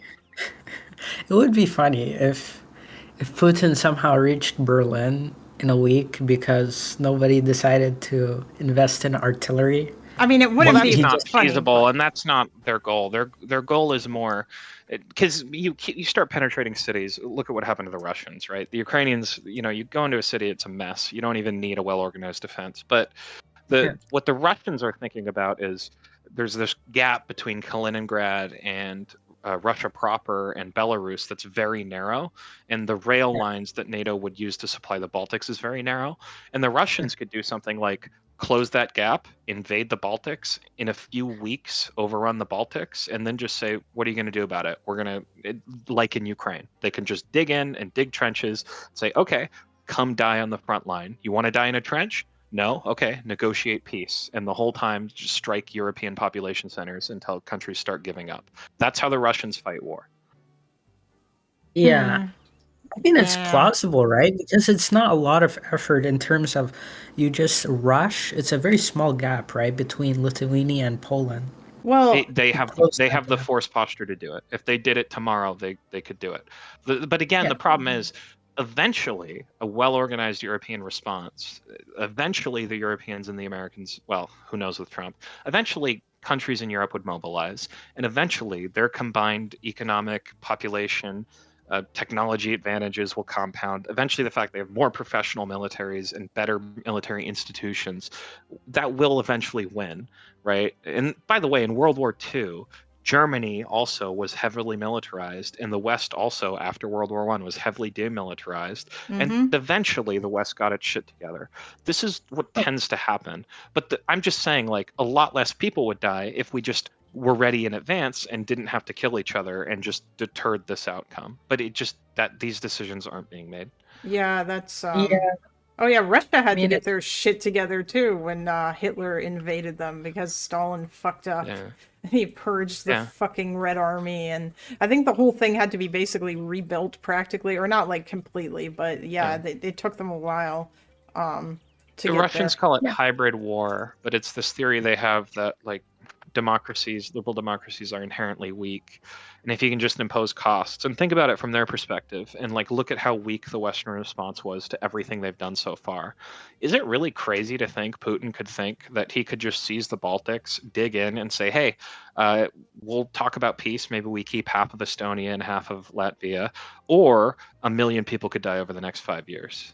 Like, I could see like Putin thinking that could work out for him. Well, yeah, considering all the other shit that's gone on in the past and stuff, like there's been so much, the Chechen wars and I guess it seems like nobody gave a fuck about that in the West, unless I'm wrong about that. But that's like, from what little reading I'm doing about it, it seems like nobody cared about poor Chechnya or anything to try and help them, as Putin like fucking turned Grozny into a car park. And yeah, like that shit was crazy. Or was it Yeltsin who did that? I'm not sure. He didn't mind, right? If were pumping Chechnya gas. was happening today, people would call it a genocide. Well, actually, I don't know if they would, because it'd be Russia doing it. But like, if America was doing Chechnya, people would call it a genocide. True. No, I still think they would still call it a genocide. I still think it would, because like the sheer destruction in Grozny was pretty horrific. Some people would call it a genocide. It depends on who you ask, right? Like, it's very funny, actually. The number of people who call Ukraine a genocide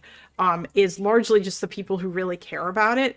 And like, that hasn't become a truism like the Gaza thing has, in the sense that like you don't get as much backlash if you like express doubt over whether or not Russia's doing a genocide in Ukraine.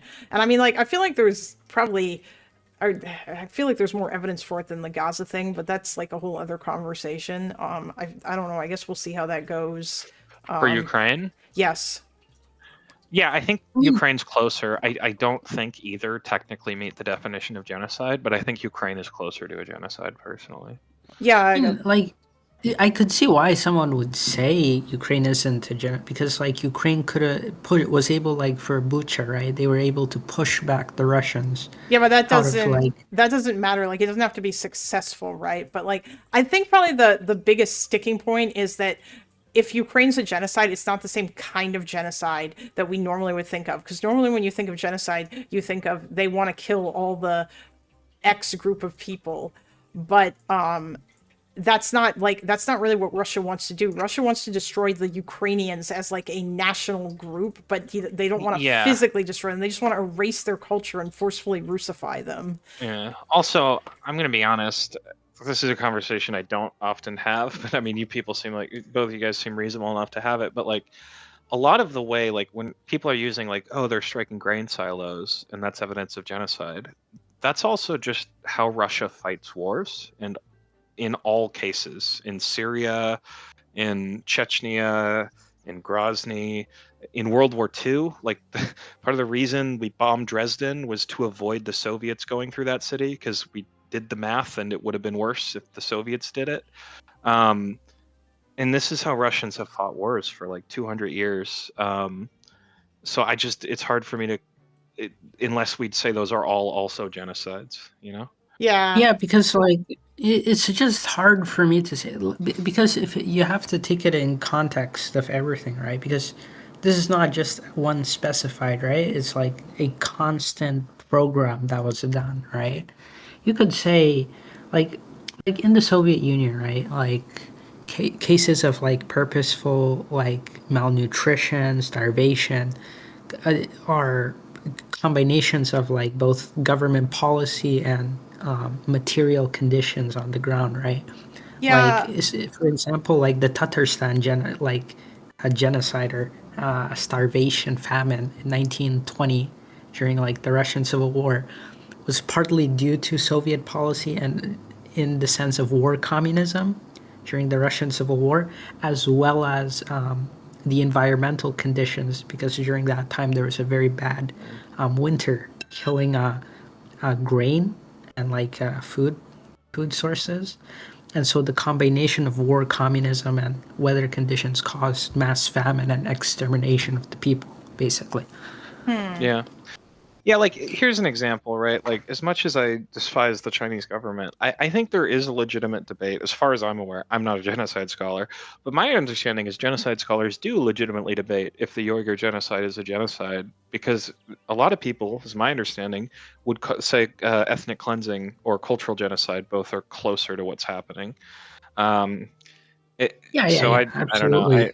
Yeah. I think I would say it's a combination of cultural and maybe cultural, and also I don't know about the prison system, because I heard there was mass incarceration of Uyghurs and Yeah, and they were organ doing donation. sterilization too. Yeah, sterilization. It seems like the goal of that is they were trying to I believe the Hanification of that group. Like they wanted basically they were trying to like forcefully culturally assimilate them.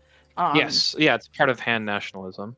Yeah, which is the same kind of shit that like Russia's trying to do in Ukraine, basically, except without like the forced sterilizations, although they are kidnapping children. But that's all part of the forced Russification. And I mean, like, this is sort of where this kind of becomes a little more complicated, because kidnapping children from one group and taking them into another group is in the Genocide Convention, but there are like it's not as bad as sterilizing people. Well, no, It's it's not as bad, but it's not necessarily about that. It's about I like, think it's about the convention itself and what it Yeah, outlines. like- And my understanding is that Ukraine, I don't see the argument for genocide from the kidnapping the kids, to be honest, from a legal perspective at least, but I don't know. like they can still be returned, right? Negotiated back. They can, yeah, but I don't know. Like Russia is obviously fighting really hard on that, because like they kidnapped those kids and they brought them like to Russia and basically gave them to Russian families, and the goal obviously is to make them is to make them think that they're Russian and have them grow up, and a lot of them are probably so young that they'll eventually forget about their parents, or they might not remember, depending on how old they were, or they might only have a vague recollection, which is incredibly sad. And it's I don't know if those kids will get given back or not, but hopefully they'll be able to. That's something that Zelensky is really pushing on. But I mean, I don't know, Trump seems to not give a fuck, especially since he cut funding to, I think there was like a group that was in the US that was actually helping to try to find those kids, that was working out of some university. I don't remember exactly what that was. I think it was part of the USAID thing, which is like another crazy thing that they basically completely got rid of. But yeah, it's all just. Oh yeah, USAID. I remember there used to be Voice of America where I used to live, but it's gone Oh silent. yeah, and Radio Free Liberty and all those are Yeah, getting those defunded. are dead. Yeah. Those are dead. From like there was one guy saying, "Oh, the Americans have finally gone silent." It's a little bit weird, you know, because usually they would be like giving news announcements, you know, some informational stuff, and then one day they just went quiet. So Yeah, it's a huge victory for everyone that wants America to have less soft power. I guess so. I don't understand it. It's the American By the way, century is happening. when it comes to Ukraine, I think like a good way to contextualize, at least for me, is to think of like an actual, or sorry, not actual, is to think of like a definitely genocidal war. And if you look at like one of the like clearest examples of like, for instance, like how Russia's striking a bunch of things, when the Germans were like actually found guilty of doing genocide in their air force, like one of the things they were doing, they were literally using intelligence to figure out by household which houses had the highest percentage of Jewish families, and then like having precision dive bombers hit those houses in specific before the Germans sieged Warsaw, so that they would have less Jews to clean up once they entered the city. Jesus. I And like just- this is not something I see in Ukraine. Is like, and that's an example of like this meets the genocide convention. Yeah, you I know? didn't. By the way, I was not aware of that specific thing. Like, I know that like they did not give a fuck when they bombed Warsaw about civilian casualties, and that like they did go out of their way to like kill a lot of people. Although I believe like you had also mentioned it either in my chat or in the Discord as well about that, because that like obviously the one example for me that comes to mind is the siege of Sarajevo, and how Mladic basically ordered them to like strike Bosniak neighborhoods. Like he literally like verbatim said target Muslim neighborhoods, because he wanted to like kill them and make their lives worse and stuff in order to like wear down people's resistance. Yeah. And by the way, like they trained, like they would bombard first the roads so people couldn't evacuate by vehicle, and then they would bombard known evacuation routes on foot, and then they would work inwards towards the houses where the dwellings were. And they knew what they were doing. There's a lot of evidence. And this is like, by the way, I'm very opposed to Israel in a lot of ways, but when we talk about genocide there, like, you know, an airstrike, there's a lot of planning behind that. And until you look at that planning, it's really hard to say in any way. Yeah, I mean, there's a I would say difference like between Israel's not giving a policies fuck. have- Oh, I and, think I had the volume off for a second there on accident. I don't know if you guys were talking. Oh no, it's okay. No. You finished, and then I was just gonna say there's a difference between not giving a fuck and intentionally targeting civilians. But go ahead, CPCA. Oh, I was just going to say maybe like in terms of policy with Israel and Gaza, I would say I'm quite mixed on the issue, because given that, you know, the sieges that were happening during like around Gaza area at that time, especially during like I think it was last year, if I'm not wrong, they cut off aid for 3 months, which was unnecessary by Netanyahu. He didn't have to do it, but out of political necessity, he's kind of exacerbating issues in Gaza. Yeah, I agree. Yeah, But I don't Because know he if needs that's to keep evidence of coalition genocide as well. It's Oh, definitely.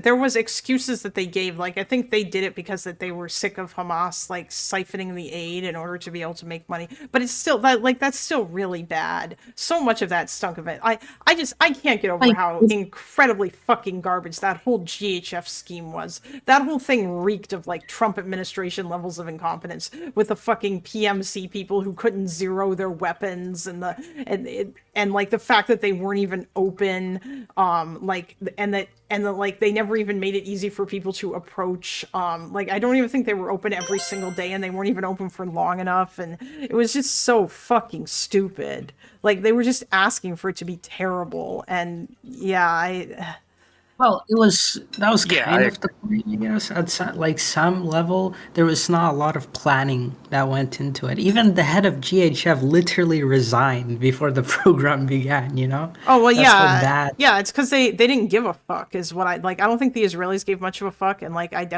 and obviously with the Trump administration, it was literally just, well, you know what? We'll just ask like this group of people who have never done this shit before, but who says they really care and they can do it, and they like had no experience And I in find any it of like this. also weird that I also find it weird that Israel was backing like a lot of gangs in Gaza to fight Hamas, which had the unintended effect of like causing a bunch of banditry and aid to be siphoned off anyways. Even if there was like Hamas siphoning, you could have like flooded the market, right?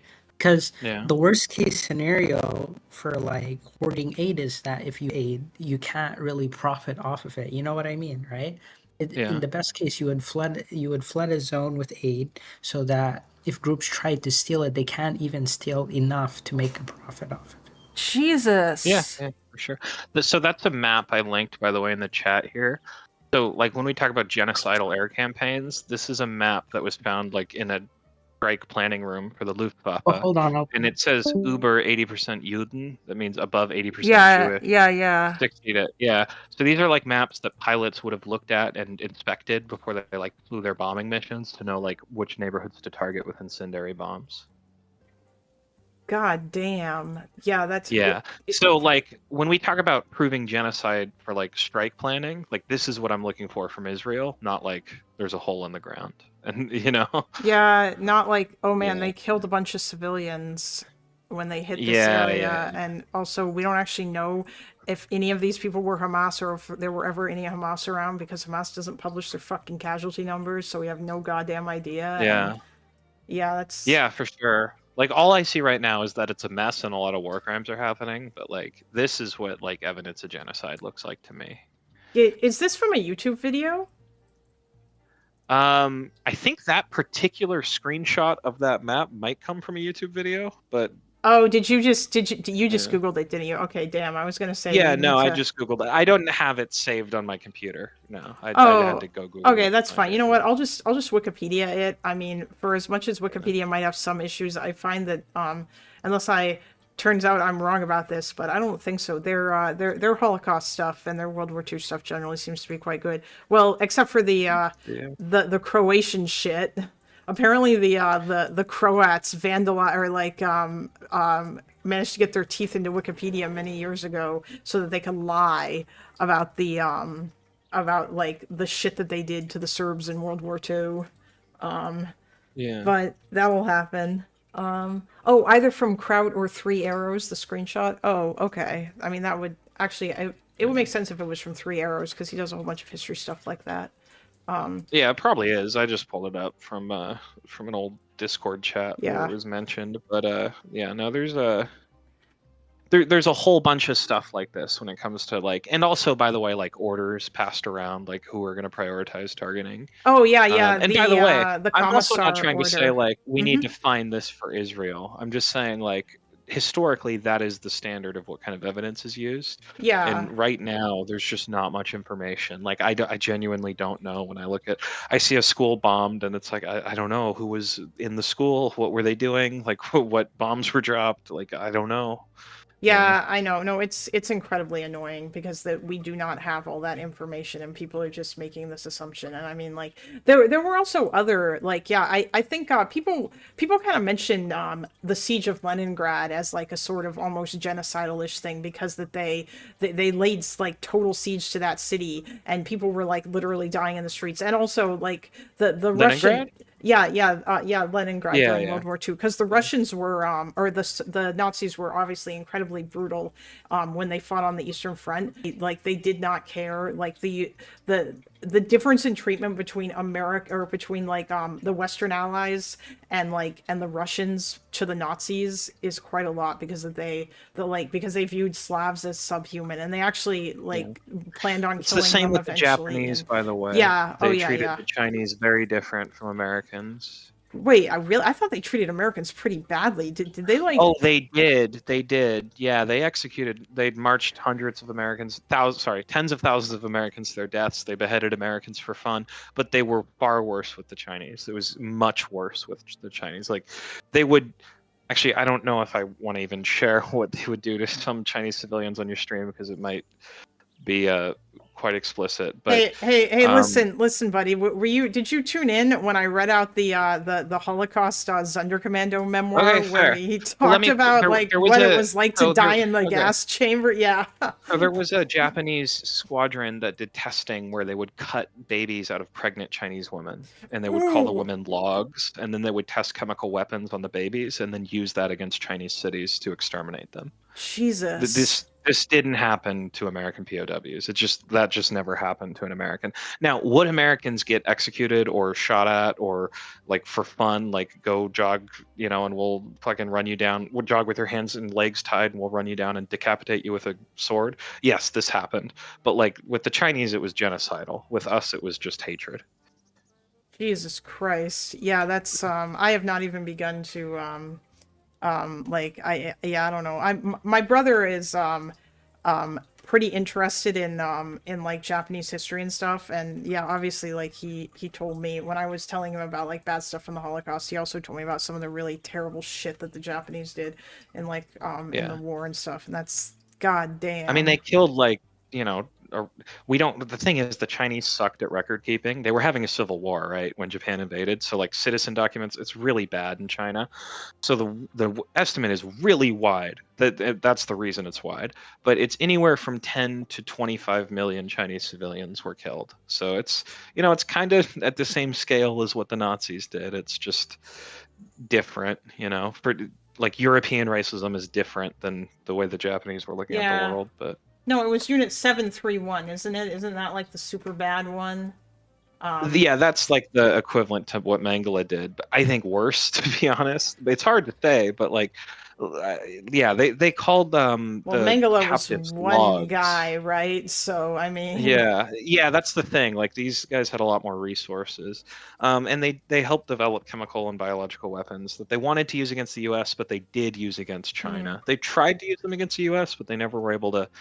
They didn't have the reach we did, where we could bomb their homeland. Like, Yeah. they did it once or twice, but Oh, I mean, there were other doctors like Mengele as well at like other camps or in other places, but like that wasn't like I don't think the Nazis ever like that was not necessarily something that they particularly took seriously. It sounds like this was like something that the Japanese government like cared about enough to provide lots of resources to or what have you. Oh yeah. Like, whereas these camp doctors, like they would do like experiments and shit, supposedly in the name of trying to like find information, or to learn stuff, but it wasn't really like none of that stuff mattered. And this was So this was an army program. Also, you got to keep in mind, like Japan, the military took control from the civilian government, and the army and navy fucking hate each other and run different types of institutions. There's times where they shoot at each other, so like when the army does something, it doesn't necessarily mean the government even knows about it, depending on what year we're talking about. Like, by the way, the war between China and Japan was not started by the Japanese government. It was started by the Japanese army. Like, they just did that. With the prime minister of Japan learned that his country was invading China by reading the news. Oh my god, that's It's a very different story than like Hitler's rise to power. Like Tojo was a general, and then all of a sudden he's prime minister, and all of a sudden all the civilian government's being assassinated. So he was the one who was in charge of the Japanese army, and who was the guy who was in charge of the navy? I feel like was he the one that said that line about Isoroku Yamamoto. Yeah, he was the one who said that line about I fear we have woken a sleeping giant after they bombed Pearl Harbor. Was it Yamamoto who said that?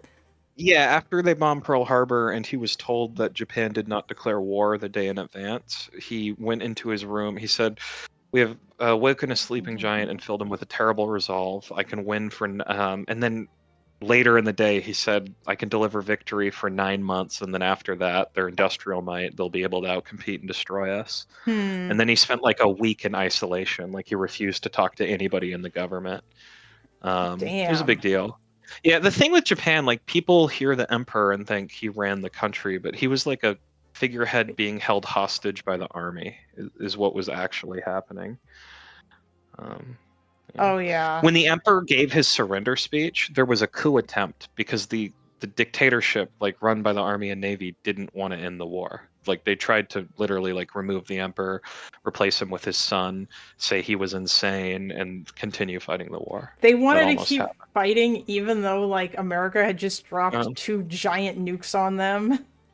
And the Soviet Union had declared war on them. Yeah, well, you have to keep in mind, like, Yeah, I know they had So they didn't want to surrender. they had a. Well, it was more than that. It wasn't just like the fact that surrendering was like made them subhuman, like the way they saw the world. Like if you surrender, that's why they did so many war crimes to the Chinese, because they surrendered so quickly, and they started to see them as a lesser species, basically. Like the whole Yeah. Bushido Code is huge, but it's more than that. It's that Japan had a rational way of viewing its defense strategy, which was essentially, if you look at Iwo Jima, like the amount of Marines that died per square inch liberated is like the worst in the history of the United States military. And Okinawa is not much better. And the US was bleeding itself dry taking these islands. And if we got to the home islands and their civilian population was mobilized and armed and ready to fight, like they were handing out weapons and preparing for that, it's actually like not crazy to think that like the US fails to invade the home islands. Like we literally just suffer 2 or 3 million casualties and get pushed back. And the army thought they could do that and thought that, you know, even if all our cities are destroyed, we'll still be the victors and we won't have to negotiate peace as a lesser, you know, nation. Yeah. Yeah. Would you say that fuck, what was it? I think Dan Carlin did a podcast about the Pacific War. Are you at all familiar with that? Do you think that that's Dan Carlin? No, I'm not familiar with that. Oh, okay. It was recommended to me actually by SDA, but I mean maybe I should just read a book on this. Although Who Jesus isn't Dan Christ. Carlin? He's a comedian, right? Or Wait, is it Dan Carlin? Fuck, it might be what's it? let me look up who Dan Carlin is real quick. He's a commentator. Yeah, I don't know anything about this guy. Oh yeah, or no, anything yeah, he's it done. was. It is. I think it's the Hardcore History series, where he did like a whole series on the Pacific, on the Pacific Yeah. War specifically. Although again, like, I mean, I say this, but I guess that my I don't want to read books by journalists, only by historians. Shit doesn't necessarily apply to although I'll watch documentaries, but that's different because they usually interview historians for those if they're really good. But yeah, George Carlin was the comedian. Okay. Yeah. I don't consume much of that. I mean, when I was a kid, I would listen to that kind of stuff, like on the military channel on TV, but like, or the History Channel. But most of the stuff, I had to read a lot about this stuff in university, like an unbelievable amount, and I had to memorize it. But I think, yeah, I don't know much about the Pacific War I watch these days. Mostly just like Hollywood movies and stuff for entertainment. Yeah, actually, I don't even know if it was Hardcore. I can't remember the fucking name of that thing that was recommended to me as like a good. At the beginning of that series, he talked about those guys that they found on. It was the one Japanese dude who was like still on that one island. Like I think in the 60s, he like came out and he was older and he thought the war was still going on or something. There's actually hundreds of those. And not all of them thought the war was still going on. Some of them just refused to surrender for decades. Again, because of that whole army Bushido belief thing. Oh, gee, okay, yeah. I didn't know there was hundreds. I thought there was like a few. Oh yeah, Jesus Christ. They dug. So people talk about the tunnels under Gaza. They dug a lot of tunnels under Mount Suribachi and Iwo Jima, like miles and miles and miles and miles, and they continue to fight in those for years. Like I think the last person to surrender in those tunnels was in *57. Wow. Okay. Yeah. Like, again, Iwo Jima, like you got to put yourself in the mind of like when I say like why they thought they could win or still fight. Like Iwo Jima like was unhinged, and that was the first home island we landed on. It was like unhinged. The one of the last actions on Iwo Jima was the general in defense of the in command of the defense of the island charging with a sword at a machine gun nest. Like these people did not give up. It was very few parallels in history. Yeah, that's like I mean, actually, I was reading about I went because Loner said something about the kamikaze and how like a lot of them were like kids, like not like kid, but you know, like they were like, you know, like 17 or like 18, 19-year-olds basically, that it like, and like I don't remember, I think they may have all been volunteers, although I'm not sure about that, but like it seemed like it's just kind of really sad because like basically these guys got strapped into these flying bombs and knowingly killed themselves. Yeah, I agree. It's sad. Although I will say it's a really misunderstood reason they did that, because from the Japanese perspective, less people were dying with kamikazes, and it is like objectively true they were right in that calculation. And what happens is in like 1944, you have something called the radio proximity fuse shell invented, which now you can have a radar directed shell that explodes when it's near an enemy aircraft. And all of a sudden, like you could have 100 dive bombers attack an American ship and 98 of them will get shot down. And you need like 5 bomb hits on average to sink a ship. So they run the numbers and they're like, we're going to lose 500 or 600 planes and pilots every time we strike an American ship. Or we can have 1 or 2 dive from 30,000 feet at a terminal speed that those guns can't track and just fly into the ship with enough explosives to sink it. So from their perspective, less pilots are dying when they do kamikaze tactics. And objectively, that is how it played out. Okay. But by the way, still unhinged as hell. But yeah. Jesus, look at that thing. Yeah, that's Yeah, that's technically the first operational cruise missile. That they would It's just a human piloted cruise missile. It's funny because we've kind of evolved backwards. We went from cruise missile like this with a human pilot to cruise missiles where they're autonomous with like computer brains, and now you have a Ukrainian with a screen strapped to their head playing it remotely. Oh, that was something else that I was going to ask. Laserpig did make a video about drones. Do you know much about like drones or drone warfare or whatever? I think he made a video about like how ridiculous people are saying about drones. I don't know if yeah, so that comes a lot to like, I don't want to get too into my specific what I do for work, but it comes up a lot, and it's very important to stay up to date with that. I haven't seen that video. I've heard people talk about it. My understanding is he basically says that people do not understand. When you look at Ukraine, like people are hugely overestimating the role drones play on the battlefield and should play in future force organization. And assuming that's what he's saying, I couldn't agree more. People really don't understand drones. People are seeing drones used in combat for the first time on YouTube and LiveLeak, and they're very impressed, and they think it's changing a lot of things. But people don't seem to understand that the first use of a drone was in World War I. It was 1917, Kitterling aerial torpedo, U.S. Army Air Service. One-way attack drones are not new. Unmanned aircraft are not new. We had them in World War II. They sunk Japanese ships in World War II. All that's new is you have an army with Ukraine that's uniquely reliant on drones, and that's because of a huge amount of manpower issues and a huge amount of issues with like not having access to like the high-end weapon systems. Like if you don't have a cruise missile, you're going to strap a warhead to a drone and fly it into something, but you'd rather have a cruise missile, right? Yeah. I think that is what he is saying, actually, because the name of the video is literally, but tanks are outdated because drones. And he refers to it as herder drone syndrome, where like people think that like, you know, like Elon's ridiculous take about how drones mean that like all other types of war is now going to be out there, or we're not going to need planes anymore. Elon went to Nellis Air Force Base while I was there, and he literally gave oh my God, I hate him so much. He gave a speech at the Advanced Weapons School, which is like, it's the Air Force version of Top Gun. Top Gun is the Navy.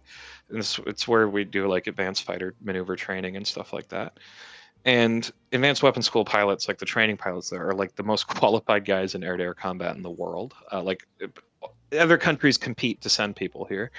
And Elon's like talking down to these people, like your job's going to be obsolete from AI in 2 years. And it's like, these people know a hell of a lot more about the state of the field than you do. I hate him so much. Yeah. Yeah. And he tweets about like, you're going to have drone swarms replace the F-35. An F-35 can fly at 60,000 feet. How are you going to touch that with a drone? What are you going to do? You're going to fly it up to 60,000 feet, 2 times the speed of sound with your little RPG warhead? I don't know. Yeah, that's a lot of that just sounds so fucking stupid. Actually, Laserpig has another video about about that particular Elon Musk take, where it's just called "Elon Musk is wrong about the F-35," and yeah, I think that where he just rants angrily about how stupid Elon is. So like, yeah, I guess like, Again, a lot of his stuff is probably really good. There's certain things he's done that's really annoyed me. But yeah, oh no, that's fair. I mean, and also he's British, so I mean, he might not necessarily. True. I don't know. You know, yeah, yeah. the Eternal Anglo. You gotta watch Yes. Well, actually, wait. I'm sorry. Hold on. No, he's not British. He's Scottish. I don't want to out. insult. Oh well, they're fine. Yeah. Yeah, we like the Scots. But not the English, right? We can't. Yes. Can't have them. Yeah. Yeah. Fucking Elon, though, man. I don't know that guy. Yeah, he's my least favorite African American. Fucking African American shit. Yeah, that's what I always say. It just fries people's brains sometimes. You say that in real life, people look at you real funny. Yeah, I hate him. I've hated him for a long time before the political stuff because he, before he had his tendrils in politics, he had his tendrils in the Air Force and, you know, with SpaceX, like flying all the launch missions and lying about how much they cost to the public. Because what happens, right? Congress decides who the launch provider is, not the Air Force. So the Air Force can say all day, like, we want ULA, United Launch Alliance, or we want Blue Origin. But if Congress votes that it's going to be SpaceX, it's SpaceX. So SpaceX just lies about how much the launch costs to the public, who then elects people in Congress, who then votes for SpaceX. But their actual launch prices are not what they're reporting in their average. It's just so annoying. Wait, would Blue Origin or one of those other companies cost less money than fucking SpaceX would? Yeah, like one of the big things with SpaceX they do is they talk about how their rockets are reusable, and then they use that as a way to say, like, report to Congress that they're costing a lot less per launch than they are, because they're subtracting a huge amount of the cost of the rocket from the fact that it's being reused, like the engine components and all that. But like, if you actually look at how reusable rockets work, like 80% of them need to be completely rebuilt from the heat of reentry and the vibrations at launch. And it's like 80 to 90% the cost of just building a new rocket. And then if you think about a reusable rocket has to land, so it has to carry extra fuel, which is an extra cost to the launch. And it also, because it has to land with fuel and carry extra fuel, that's less thrust capacity to put stuff in orbit, so it can do less missions. And if you factor all of these things, the cost picture looks a lot different than how Elon talks about it. Oh god, okay. All of Yeah. that's just making, yeah, that's unfortunate. It's unfortunate that he's got his whole, like, Everything he does sucks. yeah, that's I mean, I still think or at least I guess I want to think that Tesla is cool, or at least like, or rather like the idea of that is cool, or that I would hope that that helped spur on other car companies to like try to make better electric vehicles, because I think electric vehicles are good, but I mean, obviously Tesla's got like a bunch of issues and their shit's super expensive. Yeah. And, yeah. Although my Yeah, I dad mean- has one, so I'm yeah. all for cleaner cars. I think Tesla, I don't know if they're really the best. I'm a huge into cars. I'm not like an expert at cars, but I like cars. I take my car to a racetrack. My experience is whenever I go to the racetrack, Teslas are the ones that are broken down with overheated components, and all the other electrics like Rivians and the Fords aren't. But I don't know. I mean, I don't like work on cars all day, so. But my experience is that a lot of the competitors to Tesla seem to make products that are just as good or better. But Yeah, I mean, probably. I will say, like, the new like Toyota hybrid technology is like really impressive. Like the performance they get out of it is really, really impressive. Wait, do you have one of those cars? Do you have like a Toyota or like a hybrid car or whatever? Or I had one for a while. Right now, I actually have a hydrogen car, which is a whole different thing. But Ooh. I have two cars. I have one that's for fun and for the racetrack stuff, and that's a BMW. And then I have one that burns hydrogen, and that's a Hyundai. But those are, you can't drive those everywhere. You have to live in a part of the world where there's, fuel stations for that stuff. Yeah, that was my dad wanted to buy before he decided to get the Tesla. He wanted to like get a Porsche because he had one when he was younger.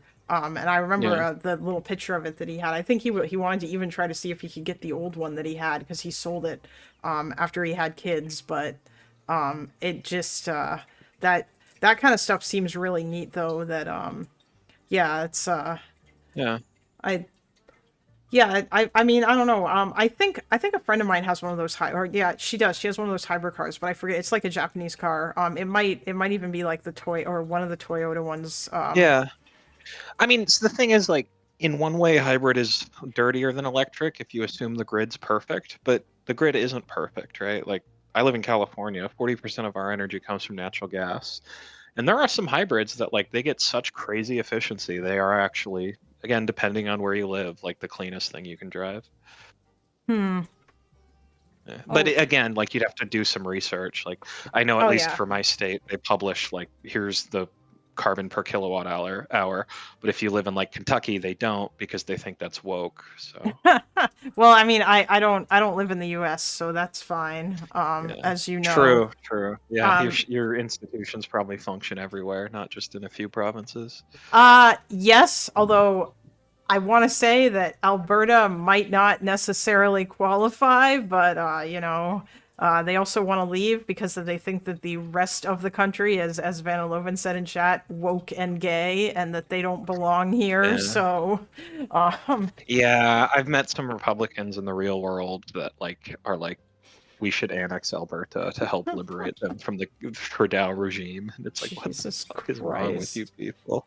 Yeah. And by the way, this was like when Biden was president. Like, Oh before yeah, of Trump was course. even talking I mean, about I it. bet Yeah. that I wouldn't. It would not surprise me if like if Alberta was the only province that said, "Hell yeah, we want to be your 51st state to the U.S." You know, because it's Yeah, but they're the only one I wouldn't want. Because if you think about it, right? If all the Canadian provinces became states, it would kind of fix America because they'd all be blue states. Right? Yes. Like the Senate would be in True. balance. Everything would be working again. Make Puerto Rico a state, even better. Yeah. But if we just took Alberta, it's like another Texas. Like, we don't need more disease in our Yeah, brain. yeah, they are our Texas. I mean, they've even got oil Yeah. too. Yeah. Like they are the oil province. But yeah, it's that they're like Yeah, that's where all our oil came from. That's why when they were threatening to as in California, when they were threatening to sanction or like cut back on oil supply to America like 8 months ago, gas prices here went up like $3 for a week. Ooh. Wait, they were doing that three. What the fuck? I sometimes I hear about crazy shit that Alberta does, but I don't. No, it was because Trump was threatening to invade Canada. So Oh, right. the federal government you guys have was talking about doing like restrictions on energy exports, and I guess just for some reason a lot of our natural gas and whatnot comes from Alberta. Yeah. Oh yeah. I think most of America, you guys get like most of your shit is like you guys basically drill that yourselves, don't you? Like it's your Yes and no. oil. I mean, there's different. The U.S. is a continent, right? So like Hawaii imports most of its oil from overseas, but not, Texas, which is drilling all it. So like there's regional things that are going to affect different state economies differently. If we're talking like federally, the U.S. gets a lot of shale oil here, but a lot of our refineries need like thicker, heavier oil that we get from other places. Oh yeah. Okay. Yeah. So I guess the problem for the U.S. isn't access to energy; it's access to refining capacity. We have a huge shortage of refineries, so it's like a huge strategic problem for us. Like we can only refine so much oil every day, and certain refineries are built for certain types of oil. Aw, hello, kitty. Are you hungry? Even though I fed you like an hour ago. Of course you are. By the way, your dog is absolutely adorable. Please continue to post pictures. I encourage everyone to post cat and or dog and or bird and or whatever, insert pet here in the pet pics channel because Yeah. yes. Well, yeah, no, I always got lots of pictures of Odin. He just finds the most like adorable ways to position himself, and then he'll just sit there. Yeah, I mean it's They used to jokingly say that cats have no bones, but I mean, maybe feels like that's the case for some. Some dogs are like really goofy with the way that they. Yeah, sometimes he bends his body in a way. I think he's going to hurt himself, but he doesn't. He'll jump like over like a 5-6 foot fence.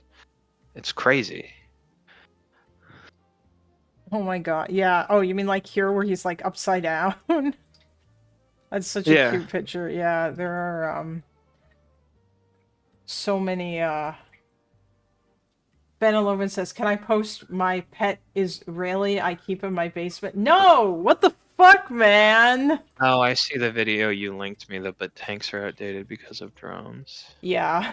Just It's I mean it's really long because he actually starts like then he does like a big thing where he talks about actual like actual expensive drones like that like military grade shit. Oh, I think I know what argument we're talking. So I'm assuming the discussion is about a lot of people think that like FPV drones make tanks obsolete as a weapon system.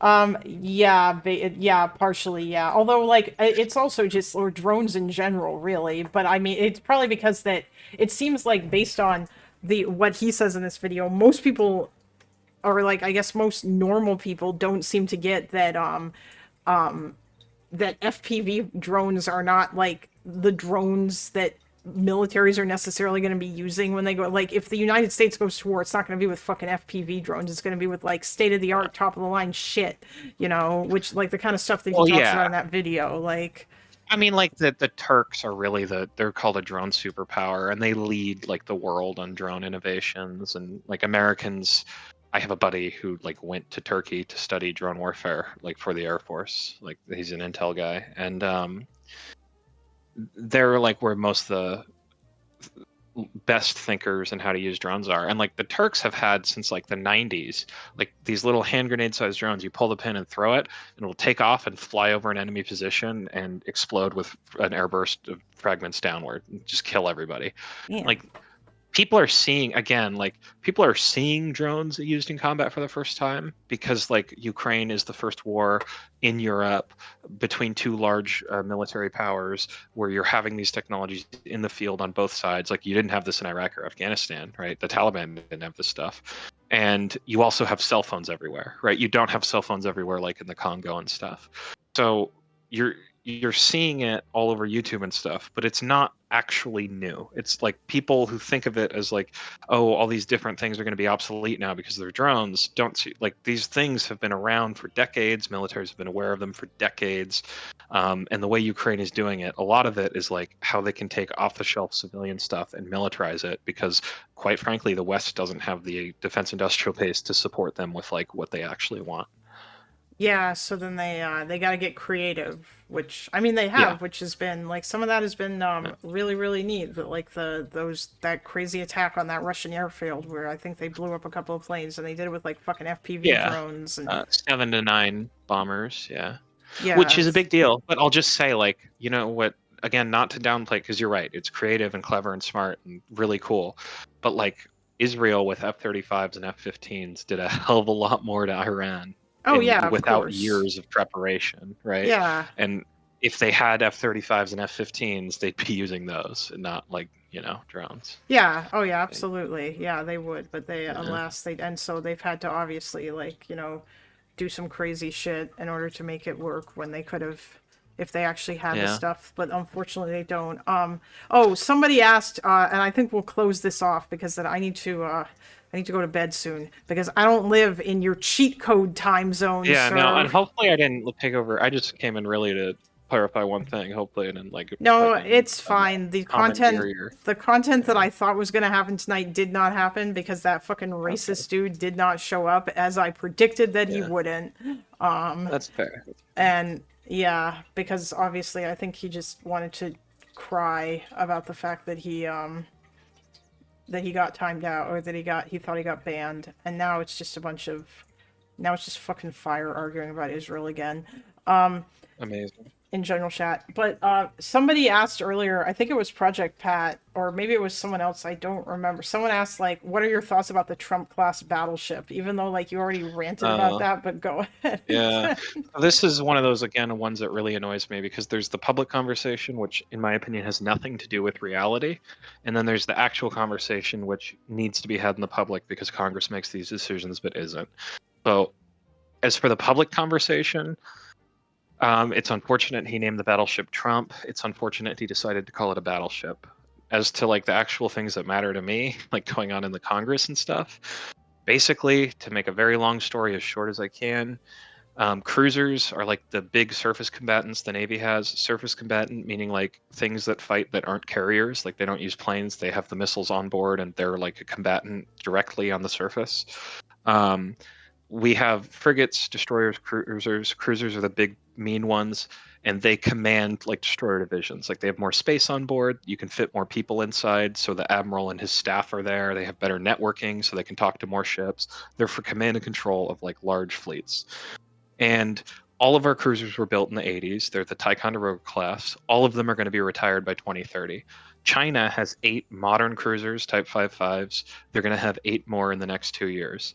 By 2028, we're going to have less cruisers than China because we're retiring all of ours and they're building a bunch real fast. So we need a new class of cruisers ASAP. And what Trump did is he took a program that the Navy's already working on since 1996, and it's basically taking the strike cruiser concept and the arsenal ship concept and merging it into a large surface combatant. And that's what the Navy's been wanting for a while. And Trump saw this and renamed it from a cruiser to a battleship for some reason and put his name on it. And again, Trump ruins everything because now everyone only wants to talk about the fact that his name's on it. To be honest, we need these ships in the Navy as soon as possible. I see. Okay. Yeah, you mentioned that. Listen, he wanted to. It's because he thinks battleships are cool and epic or something. It's a cruiser. That's all it is. Okay. But he's calling it a battleship because he wants it to be a battleship.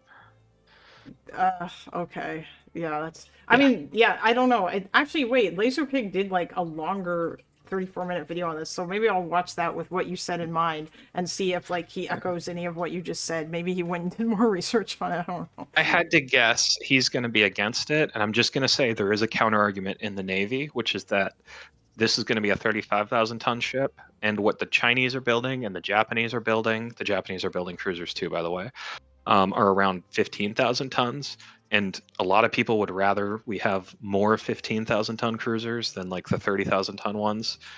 If he makes that counter argument, that's a valid counter argument. I can even get behind it, but we need one or the other. Okay. Yeah, no, that is entirely fair.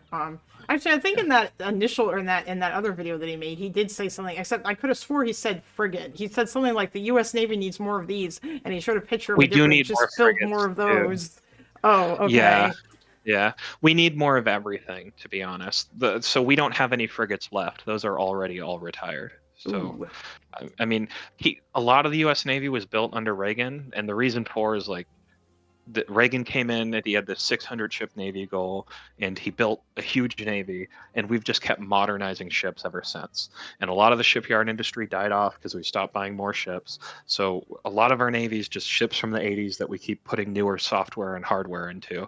And now they're getting so old, the hulls are so atrophied, they're falling apart. Like they need to be retired because they're not safe to sail anymore. And here we are.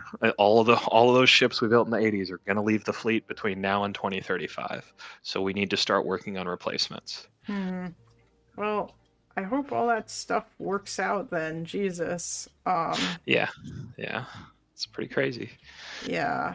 Well, all right then. I think I think I'm gonna call it there. I don't know if CPK or if the government guy is gonna come back. But I mean, I should go to bed anyway because it's like 11:30. I mean, for you it's like 8:30, isn't it?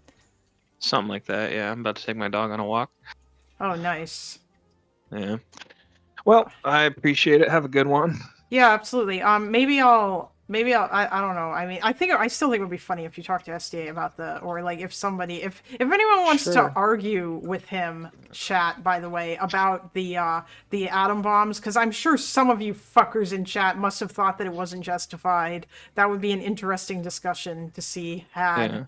Although I mean, I'll just say like I know over text I come off as very harsh. I'm a person that like uses the word retard and stupid a lot. I don't really mean it in a super aggressive way. I get how it comes across. People hate me, they hate me. The reason I blocked that person is I got the perception they hated me from how they were acting. If they're chill, I'm chill. I don't really care. But, oh yeah, well, I mean, he's a good friend of mine. But I don't know if that's. I feel like once he talks to you over voice, he'll probably see that, you know, like it. I think that's often the case. Yeah, you guys are probably. I don't know. I feel like you would probably get on because like you're both fucking defense nerds, even though he doesn't like work in defense. But yeah, like it's. If I had to guess, I probably called him retarded sometime, and it probably wasn't justified. I'll be honest, but I don't know. Oh, I mean, like you did, but it was in David's Discord over some shit about cars. But like, there might have been other. I don't know. He said that you talked to him at other points too. I don't fucking remember. It's all stupid. I don't keep track of any of this. Discord shit. Fuck it. You know. Yeah. I know. Yeah. All right then. Well, I won't take any more of your night. You have a good one. Yeah. Thanks for the conversation. Yeah, you're welcome. Thanks for the convo. Good night. All right, chat. Goddamn. Any opinion on Luke Air Force Base? Oh, he's gone. You'll have to ask him that later. Oh shit! I forgot to ask him about that fucking guy that was in that was crying about him in like global politics in Loner Cord. The guy who was like super mad about the genocide arguments and who was saying stuff about stuff with Bosnia or whatever. When is Teuton coming on? I have no idea. It's a shame the races. I mean, I'm really not that surprised. I think that it sounds like that guy just thought he was like Toby was right. That guy was super ass mad because he thought that he had been banned and he came in the Discord to cry about it, and then he found out that he'd only just been timed out, and now he just wants to go back to being a fucking keyboard warrior. I don't think he actually wants to come on and chat because he didn't want to come on and talk to he didn't want to come on and talk to that guy. All right, let me guess. Epic Fail came on and gave a much more moderated take on everything he's ever talked. God damn it, FCA! Listen, I feel like the two of you will get. No, he didn't. He talked about defense shit, and he also like basically verified like a lot of the shit that you told me because he was fairly certain that the two of you guys were looking at the same battle plans or whatever. Like he actually works in the U.S. Air Force. Like it's his job. Like he works in the USFA. So and he said he flies the what? Hold on. Not the B-2 bomber. We were looking at airplanes. They're so fucking sexy. F-15E. He said he flies this thing. That this is his baby. This beautiful plane. Jesus Christ, why do you do that? You always you do this weird thing like where you like assume that somebody's credentials I don't think you guys even talked about any defense shit. You guys were mostly arguing about cars, I thought. But yeah, I don't know. I mean, he knows a whole bunch of shit about like history and stuff and about like various US military. He also gave me this map too about the current location of US carrier groups. Strike Eagle pilots are usually more intelligent than to waste time in a dozen I mean, it's just a hobby, right? I think that he just hangs out in here to chat. I don't know how much time he actually spends on this. We have talked extensively about defense stuff, just not in your Discord. Oh, well, you know what, dude? I don't know. I think that he said that his main problem with you was that you were questioning his credentials, but you know what? I still think that it would be interesting if the two of you had a conversation, especially on stream. Especially since he disagrees with you about your Japan take, or about your atom bomb take, or rather he thinks that dropping the bomb was justified. I don't know if he got gay babied in Loner Cord recently. He did get timed out though, and then he left, but then he came back later. Or was it recently? I don't know. Like, okay, yeah, I think it was a while ago. I mean, I'm not gonna lie, randomly saying I'm making it. Oh, by the way, Shaved, that's him. That's Tear Gas is Epic Fail. Randomly saying I'm making up my background when you don't know me is the kind of ass stuff I was on about, but either way, like I said, I'm normal to other people. I'm normal if other people can be. I mean, it seems like, I don't know, in voice chat, obviously he was a great deal more measured than, I guess, calling people retarded or whatever.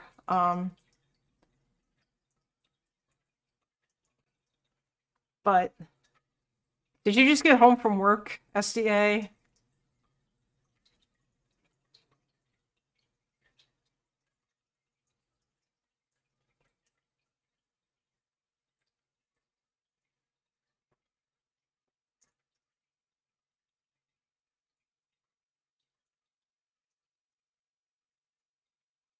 Oh, bullshit coworker dicking around doing nothing while I call. I'm sorry about that. That sucks.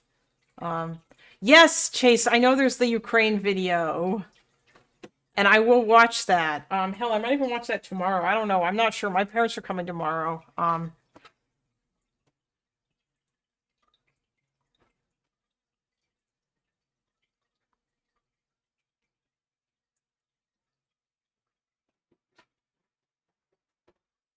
It is actually true, SCA. Epic has, like, been in and out of Discords. Like, he left David's Discord server. I think he left most of them.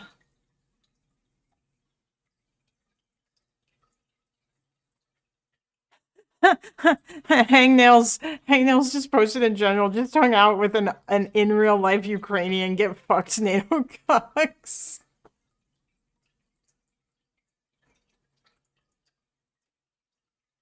Your TDY? What the fuck does that mean? I don't understand this shit.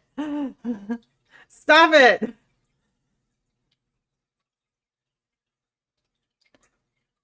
Usually I leave for a while when I'm bored. Or if I got shit going on or I'm annoyed with it. One of the three.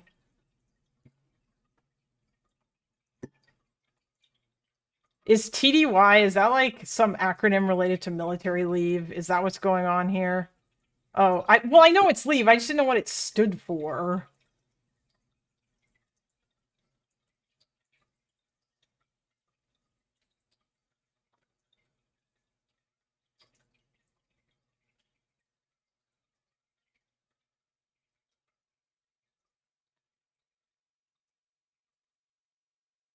Oh, hey, Epic. You know what? I totally get that. Listening to stuff while you're hiking or walking or whatever, because that's what I do. I do that shit. I like to go for walks. Oh, temporary okay.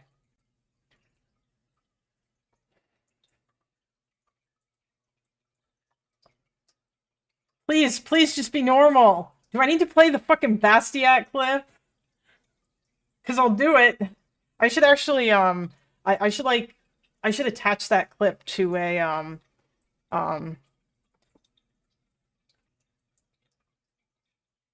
Oh, irrelevant, but Addie said that when her dog got to the shelter, he did a lap around the bunker so everyone could pet him. Oh, that's so cute. Wait, hold on.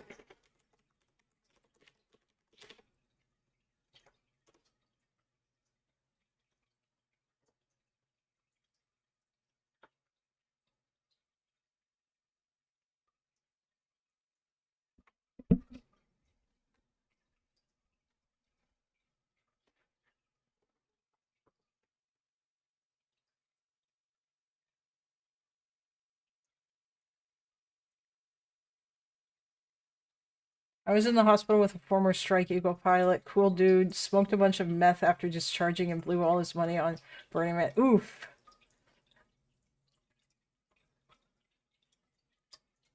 Was he honorably is it just honorable or dishonorable discharge? Is there like a neutral discharge?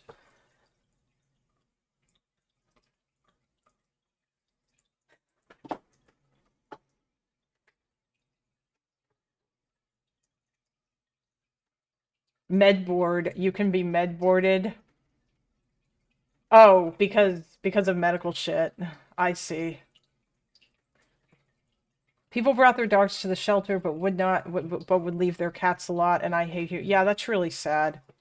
Toby isn't here to stop gooning. Toby isn't here, so stop gooning does not apply. Stop! No! Yes, she is. You have to stop gooning. God, I can't wait till I get monetized, and then, like, if FDA is the source of the gooning, we can, like, spam the ban SDA game mode. Also, my opinion on the justification of the bombs has moderated a bit after listening to more Dan Carlin. Oh, wait. Oh, so, hold on. I'm confused. I could have swore, unless, like, my memory is completely fucked. I learned my original position was more fringe than I originally thought. Okay, so yeah, because you're... oh, wait. Alright, hold on. Now you're in the Discord. One sec. I'll just put this back in here. Actually, can you just give me one sec? I'm gonna feed the cat. Yes, Chase. I did see the new gay baby jail guy. I might need to invite that guy to our Discord.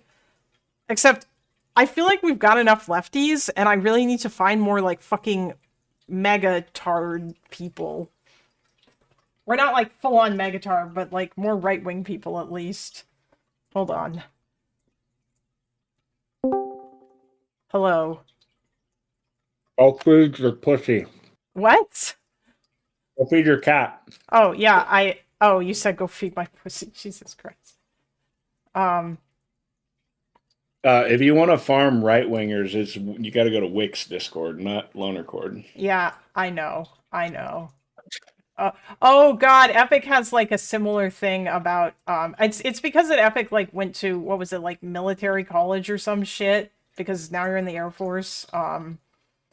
Yeah, he has. I don't know. You know what, SDA? Why don't you talk to chat and I'll be right back. I joined so that you'd be able to talk to chat. BRB. Dan Carlin is not pop history epic fail. Now, is he a historian? No. Is he a Joe Rogan podcaster? No. He's somewhere in between. And the sources he cites, the references he uses, and the people he talks with are very much historians. And that's where I actually get the information, not just from Dan Carlin. Dan Carlin's a good overview of things, but you have to actually dig into the sources he cites to get a better understanding, which is what I did.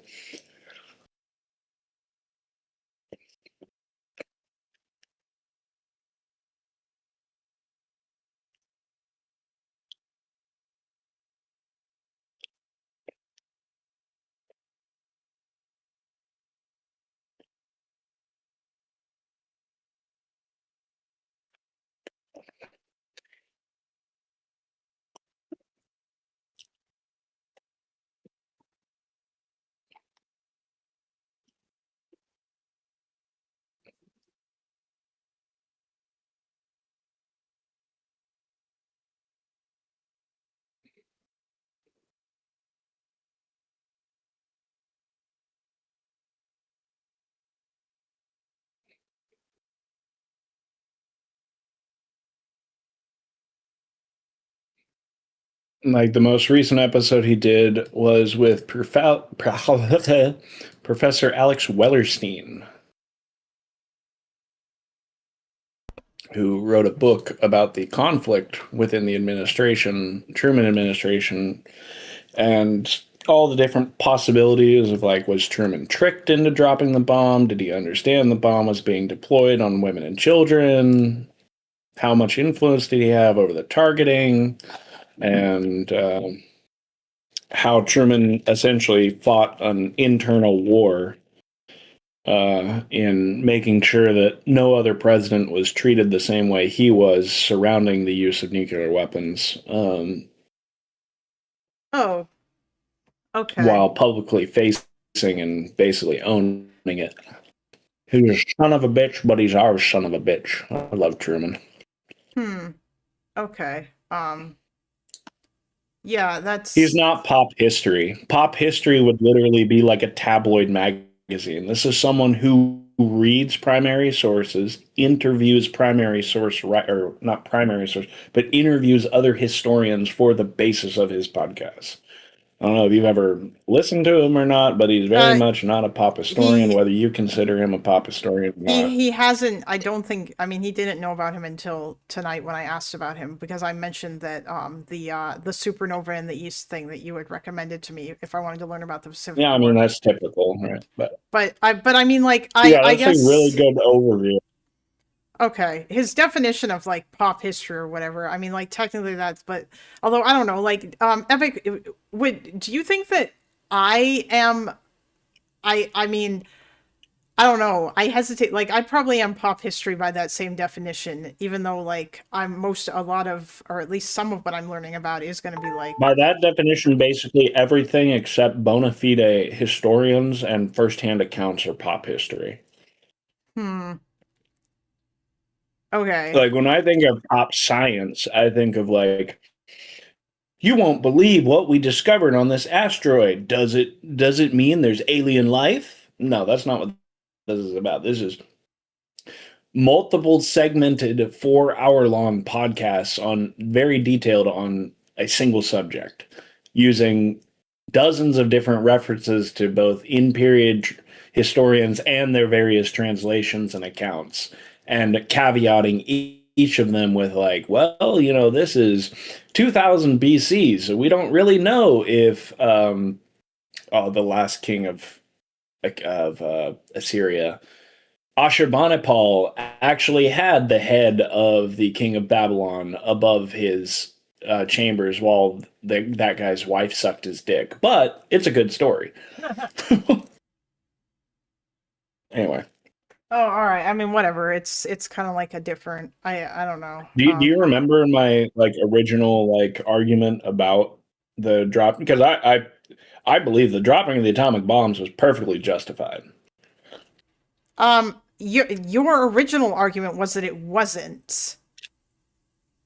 No, I've never said that. Okay, because I could have swore that your argument was that, or not that it was, or that like they didn't need to do it. Not necessarily that it wasn't justified, but that they didn't need to do it. I could have swore that was because when I came to visit you and we went and saw Oppenheimer, I swear to God that I remember that was something that you. Oh God, what a horrible movie! Okay, yeah, I mean it wasn't great. No.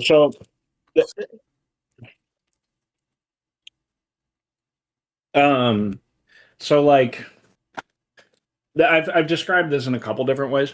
The way I would describe it right now is basically, or the way I remember was basically dropping the atomic weapons was justified, and it was the most humane option. Okay. To end the war. I could have swore that was not your initial. Or okay, so wait, what was your? Because you said your position evolved. My main contention.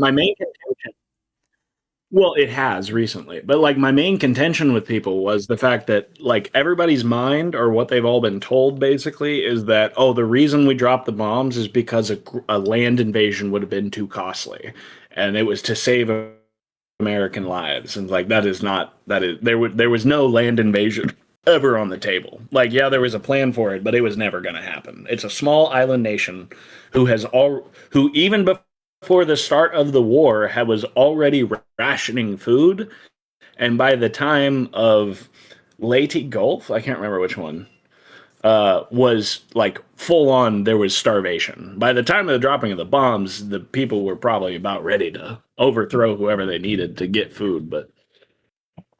Yeah, dropping the atomic bombs was the more humane option because it's a small island nation. All you got to do is blockade them, starve them to death.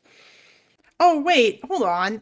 Epic, didn't you say a bunch of this same shit in the fucking Discord to me? I feel like this is a bunch of this shit is familiar, and I don't think I heard it from you, STA, because this is recent knowledge that I have.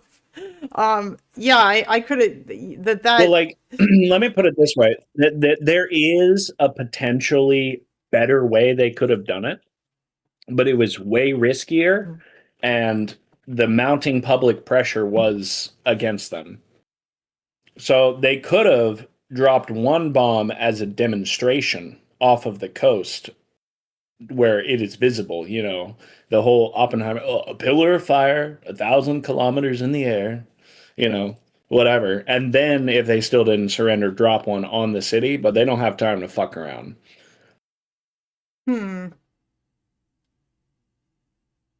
Like my change is that I somehow fell into the camp that believed the main factor motivating the dropping of the atomic bomb was essentially to scare the ever-living fuck out of the Soviet Union, which I learned is actually a very fringe position and not at all supported by the literature.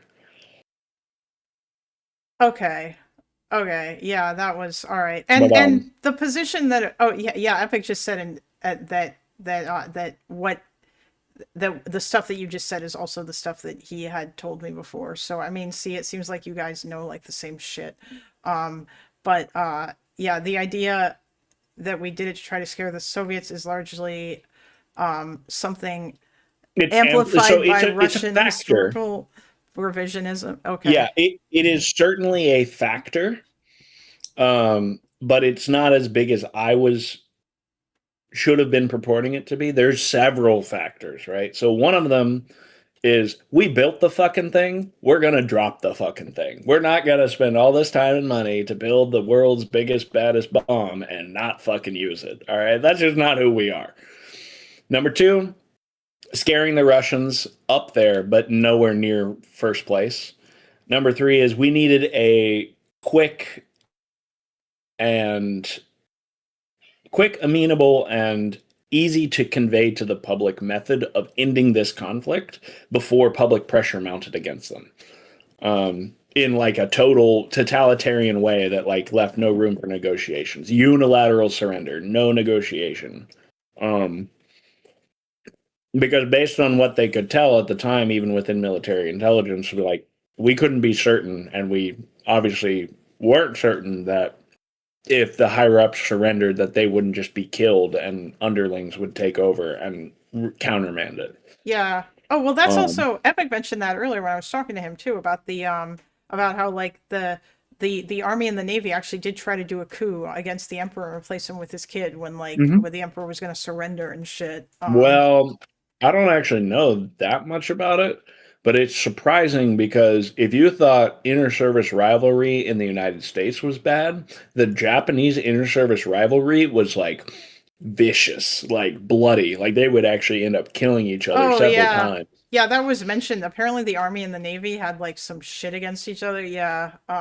Well, because the army was fucking everything up for the navy. The navy was literally just trying to keep America at sorry, I'm trying to eat a fucking cinnamon roll. The army or the navy was actually trying to win the war against America, which they had no chance of doing. Whereas the army, their entire obligation and occupation was primarily around the great sinkhole that Manchuria turned into. The army was just sucking up resources to try and hold on to Manchuria and control it and extract its resources, whereas the Navy was actually trying to repel the Americans.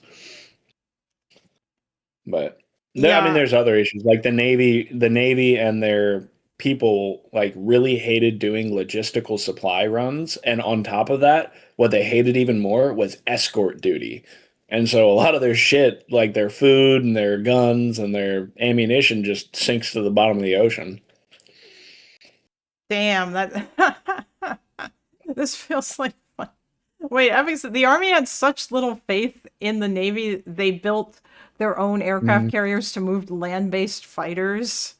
Jesus Christ. Okay, Yep. Yeah, it sounds like Pat says like the IJN and the Japanese army beef was legendary. So the only like even wilder. So what I originally thought was more forefront was a significantly more fringe position, but my own personal intelligently crafted and unquestionable opinion is that whether it was intended to or not, the dropping of the atomic bombs was essential for sending a message around the world, just like when the United States declared independence, the shot heard around the world. But send a message around the world that the notion, or the British notion or understanding of sovereignty, is over. Like, this is like, they're like, for hundreds of years, the British had their own notion of what sovereignty meant to themselves and in relation to other countries. And it was basically, you are sovereign as long as you cause us enough problems or can pose a significant military threat. Otherwise, you're bowing down, you're doing everything we say, we're going to land troops and you're going to take our orders. And the dropping of the atomic bombs, vaporized that notion at the international scale. And basically said, you don't fuck around with other countries without really, really good reason, even if they're weaker and, slower and stupider than you. Okay, and so that's what you had thought, and then okay. No. What I originally had thought was the scare the shit out of the Russians thing, which isn't as big of a factor, even if it is a factor. But no, the one I just said is my own intelligently crafted and unquestionable opinion. Oh, you mean that's one of the reasons why they did it? I mean, yeah, like, it could be. I don't know. I feel like No. Not a reason. An intended or unintended consequence, because I very much doubt there's any historical literature to support what I just said. Oh, yeah.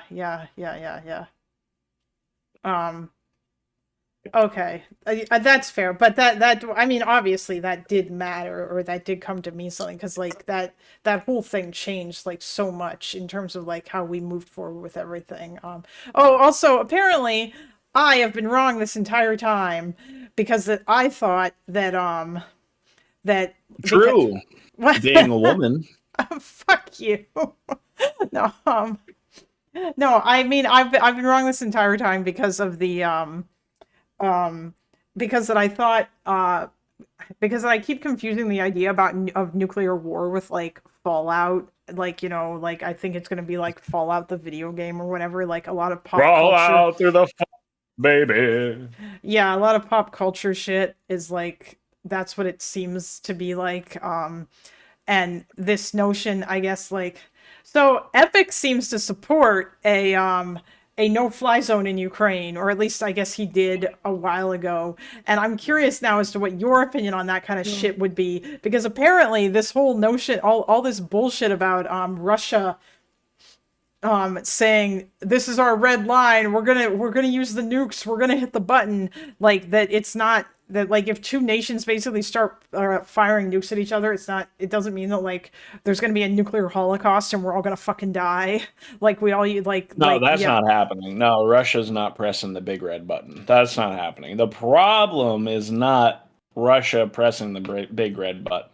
The problem isn't even like the financial or strategic logistical cost of enforcing a no-fly zone. It'd be very, very easy, and it'd be a very, very good idea. The real fucking problem is the American public will not tolerate it. They will not tolerate it. It's not politically viable to do that. It's just not. It won't last. Yeah, I know. I'm aware. That's the real problem. There's no part of that problem is the fact that Vladimir Putin says he's going to push the tickle his dick on the big red button, but that's just how because he at this point with Elon Musk's platform and everything, he just can fucking pull as many fucking strings as he wants in enough people to get to dissuade something that extreme. But yeah, wait, okay, hold on. Epic says, well, I think the bigger point would be that the risk of nuclear isolation would be incredibly low with those actions. Yeah, that was escalation. Yeah, the risk of, okay, yeah. Yeah, no, like the nuclear escalatory risk isn't really the factor to consider here. It's that the showmanship of that quote unquote escalation, which from a nuclear command and control and strategic arms point of view isn't an escalation at all, because like the primary concern now is like with strategic arms like that, or is it non-strategic? I can't remember. With nuclear arms like that is basically, are you putting your enemy in a position where they think they will have zero chance of winning and will absolutely lose no matter what? Is the weapon you are developing so fast, so deadly, so smart, so unstoppable that your enemy will have no choice but to strike first? No? Then you're probably not actually moving the escalation chain up the ladder. It's like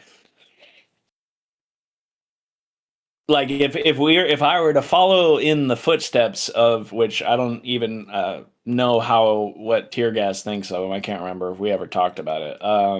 Eldridge Colby. Oh, I was just gonna say, by the way, Epic, I don't know if you were memeing or not, but Epic also seems to think that Curtis LeMay was based. Yeah, Curtis LeMay was absolutely fucking based. Grandpappy 20%.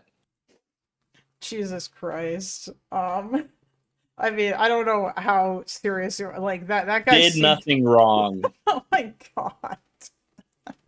Wait, hold on. Who was the? Oh, he should have packed 3 tons of jungle jelly into those B-29s rather than 2. Oh my god. Now I feel like he was no, criminal? Tear Gas. It's not a war crime the first time, okay? It's not a war crime the first time. Listen. It's only a war crime if you lose. As a resident of the country that contributed much to the Geneva checklist, I concur.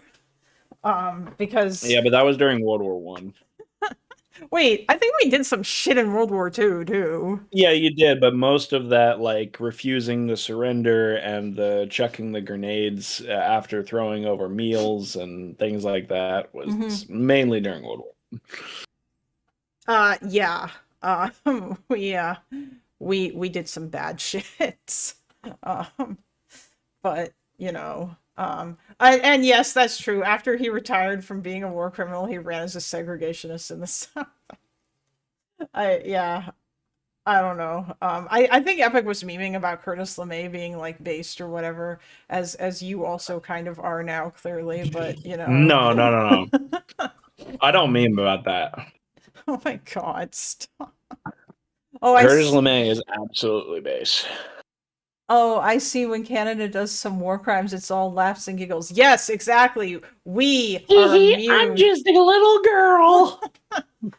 Yeah, and if America invades us, we'll all be out in the woods with our fucking sniper rifles, and we'll commit some more war crimes. Here, you need to click this link I'm gonna send you. Oh my god. It's another, and yeah, tolerate the music. What? Oh no.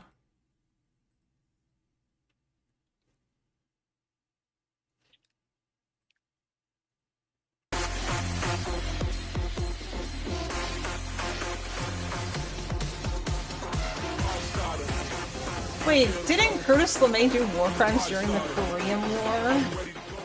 No.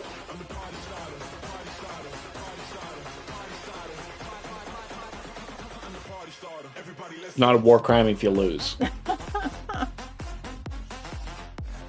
In his own words, he said, if we had lost the war, we'd all be prosecuted as war criminals. But well, I mean, yes, back then, you're right, it wasn't a war crime if you lose. Nowadays... Put the quote on the screen. I want to see the father of strategic bombing. Wait, what? Shine. I did. Oh, shit. I'm sorry. Jesus Christ. I forgot to switch my scene again. I'm stupid. Fuck me. Here. Wait, oh, he did the bombing of Tokyo? Oh, okay. Yeah, Operation Meeting House. This was hit because the person above him was removed from command because he was failing so hard, and LeMay was seen as such a radical. They gave him basically complete authority to do whatever he want, and he got results. Oh, 7 million man hours destroyed in one night. He firebombed Tokyo? Okay, yeah, that was some brutal shit. But yeah,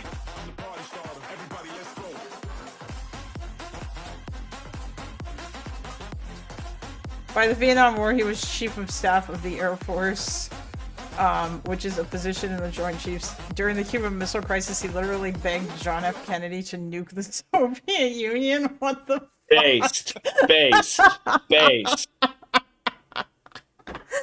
Hey, back then, would that not have then equated to like actual nuclear holocaust? Like, were nukes not like that at that point in like the 60s? It would have been nuclear holocaust, Okay. but it would have been primarily on Europe.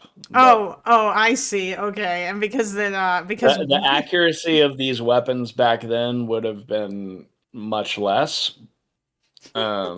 Like with like a circular error probability of like a couple miles, but now we can get like circular error probability of like inches. So yeah.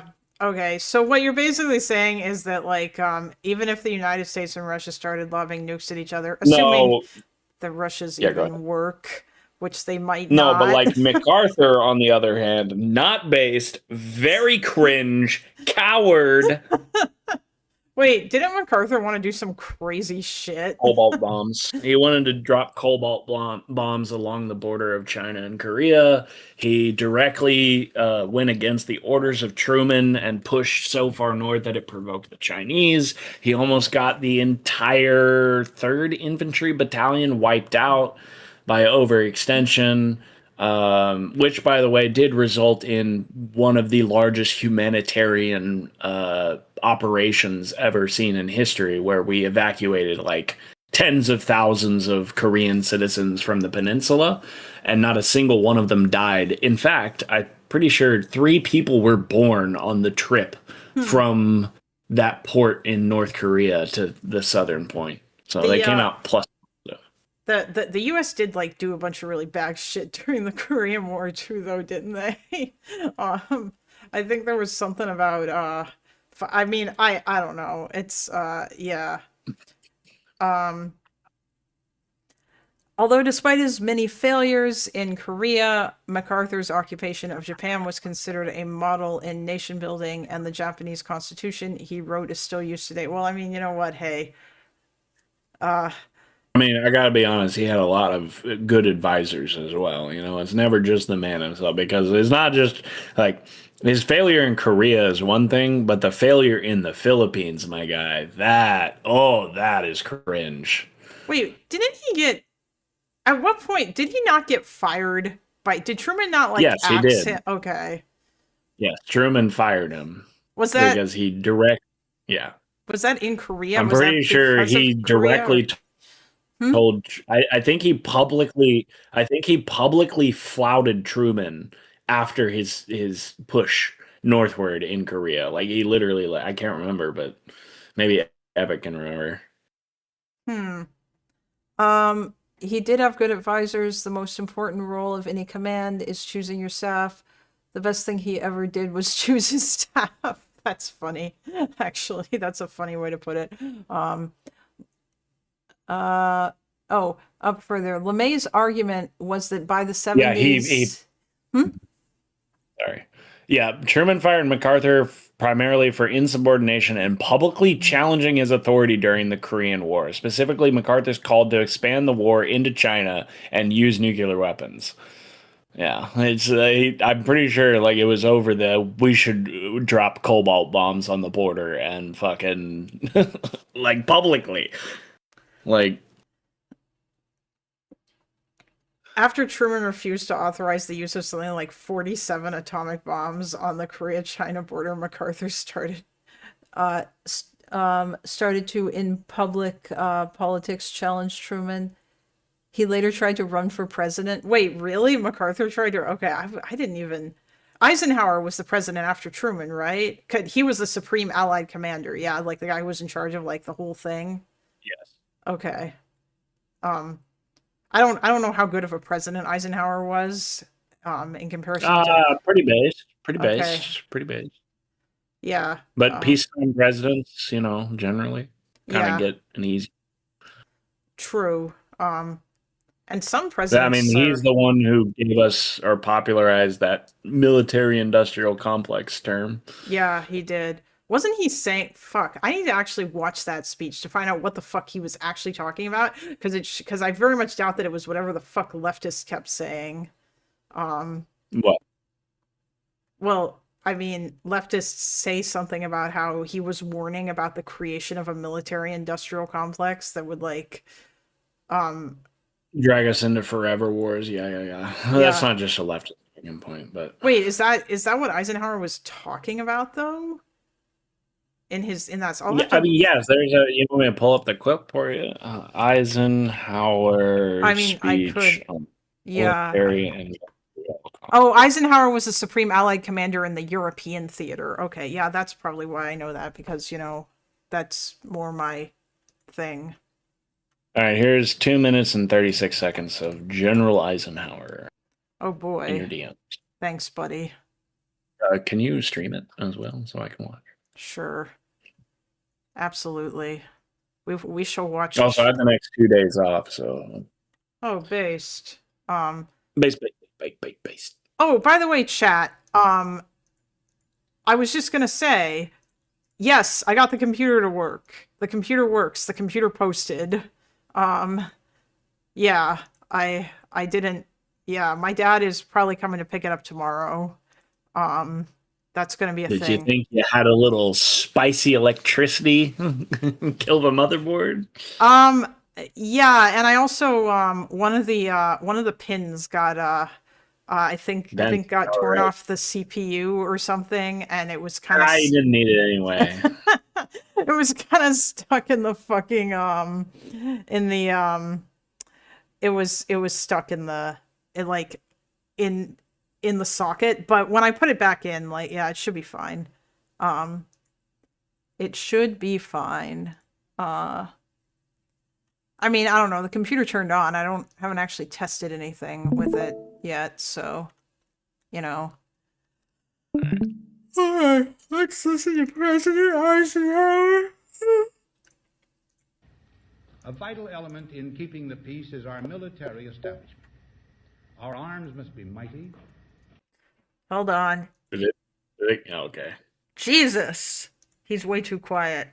Oh, wait, that's my fault. It's because I turned the fucking volume down. A vital element in keeping the peace is our military establishment. Our arms must be mighty, ready for instant action, so that no potential aggressor may be tempted to risk his own destruction. Our military organization today bears little relation to that known of any of my predecessors in peacetime, or indeed by the fighting men of World War II or Korea. Until the latest of our world conflicts, the United States had no armaments industry. American makers of plowshares could, with time and as required, make swords as well.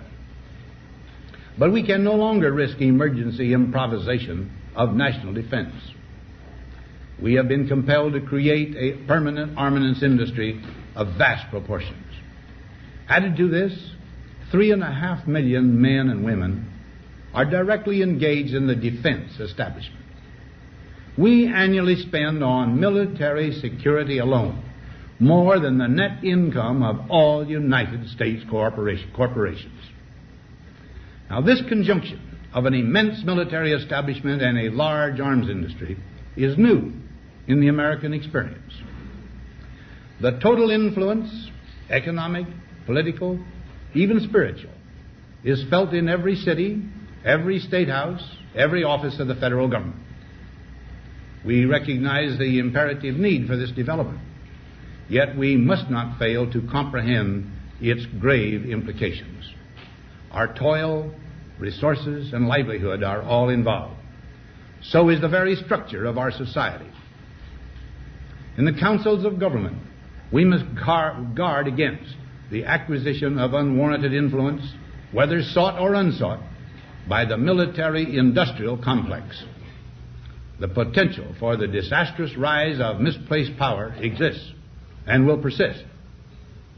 We must never let the weight of this combination endanger our liberties or democratic processes. We should take nothing for granted. Only an alert and knowledgeable citizenry can compel the proper meshing of the huge industrial and military machinery of defense with our peaceful methods and goals, so that security and liberty may prosper together. Now, I don't know about anybody else, but I, for one, have no problem signing my loyalty over to Lockheed Martin, Raytheon, Boeing, Bay Weapon Systems, GE. You know, I got no fucking problem.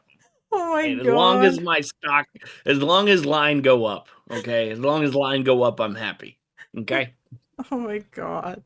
I mean, I feel like what he was talking about there was actually considerably more like nuanced than oh, be careful about the military industrial complex. It bad. No, he was like, it's fucking really goddamn important.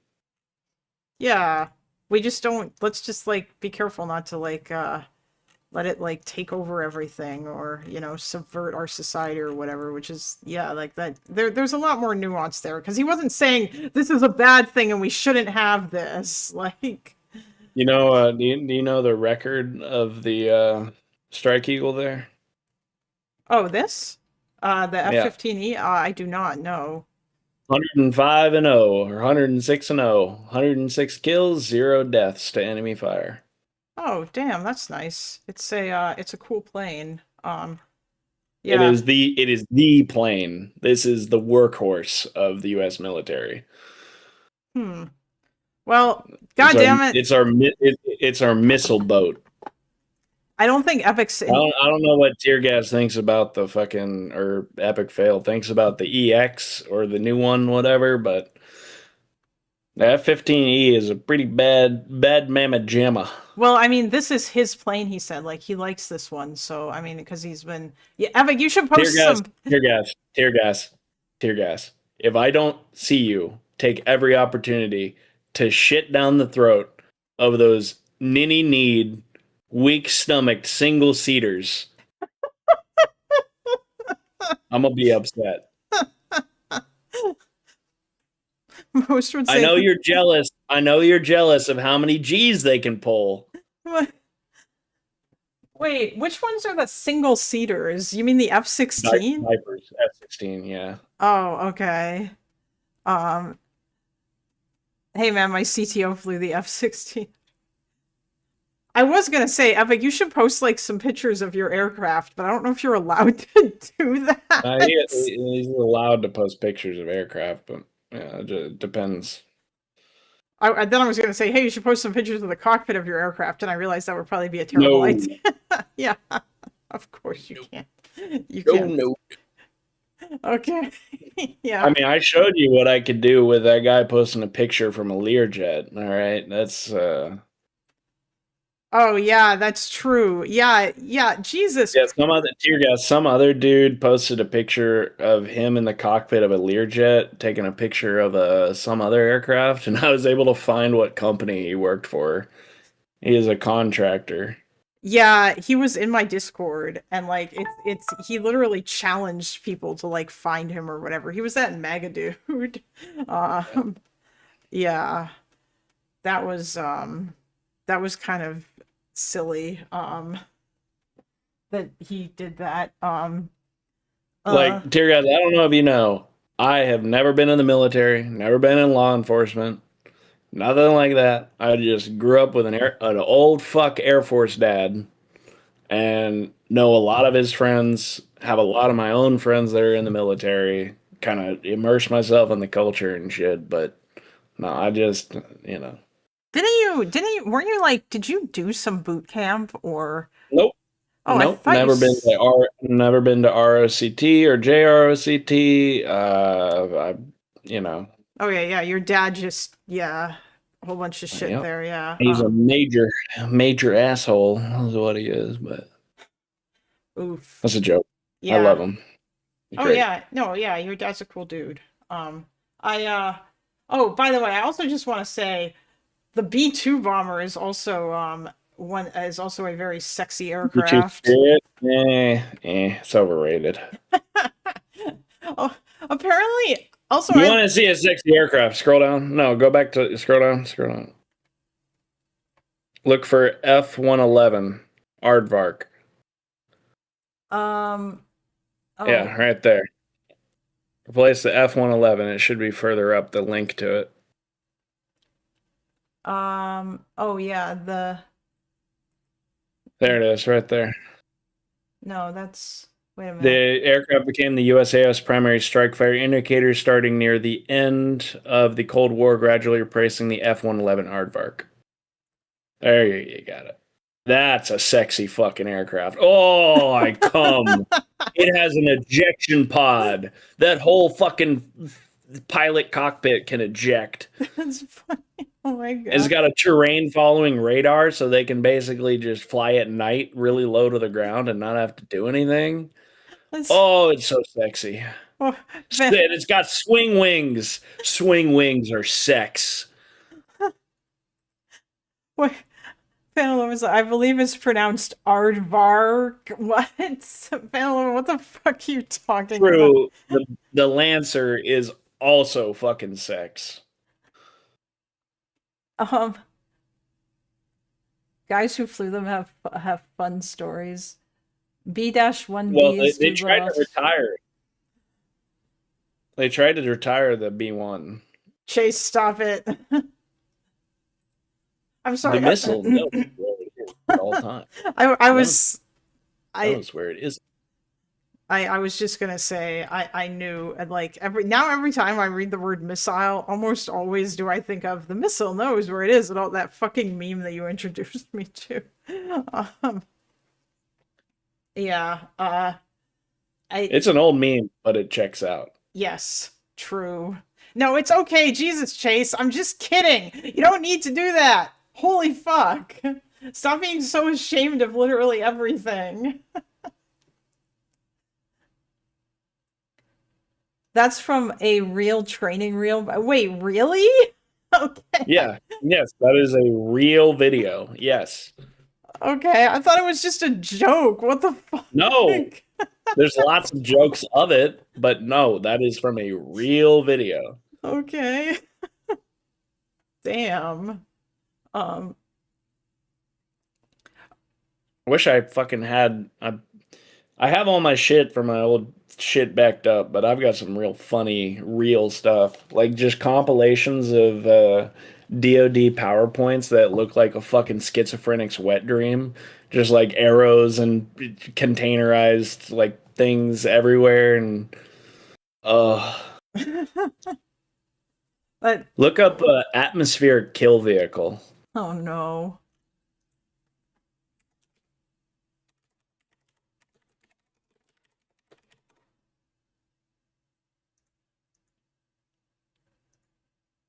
Look at the video. Do the video. Oh, you want me to? Oh, Yeah, you're not gonna be able to tell what it is. It is. this? Do the second one. Okay. Oh, my screen is still shared. Okay. It is? Okay. Sorry, I wasn't looking at it. Skip over that. With no pilot to compromise performance, even more unusual craft and propulsion systems have been designed and tested. This incredible machine was originally designed to shoot down nuclear missiles and satellites. Yeah. Just 12 inches long, gyroscopically balanced, and with thrusters at key points around its body, it is capable of instant changes of direction. There's the meme there. Cover. Just 12 inches long. What'd you say? I said there's a good meme there. That just 12 inches long, gyroscopically balanced. This is so like. This is some fucking next level physics shit right here. I promise you. They put a lot of fucking time into this. Do you think that they would have actually been able to shoot down nuclear missiles with this? This just Yes. seems okay. Yes. The problem is where you shoot it down. Oh, okay. Oh, Epic is or Tear Gas is commenting in chat again. Like, okay, this is the intercept. What the fuck? ballistic missile is a ballistic missile. Oh, right. Okay, Jesus. I keep forgetting that the nuke is So, the thingy inside of the yeah. The problem is where you shoot it down. Most of the interception is planned around and can be most easily done in the terminal phase of a launch, where it is on its final approach. The problem is, by the terminal phase, there's not just a missile anymore. There's most likely multiple warheads and multiple decoys. Well, damn. Now, you can do all the defense economics calculations you want, and it would definitely be worth it to even take out one warhead and a bunch of decoys, because human life is more valuable than anything, right? But it's just not feasible. Okay. Wait, this is an exo-atmospheric interceptor. It hits the warhead in space. But it has to be in the right spot at the right time. And you have to assume that the technology, like, you have to kind of assume that they don't haven't already concocted up a way to avoid it and all this kind of shit. The best way to kill them is when they're in the fucking booster phase. Oh, you mean when... Yeah, before they go... Okay. Right. Yeah. Well, the best way to kill them is when they're in the ground, but... sans that. You know, sans a first strike. You know. Oh. Yes, I just did. Hold on. Oh, yeah. Missile Defense Agency. I would just put this in stream suggestions. This is all just... Because he was talking about the kind of shit that the United States used to stop Iran's ballistic missiles to help Israel during the 12-Day War. I don't know about the 12. Wait, is that the name for the Iran one? Yes. Yeah, it is. Oh, well, yeah. It's fucking Aegis Ashore, THAAD. Oh, yeah, I see, yeah. Yeah, they use that stuff to, because apparently those were This like... was the first... No, the first successful deployment of Aegis Ashore was in Saudi Arabia, I think. I can't remember, no. No, it wasn't Israel. Yeah, it wasn't Israel. No, it was THAAD. There was the first successful deployment of THAAD by the United States. I'm pretty sure Saudi Arabia or somebody else did it first, but it was... Okay. The thing, in my opinion, Epic is very welcome to disagree, but the thing that the United States excels at, and what my dad spent the vast majority of his career doing, is detection. Sensors. Being able to identify and track targets and to eliminate clutter from those systems so that you get good target reads and good tracks. Like, everything else is simple physics, make thing hit other thing, but detecting them at range is the most important part, and we do it better than anybody else in the entire world. But also good at large network and battle space management. I assume he said network. Epic, I'm assuming that Yeah, I mean, it's a different walking on your convergence of factor. Like detection is very, very important. But at a certain point, you can detect everything you want, but if you can't coordinate fire, you're going to be wasting a lot of fucking money, because everyone's going to try and shoot down the same thing, right? And then a lot of other things are going to get through. So that Aegis is a fully integrated network system that allows every single ship to talk to every single other ship, and they can literally just be like, okay, I'm going to shoot at this one, you shoot at that one, I shoot at this one, you shoot at that one, he shoots at this one, kind of thing. It's that's pretty fucking base. Damn, that's there's and I'm pretty sure it can even communicate along with Aegis Ashore as well. Oh, there's something you guys might disagree with. The China thing. the invasion, or sorry, China attacking I thought you said Taiwan. we agreed. I thought you said we agreed on that. No, you and Epic might disagree about the invasion because I think Epic is very sure that it's going to happen, but you seem to be less sure. Actually, no, I'm sorry. Epic is sure that it's very gonna. sure it's not going. Yeah, Epic is he seems, or rather he's fairly sure Didn't that you like have a VC with him earlier? I thought I accidentally clicked in while I was at work. yeah, I did. Yeah, he was in the stream for a while. We were talking in here for a bit, him and another dude. Yeah. Yeah, I was listening to music and then I hit the next button on my phone, and instead of just playing the next thing in the playlist, it just skipped to the your stream as a suggestion. I was like, Oh, so you heard part of it, but not all. Okay. I heard like 10 seconds. All I saw was that Epic was on here with some other dude. Oh, okay. Yeah. No, it was, I mean, like, I guess he seems to think that, the best way to stop this from happening would be for the United States to actually, like, get its shit together in terms of, actually properly preparing to take on China in order to deter them from trying to invade Taiwan, because otherwise they might actually fucking do it. In my opinion, you know, if you want me to don my Captain Hindsight underpants and cape, would be we needed to have a swift and immediate response to the invasion of Ukraine and give them a crushing, utterly humiliating and embarrassing defeat. Yeah, I think he agrees with that too. I mean, because I mean, like, fuck. Back in 2014, they should have. Yeah, Epic just said in chat, correct. He said should have been Georgia in 2008, but America didn't do anything. I was too young, so I mean, I haven't. I mean, I kind of agree too, but I don't know enough.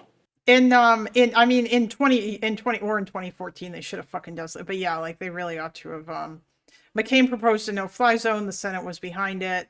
Let me guess, Bush decided not to bother. Where was Biden at this time? All right, I needed my boy Biden. I needed him to get up there and give a speech 10 times as good as the one he gave about Serbia. That was good shit. We were watching those compilations, David and I. I think Epic was supplying NATO wave compilations to David during that stream a couple days ago, because I was like, I need to hear Biden being like fucking based, because young Biden was based. Obama won. No, wrong. Biden is based. Okay, you know what? Young or old. That's true, mostly. Listen here, corn pop.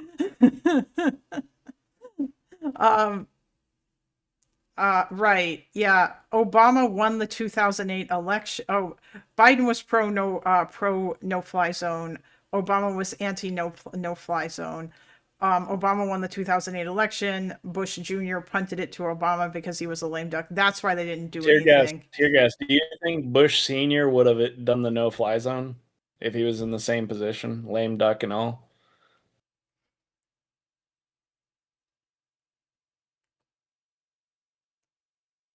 I love my HW.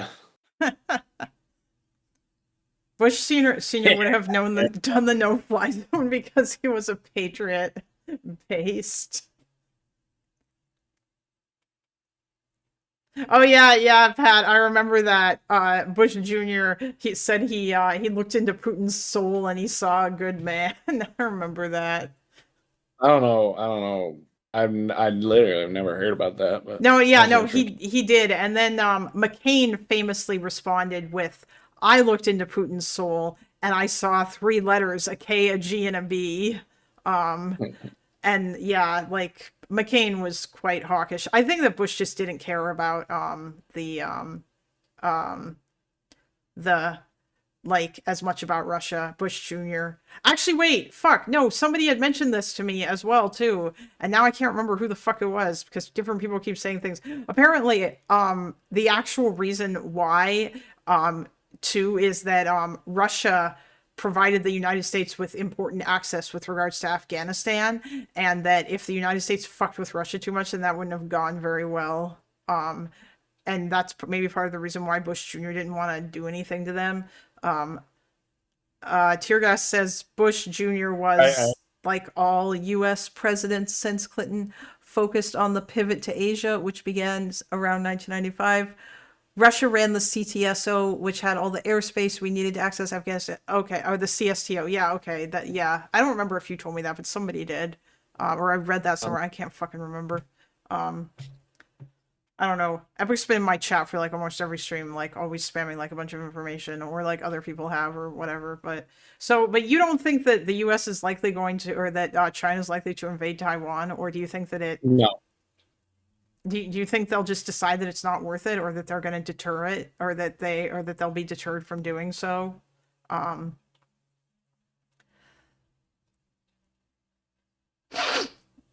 I to give you a more detailed answer, I'd have to go dig more. It's been a while. Oh, but okay. unless something has dramatically changed, no, I don't think it's happening. Okay, I mean, maybe stuff has changed. I feel like people are talking about it a hell of a lot more, but I don't know. I just don't think it's a very difficult probability for the United States to be able to supply the defense of Taiwan enough to deter Chinese aggression on the main island. They're probably going to try to take more of the outlying islands, or, establish claim or something on them. But the words in my mind are unmanned hellscape. I do know, through all the war games we ever do on this shit is within 24, I think even Tear Gas, Epic brought this up in our previous discussions, was basically all the war games show that the United States and China deplete their entire magazine of long-range missiles and everything within 48 hours. I think we just blow it all in one load, basically. 72 hours or something. Yeah, that was something that because I asked about that earlier tonight, but I guess you guys had previously talked about that, because that's something that I remember you brought up a lot, and yeah, that's kind of. But the issue is that the bigger concern to me, which I think he's about to mention, is the fact that China is pretty much already achieving or on the cusp of achieving a fully operational blue water, carrier strike group. They're. I think I remember him posting me a bunch of stuff about them running pretty extensive operations with a lean carrier strike group, essentially. Yeah, and also they can manufacture a ton of shit, apparently. I mean, or they might be able to refuel their shit faster than the US can, but that was why I had said America. Naval procurement has been broke for a long time now. Patrick. I never got your opinion about Donald Trump's fucking battleship bullshit. Or the fact that it shouldn't be called a battleship, apparently, but it was basically something that was been in the works. Or I don't know how much. That thing is never being that it's totally fake. There's nothing real about it. There are real parts of it, like the railgun is real and shit like that, but it's just not. It's not happening. That's not happening. It's just so fucking retarded. Oh, you mean the picture that they posted of it? It's literally all AI. They put the CWIS in between the two towers. It has no ability to defend that ship. Oh, so it's the ship. I think Epic mentioned to me that there was already plans in place to build more shit, because apparently the U.S. Navy needs to build more shit. But it's a decade too little, 2 decades too late. Trust me. Yes.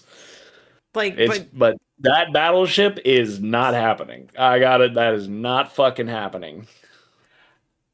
Okay, so that wasn't the art is stupid. Having said okay, the AI generated art has nothing to do with what Congress is going to vote on or what the Navy is proposing. The actual program requirements by the DoD are a thing, though. Okay, yeah, but the DoD can shit up program requirements all day. That thing's not getting built. You could build. I'm pretty sure you could build 3 brand new Arleigh Burkes for the cost of that thing, with less crew, less displacement, more VLS cells. Oh, was that the other thing? Oh, yeah, well, yeah, Congress might not even vote for that shit. They probably They won't. absolutely will not vote for the Trump ship, the Trump battleship. Okay. They won't even vote for the 3 Arleigh Burkes that I just proposed. It's just a fucking. Yeah.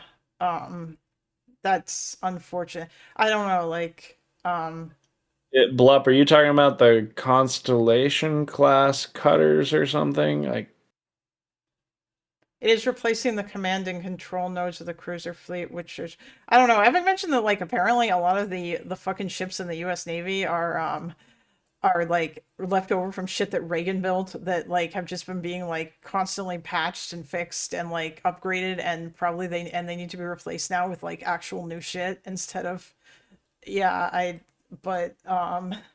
that's like I don't know. I don't know if there's the political will to do all that stuff. I thought because it seems to me, based on like that conversation that I had earlier, that the United States needs to find its World War II military industrial complex No. spirit again or some shit and start building stuff. Maybe not to that scale, but in order to compete with China properly. No. Or do you not agree with that? Wait, No, not at all. That's not one. That's not happening. 2, that's not what we need. Well, I mean, it's probably not happening. No. You did get the F-47 funded. Is that the new one that Lockheed unveiled? Was it Lockheed that unveiled that? Unless I'm fucking retarded, they haven't unveiled shit for real. Oh, okay. Well, hold on. What is this? All I saw was that it has the number 47 in it, and I feel like that's just because Yeah, they talked about it, but when you say revealed, oh, it was from Boeing. It's replacing the F-22A and F-15C. yeah, it's part of the Next Generation Air Defense Program. Oh, okay. The B-21 Raider is already out there, but it's Lockheed built. Martin and F-35. Yeah. Did they? I remember a shit post on 4chan that made me laugh so hard, and it's like they unveil it and there's nothing there, and they wait a couple minutes, and then they click a button and it's fucking invisible. It's like the fucking Wonder Woman's car or whatever. They click a button and it unstealths. Oh yeah, I think God, I could have swore that I remember that there was something that I saw. Actually, you might have been the one who I was don't think that's a watching. real thing. I don't, unless there was a video to account. I don't think that's a real. Oh no, thing no, right there. no. That was I think that was a meme. But although I do remember, I think Yeah, this is an artist rendition. It's not a real thing right now. It's just a program.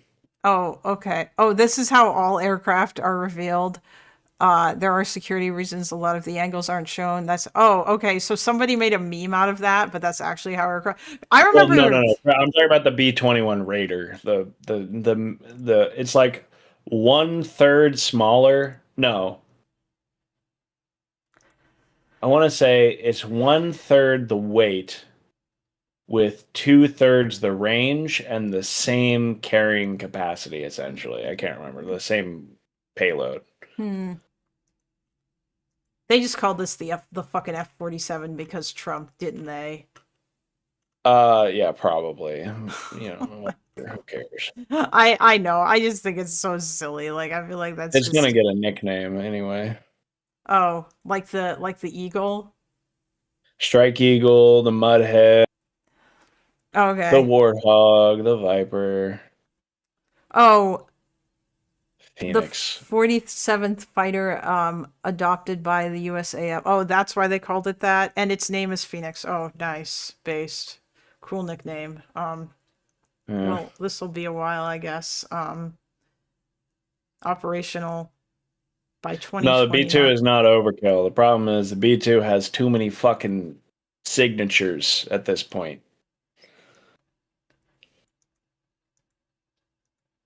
Isn't it I mean, I don't know, the B2 It's been pinged too much. Oh.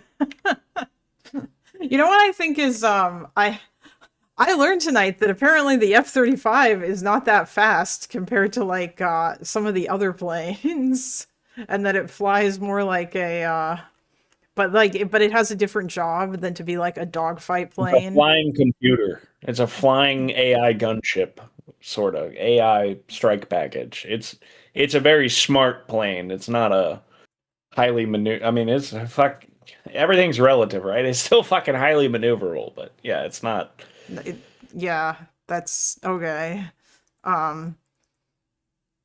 Yeah, that's what I did not know that. For some reason, I thought that it was like basically the same thing as like all the other airplanes, except faster and smarter. Like it's like epic, but yeah, but you know, obviously the F-35 is still a really good airplane, but yeah, It's the best airplane. but it costs more money than it should have. But that doesn't mean that it's not No, bad. it doesn't. No. You're fucking listening to bullshit from Pierre Spray and the other fucking retards who made that goddamn movie that was fucking bullshit. Oh, that's what Laser Pig's video is Saigon about. War? No, Yeah.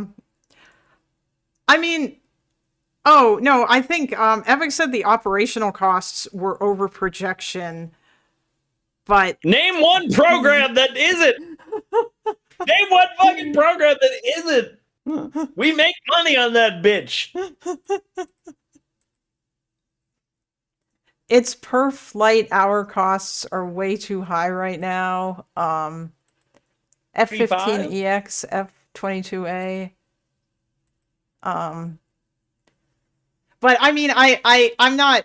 I obviously like that shit is still like way overblown in comparison to, you know, like people overblow that shit to try and say that the F-35 was therefore a waste of money. Like that's what like leftist people like to say about it, which is, you know, obviously that's fucking stupid, but I'm saying they need more money in the budget to make up for the fact that the costs are higher, its readiness rates are lower, so we need more. Sorry, that's You know why I hate Obama? Why? He's a fucking no good sequestration individual. Oh, He you mean sequestered that fucking budget. Yes, I did do the meme, but anyway. yes, I know, but okay. Panel even just said Obama is satanic. Jesus Christ. You fucking warhawks really don't like Obama. I'm just kidding. I shouldn't call you warhawks. I look. I don't care. You can call me a neocon, warhawk, you know, baby killer, Whopper Jr. Whatever you fucking want. Yeah. Okay. Well, what I'm saying is, As long as my line goes up, as long as my fucking Vanguard Defense ETF keeps improving, right?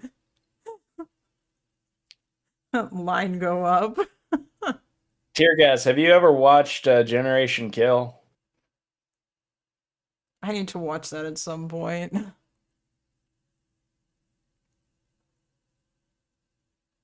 Have you invested in Mitsubishi Electric? You should. Goodbye. Check out the recent performance.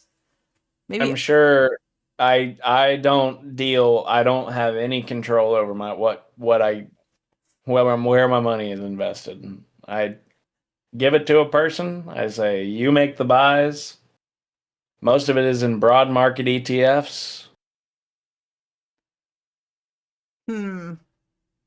Oh, okay. Yeah, you're you do that thing. I remember. It's probably the best thing to do because too many people don't have the stomach. You know what? I'll check out the Mitsubishi Electric thing. Although I'm one of those people who likes to buy stocks when they're low and then sell them when they're high. You know, like I made some money with oh god, I wish I'd invested more in that fucking Broadcom stock. I could have doubled my money instead of just making $1,000. Or you can invest in ETFs instead of trying to time the market, simply have time in the market. Even now, in 30 years, you will probably... What is... all right, hold on. Oh, fucking interest, compounded interest calculator. Oh no. Initial investment, let's say $15,000. let's say you're only going to contribute $150 a month over 30 years, estimated interest rate. Let's just do a very conservative 7%. I don't want to go down to 6.5. Interest rate variance range Bring out the calcs. to compound frequency annually. Calculate. In the next 30 years, you could have a mean of $300,000, a maximum of $450,000, or a minimum of $200,000. Oh. If you just invested $15,000 today in a broad market ETF with a monthly contribution of $150. Do we even have ETFs in Canada? I'd have to fucking It check. don't matter. Buy U.S. stocks, bitch. Yeah, you're right. I can do that. You know what? I haven't dealt with that shit yet. Okay. Yeah, become an American citizen and get your passport. Yeah, I know. I need to do that too. Although I don't know how well that will work out right now. It don't matter. Might as well start now. I mean, you know, with Trump and all that shit. Oh no, I don't know what you're talking about. Surely you meant because fuck. Your country might be. You know what? Actually, Still the most valuable passport in the world. Okay. Yeah. Epic, for context, my mother is American, and it seems that I just need to fill out a form and submit some documents, and I will instantly get U.S. citizenship. Well, then do it.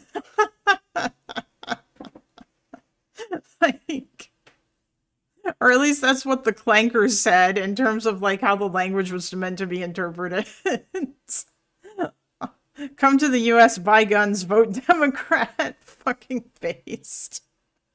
Be gay, do crime. I mean, guns are fun. I did enjoy that. I had a lot of fun with the guns. But yeah. Nah, I like America. Although if I were to move to America, I'd have to make sure that I came back to Canada every 5 months or so I didn't lose my glorious Canadian healthcare. Because otherwise you lose your shit. But I mean, that's not a huge thing, you know. I don't know. Maybe I should do that. I mean, shit, I got Blue Cross Blue Shield now. They're paying for my therapy. They paid for my ER visit last week. They're one of the better ones, so. I'm not gonna go to. Listen, if I moved to the United States, then I'd probably live in Texas because that's where all my friends in America are, including you, SDA. Like, there are multiple people that I know who live in Texas or around that area, so I'd probably just live there. We have pretty good healthcare in Texas, surprisingly. Well, general healthcare. Maternal care? Oh, fuck no. Don't have children in Texas. Go to another state with your baby. You would live under the Abbott regime. Big mistake. Oh, yes, this is one area where the two of you might go to war. Epic lives in California.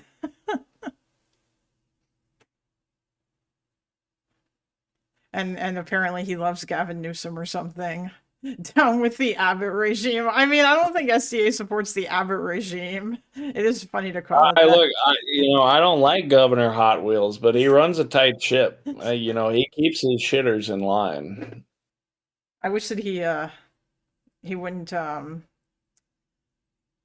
don't know. I wish he would park his fucking roller skates a little too close to the ledge of a staircase, but fuck. Yeah, by the way, I didn't even know that he was in a wheelchair until fucking Crockett made that joke. I was not even. Everyone currently here and typing in chat, raise your hand if you know the story behind how Governor Abbott was crippled. I think I vaguely know what you're going to say, but I'm not going to say anything. Also, nobody type it out if you know. Just say yes. Oh, okay. Chase raised his hand. The free market kneecapped him. I did do it, correct. Governor Abbott one day was going on a run in the morning after a big storm, and he was on the sidewalk, and a tree from somebody's property fell on him and crippled him. He then sued that person for millions of dollars, won that lawsuit, used those funds to run for governor, won the governorship, and then pushed and passed and signed legislation into law banning the ability to sue people for that kind of injury. Jesus Christ. What a fucking dick. That's so... Well, to run for governor. Oh my god, you guys...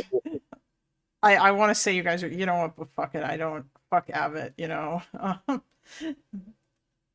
This is why the Texans must be made to understand Newsonian thought. Oh my god. Okay, yeah, now Everett's gonna start fucking doing his weird California memes. But yeah, I just don't have anything. Like, look, I had one possible fucking trump card, but that was killed during the last session. All right. Wait, which last session? Texas session. Oh. Legislative. Hello, David. Because Texas was planning on silence Jew. Isn't it? What? Are you streaming at 1 a.m.? Yes, I am. I'm so... Wait. It's not Did 1 a.m. something happen? everywhere. No, nothing happened. I'm just fucking I just chilling. got home from work and Did we bomb Iran? No! Not everything Fuck. is about bombing Iran. Jesus. Don't I'll you check have back some in tomorrow. studying to do, little boy? Good night. Good night, David. Wait, David, before you go, it's What? unlikely that bombing Iran is going to happen, okay? As was explained earlier this evening to me by Epic Fail, the guy who you look to for all this information. The United States does not have the shit in the region right now, and if they were to bomb Iran... Threw a couple rocks. That's actually funny, but I messaged put you in a box bomb. I messaged Epic Fail this first when he was much more hawkish about Iran bombing. Us bombing Iran. I messaged him that without the carriers in the region, I don't think we have the okay, like, so you already defensive knew capabilities. that. Yeah, Yeah, because otherwise, like, Israel and other allies could potentially get fucked because there's not enough American shit there to fucking deal with that. But the U.S. could still do other stuff. The like biggest risk would be cyber U.S. war. allies. Yeah. Yeah. The most likely thing is at the moment would be a cyber warfare attacks and and psychological warfare in terms of like putting on a communications on all their channels that tell people to go out and give them exact time and location and where to meet up to actually coordinate an attack or coordinate the protest and make it much harder for the regime. Yeah, there's other shit the U.S. could do. Don't have to, like, blow shit up, even if it's fun. I mean, they eventually really need to, but it's going to take time. I don't think the IRGC is going to be defeatable without that, because at the end of the day, unlike Syria, this is not a country where there are multiple factions with weapons. This is a single faction that has all the weapons. So the only way to weaken them enough is to actually strike and take out a bunch of high level commanders and shit in order for Iran to be shitting themselves, and also to keep them busy trying to defend themselves from not being killed, so that the Iranian protesters have more time and more freedom David, to I got move a around plan. without being murdered. Chase just gave me a brilliant fucking idea. We help a bunch of Kurdish rebels truck themselves into Iran. And the plan is not to have the Kurdish rebels actually do anything, but it's just to bait Turkey into trying to bomb them, but they're standing right outside of Iranian Revolutionary Guard facilities. Absolute brain blast, Jimmy Neutron Giga brain type shit. That's Anyways, yes. my brain's melting. I studied till like 11 p.m. today, so I'm gonna go to sleep. Good night. You're gonna fail. You're gonna fail. You're gonna fail. No, You're gonna you're fail. not. Don't listen to Bomber him. Ram. I was just about to say goodnight, So David. yeah, but- I'm about to go to bed too. But the one trump card we had, or the gloat piece, would have been David, what the fuck are you doing? One last and one final. Bomber ran. Good night. God damn, that guy's got M Israel high, M Israel high, M Israel high, high, high. Whatever. Okay. Yeah, the was that Texas was planning on building a high-speed rail from Houston to Dallas with one stop in College Station. But the budget fucking ballooned to almost $40 billion, and it was clear it was never going to get built, so they just canceled it. So fucking mad. Oh Like, damn. we had a shot to do it on time and under budget. Well, that sucks. Yeah, I mean, I don't know. It seems like honestly, the fucking that fucking redistricting shit is pretty crazy. Didn't it not happen? I thought it didn't happen. No, it did. Texas passed it. They're gonna do it, and California passed theirs, and they're also gonna do it. But there were other Hell yeah. states that resisted doing it. Hell yeah. Oh wait, hell no. No, I mean there were other states that resisted doing the redistricting. Like Trump was trying to bully them into it, and they said no. Or like they couldn't get it to Oh, pass. So that's good. I mean, and California is going to do their redistricting, but yeah, I mean, I'm hoping that it won't. I don't know. That shit's fucking insane. Basically, the Supreme Court said that it was fine, and they're like okay to do it. No, they didn't. The Supreme Court did not rule against Texas. They allowed it to go forward, which I do not fucking understand. I don't understand how doing redistricting or gerrymandering for political reasons is not illegal. But apparently it's only illegal if you do it for racial reasons. It's because there was no intent shown to do it for racial reasons. They were like, it's fine. Yeah. I don't get it. It's fucking stupid. The only redistricting in Texas I support is first, we have to make a bum rush for that, I can't remember, the Air Force base in New Mexico that holds all the nuclear weapons, seize that, get them primed and ready. Thankfully, we still have the Pantex plant to manage them. And then using that, we force Nevada and Kansas and Colorado to give us that big, long, skinny strip of Texas we gave them back. We gave up when we joined the United States. And then we declare independence and become the Republic of Texas once more after reviving the legend that is Sam Houston and having him rule us for a millennia. Okay, hold on.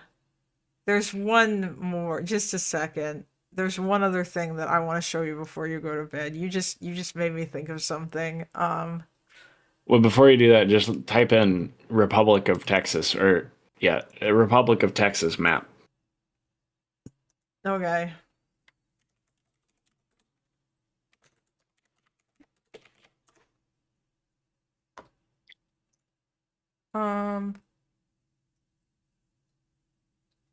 Yeah, that second one. Or any of them, really. But you see how it goes all the way up to the fucking... Damn. Yeah. He's a big boy. That is huge. I did not think that it would be that large. The only thing I don't want is anything that Oklahomans and their shit-fisted red skin have touched. Excuse me. That was probably a little insensitive, but... Jesus!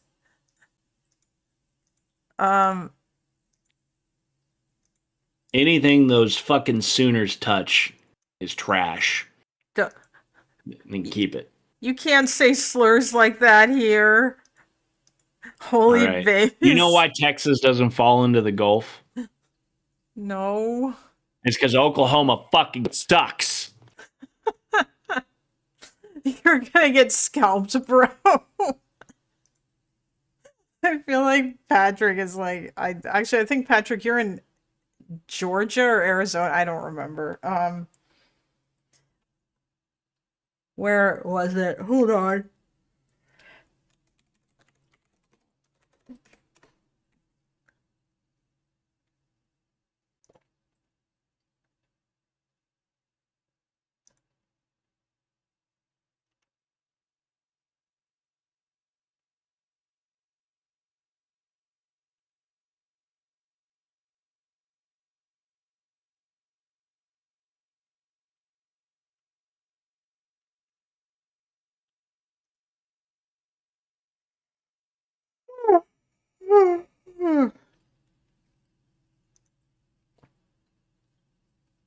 Good morning, class.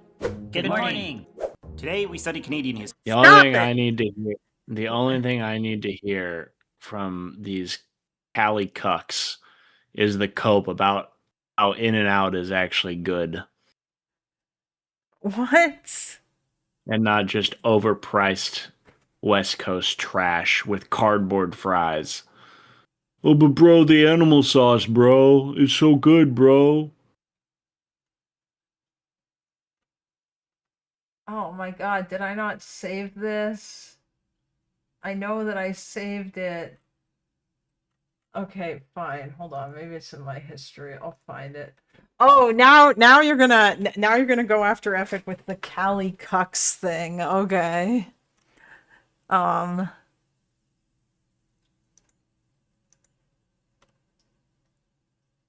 do you know, Chase? How you know? You won't touch anything that isn't 20% off. Doesn't Chase live in Georgia? Is that why you're saying this? I was making a Jew joke. Oh. But he's not Jewish. Fooled me.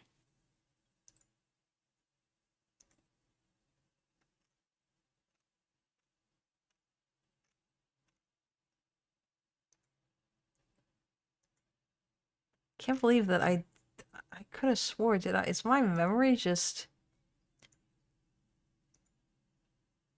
Ain't no Jews in Georgia. Really? There aren't? That's what Project PAC says. Oh, okay.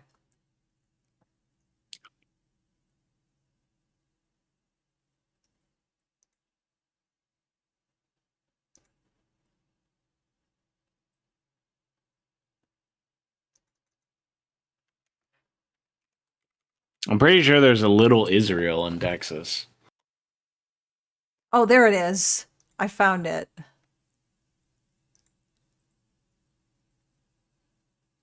Burleson.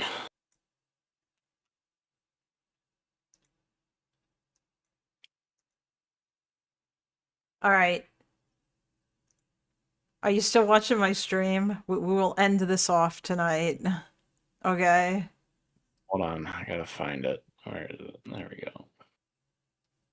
Okay. Yeah, I've seen Mind babysitting Texas I for love me? me some Poland ball. Mexico, Canada, and I have poker night. Anything for my favorite son? Hey, Papa, do you have any stories about my daddy when he was a kid? I sure do. Now listen close. The year was 1776. So did your grandpa teach you anything? Revolution. Give me liberty or give me death. I want my own republic. Inalienable rights. Guns. He is never babysitting you again. Hey, Dad. I fucking love pulling balls so much. You just made me think of that when you started talking about the fucking Republic. Tag. Yeah. I am the rectangle. Do you know why all the country balls are round, but Israel is a fourth dimensional hypercube? Because Jewish physics. Yeah. Good one. All right, here you go. All right. Have a good night, buddy. Well, chat. What? Oh. Hello? Hello, are you about to end stream? Is that what's happening? Yeah, I was, but if you're here to tell me about how you hung out with an IRL Ukrainian and how NATO can get cucked or whatever, please go on. Oh no, I just have a friend from Ukraine that I hung out with. There's no story. Oh. But I didn't realize you were about to end, but I mean it's 1 a.m. At oh least shit. for me. I'm sorry. No, that's okay. We all like it was Oh, I just wanted to get an update on your Ukraine research. Speaking of the greatest country on earth. based. I mean, I haven't really like dug into it too much because I've been trying to there's been a bunch of other shit going on, but basically, I want to sit down one morning and just like do like, I guess my understanding of Euromaidan now is like they went out into the streets and protested with like encouragement from the opposition, and then in January of 2014 the government like passed anti-protest bills, but before that, like in November and December, there was like fucking riots and the cops beat people up, and but they still kept coming out. And then after they passed the anti-protest laws, even more people started coming out, and like people from the east were coming out too, even though like their main reason wasn't necessarily because they cared about the association agreement. It was because the government was trying to ban protests and they didn't like that. And yeah, that's yeah. Also a pattern that would repeat itself in other Eurasian states. But yeah, that makes sense. Oh yeah, and also I noticed too, as I've been reading through the timeline on Wikipedia, that ambassadors from foreign countries were coming and meeting and talking to the opposition too. Mostly European countries, it looked like. There wasn't really anything about the US that I saw in there. So yeah, nothing so far about the dastardly machinations of Victoria Nuland and whoever the fuck that guy she was talking to on the phone call was, and how they rigged or did the coup or whatever. I don't know. Yeah. But I know that that's bullshit anyways. Yeah. But yeah, it's I don't know. There's so I made a list of all the shit that I'm gonna need to look into. There's just a lot. I don't know if this will be like over researched. By the end of this, I'm hoping basically what I want is to like have a big old document that I can kind of look through or whatever, like a multi-tabbed Google Doc or something. And yeah. I don't think there's such a thing as over research. Probably not, especially when you're talking to conspiracy theories, or conspiracy theorists rather. I don't know. When you live in like a para reality. I don't know, but like conspiracy theorists live in like a para reality. I don't really know what. Oh yeah, they do. I mean, like nothing that I say will convince this guy, but that's not the point. I just, yeah, I don't know. People have just. Oh yeah, I have to also read up all of the quote unquote persecution of ethnic Russians that were suffered in Ukraine and the Donbass war and all that shit about how supposedly Ukraine committed genocide, even though a lot of the instances, or at least the instances that I saw, like Ukraine actually put people on trial for war crimes that they committed in the Donbass, which I didn't see Russia doing any of that shit. I'll have to learn more about Igor Girkin and his shenanigans. Yeah, there was like this one case a few years ago now about Ukraine banning the Russian Orthodox Church. Yeah. Because it was like, it was effectively pro-Russian during the war, and like it had direct associations with Moscow. So Ukraine was like, "What the fuck? We're just gonna ban this church." And people like try posture as if that's like yeah persecution of ethnic Russians, but like there's nothing really. I'm sure it's probably like if you go to like certain parts of Ukraine as an ethnic Russian right now, people probably wouldn't like be too thrilled with that, but like this idea that there's like systematic persecution of Russians in Ukraine is like utterly unsubstantiable. Oh yeah, of course. Like it's stupid. There's not really any like yeah. And also just like kind of like a lazy like neglect of, or like a lazy like dodge of like actually learning how like interethnic relations work in Ukraine. Like yeah, the whole like the whole like I think like you see this on both sides, like the whole Russian versus Ukrainian thing is I think a little more nuanced than people give it credit for, especially as like we've kind of seen with like in reaction to the war in Ukraine, we've seen like Ukrainian identity kind of expand its boundaries over the past couple of years. Where, and then like this whole like tension between Ukrainianness, Russianness, and then like people who still claim to like a broader like almost Soviet identity. So Oh yeah. That's that's stuff that I should also maybe probably look into. There's like other things like I feel like people accuse Ukraine of doing a lot of the same shit that the UK basically did during World War II, or that even the United States did. Like, I mean, the UK threw fuck, what was his name? They outlawed the British Union of Fascists, and they threw its leader in Oswald Mosley in jail during World War II because he yeah, I mean, in all wartime states, you generally like there's like a specific term for it, like war democracy or something along those lines. Like, but my point is that like during like times of war, you generally do see an encroachment on civil liberties. Yeah, and so it's silly to come down on Ukraine for that when, you know,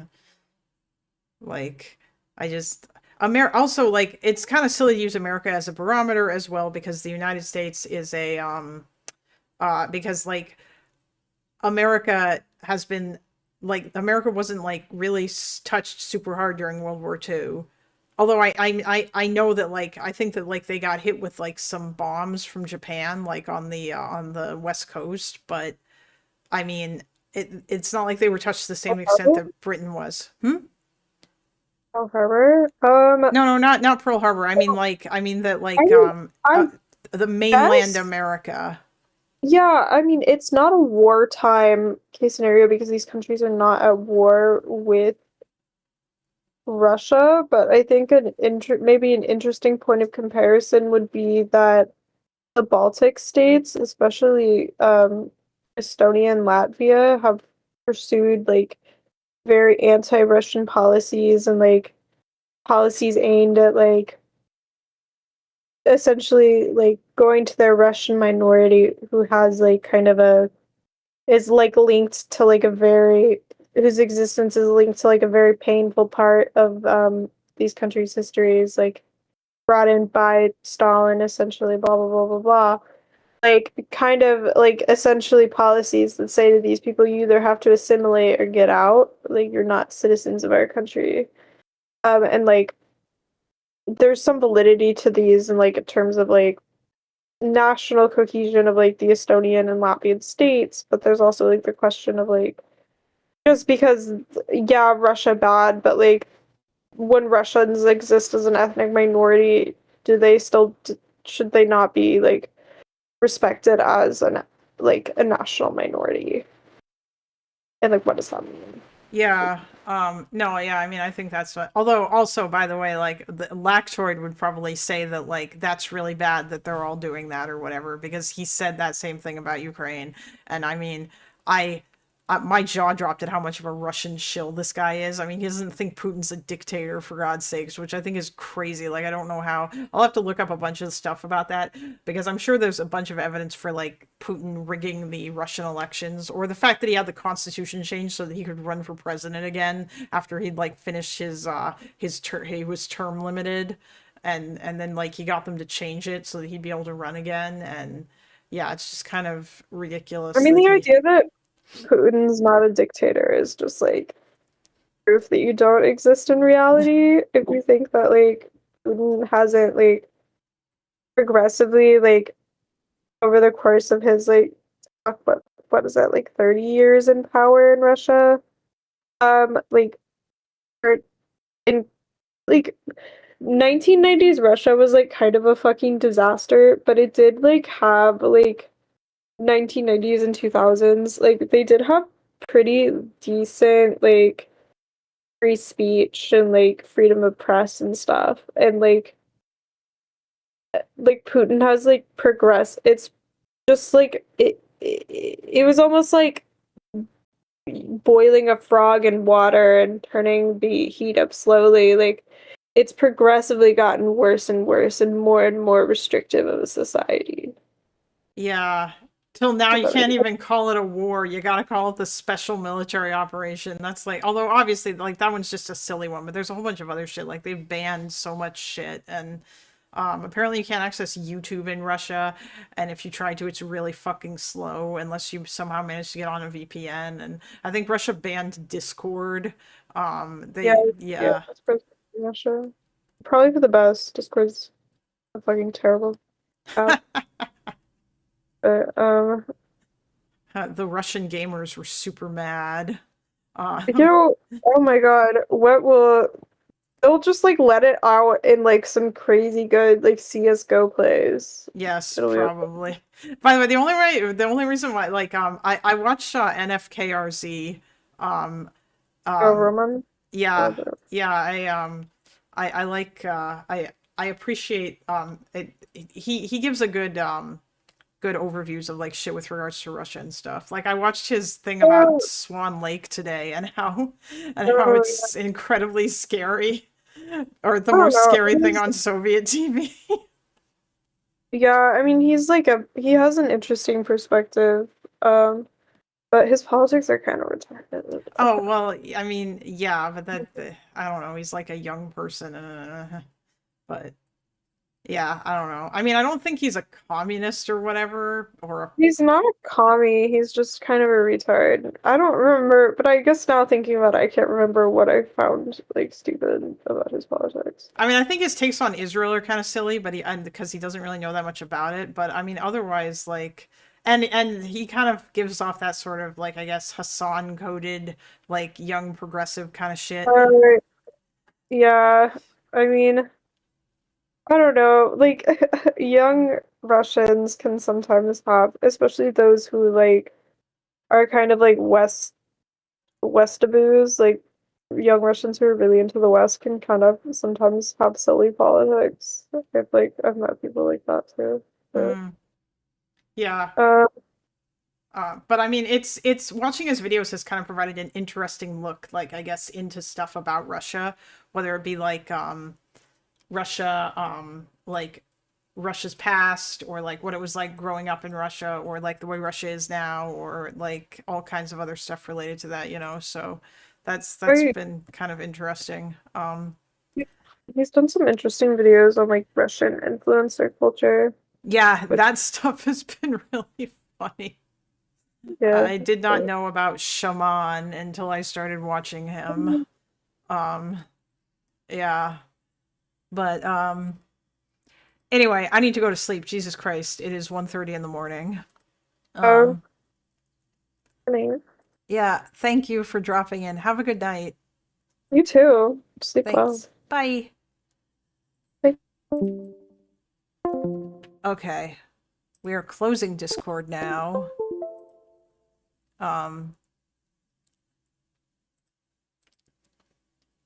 Okay, fuck. What's this? Chase kept posting these.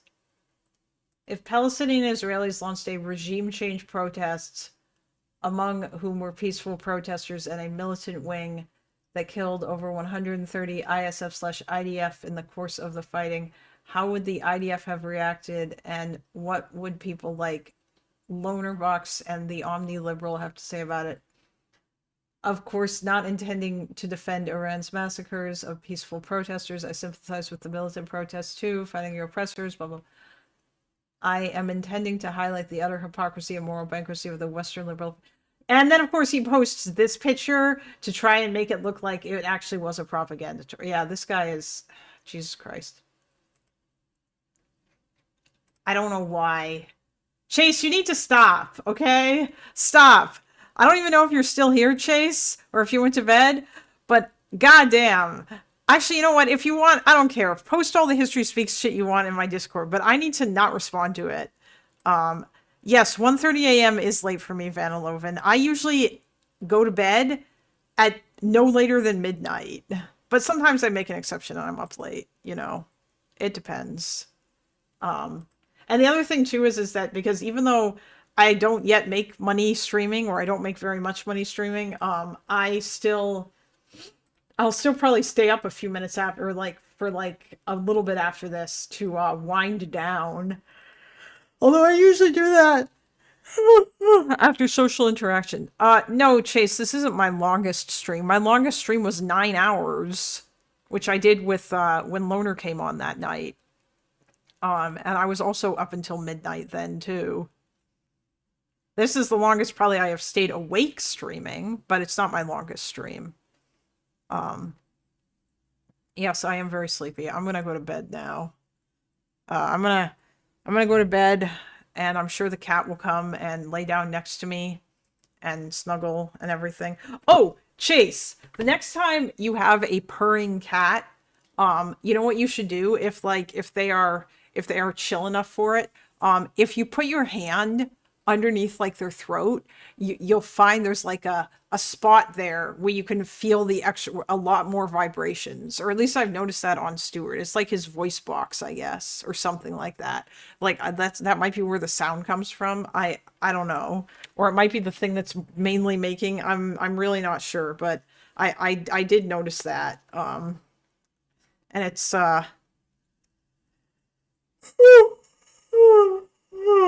super adorable, you know. Cats are adorable.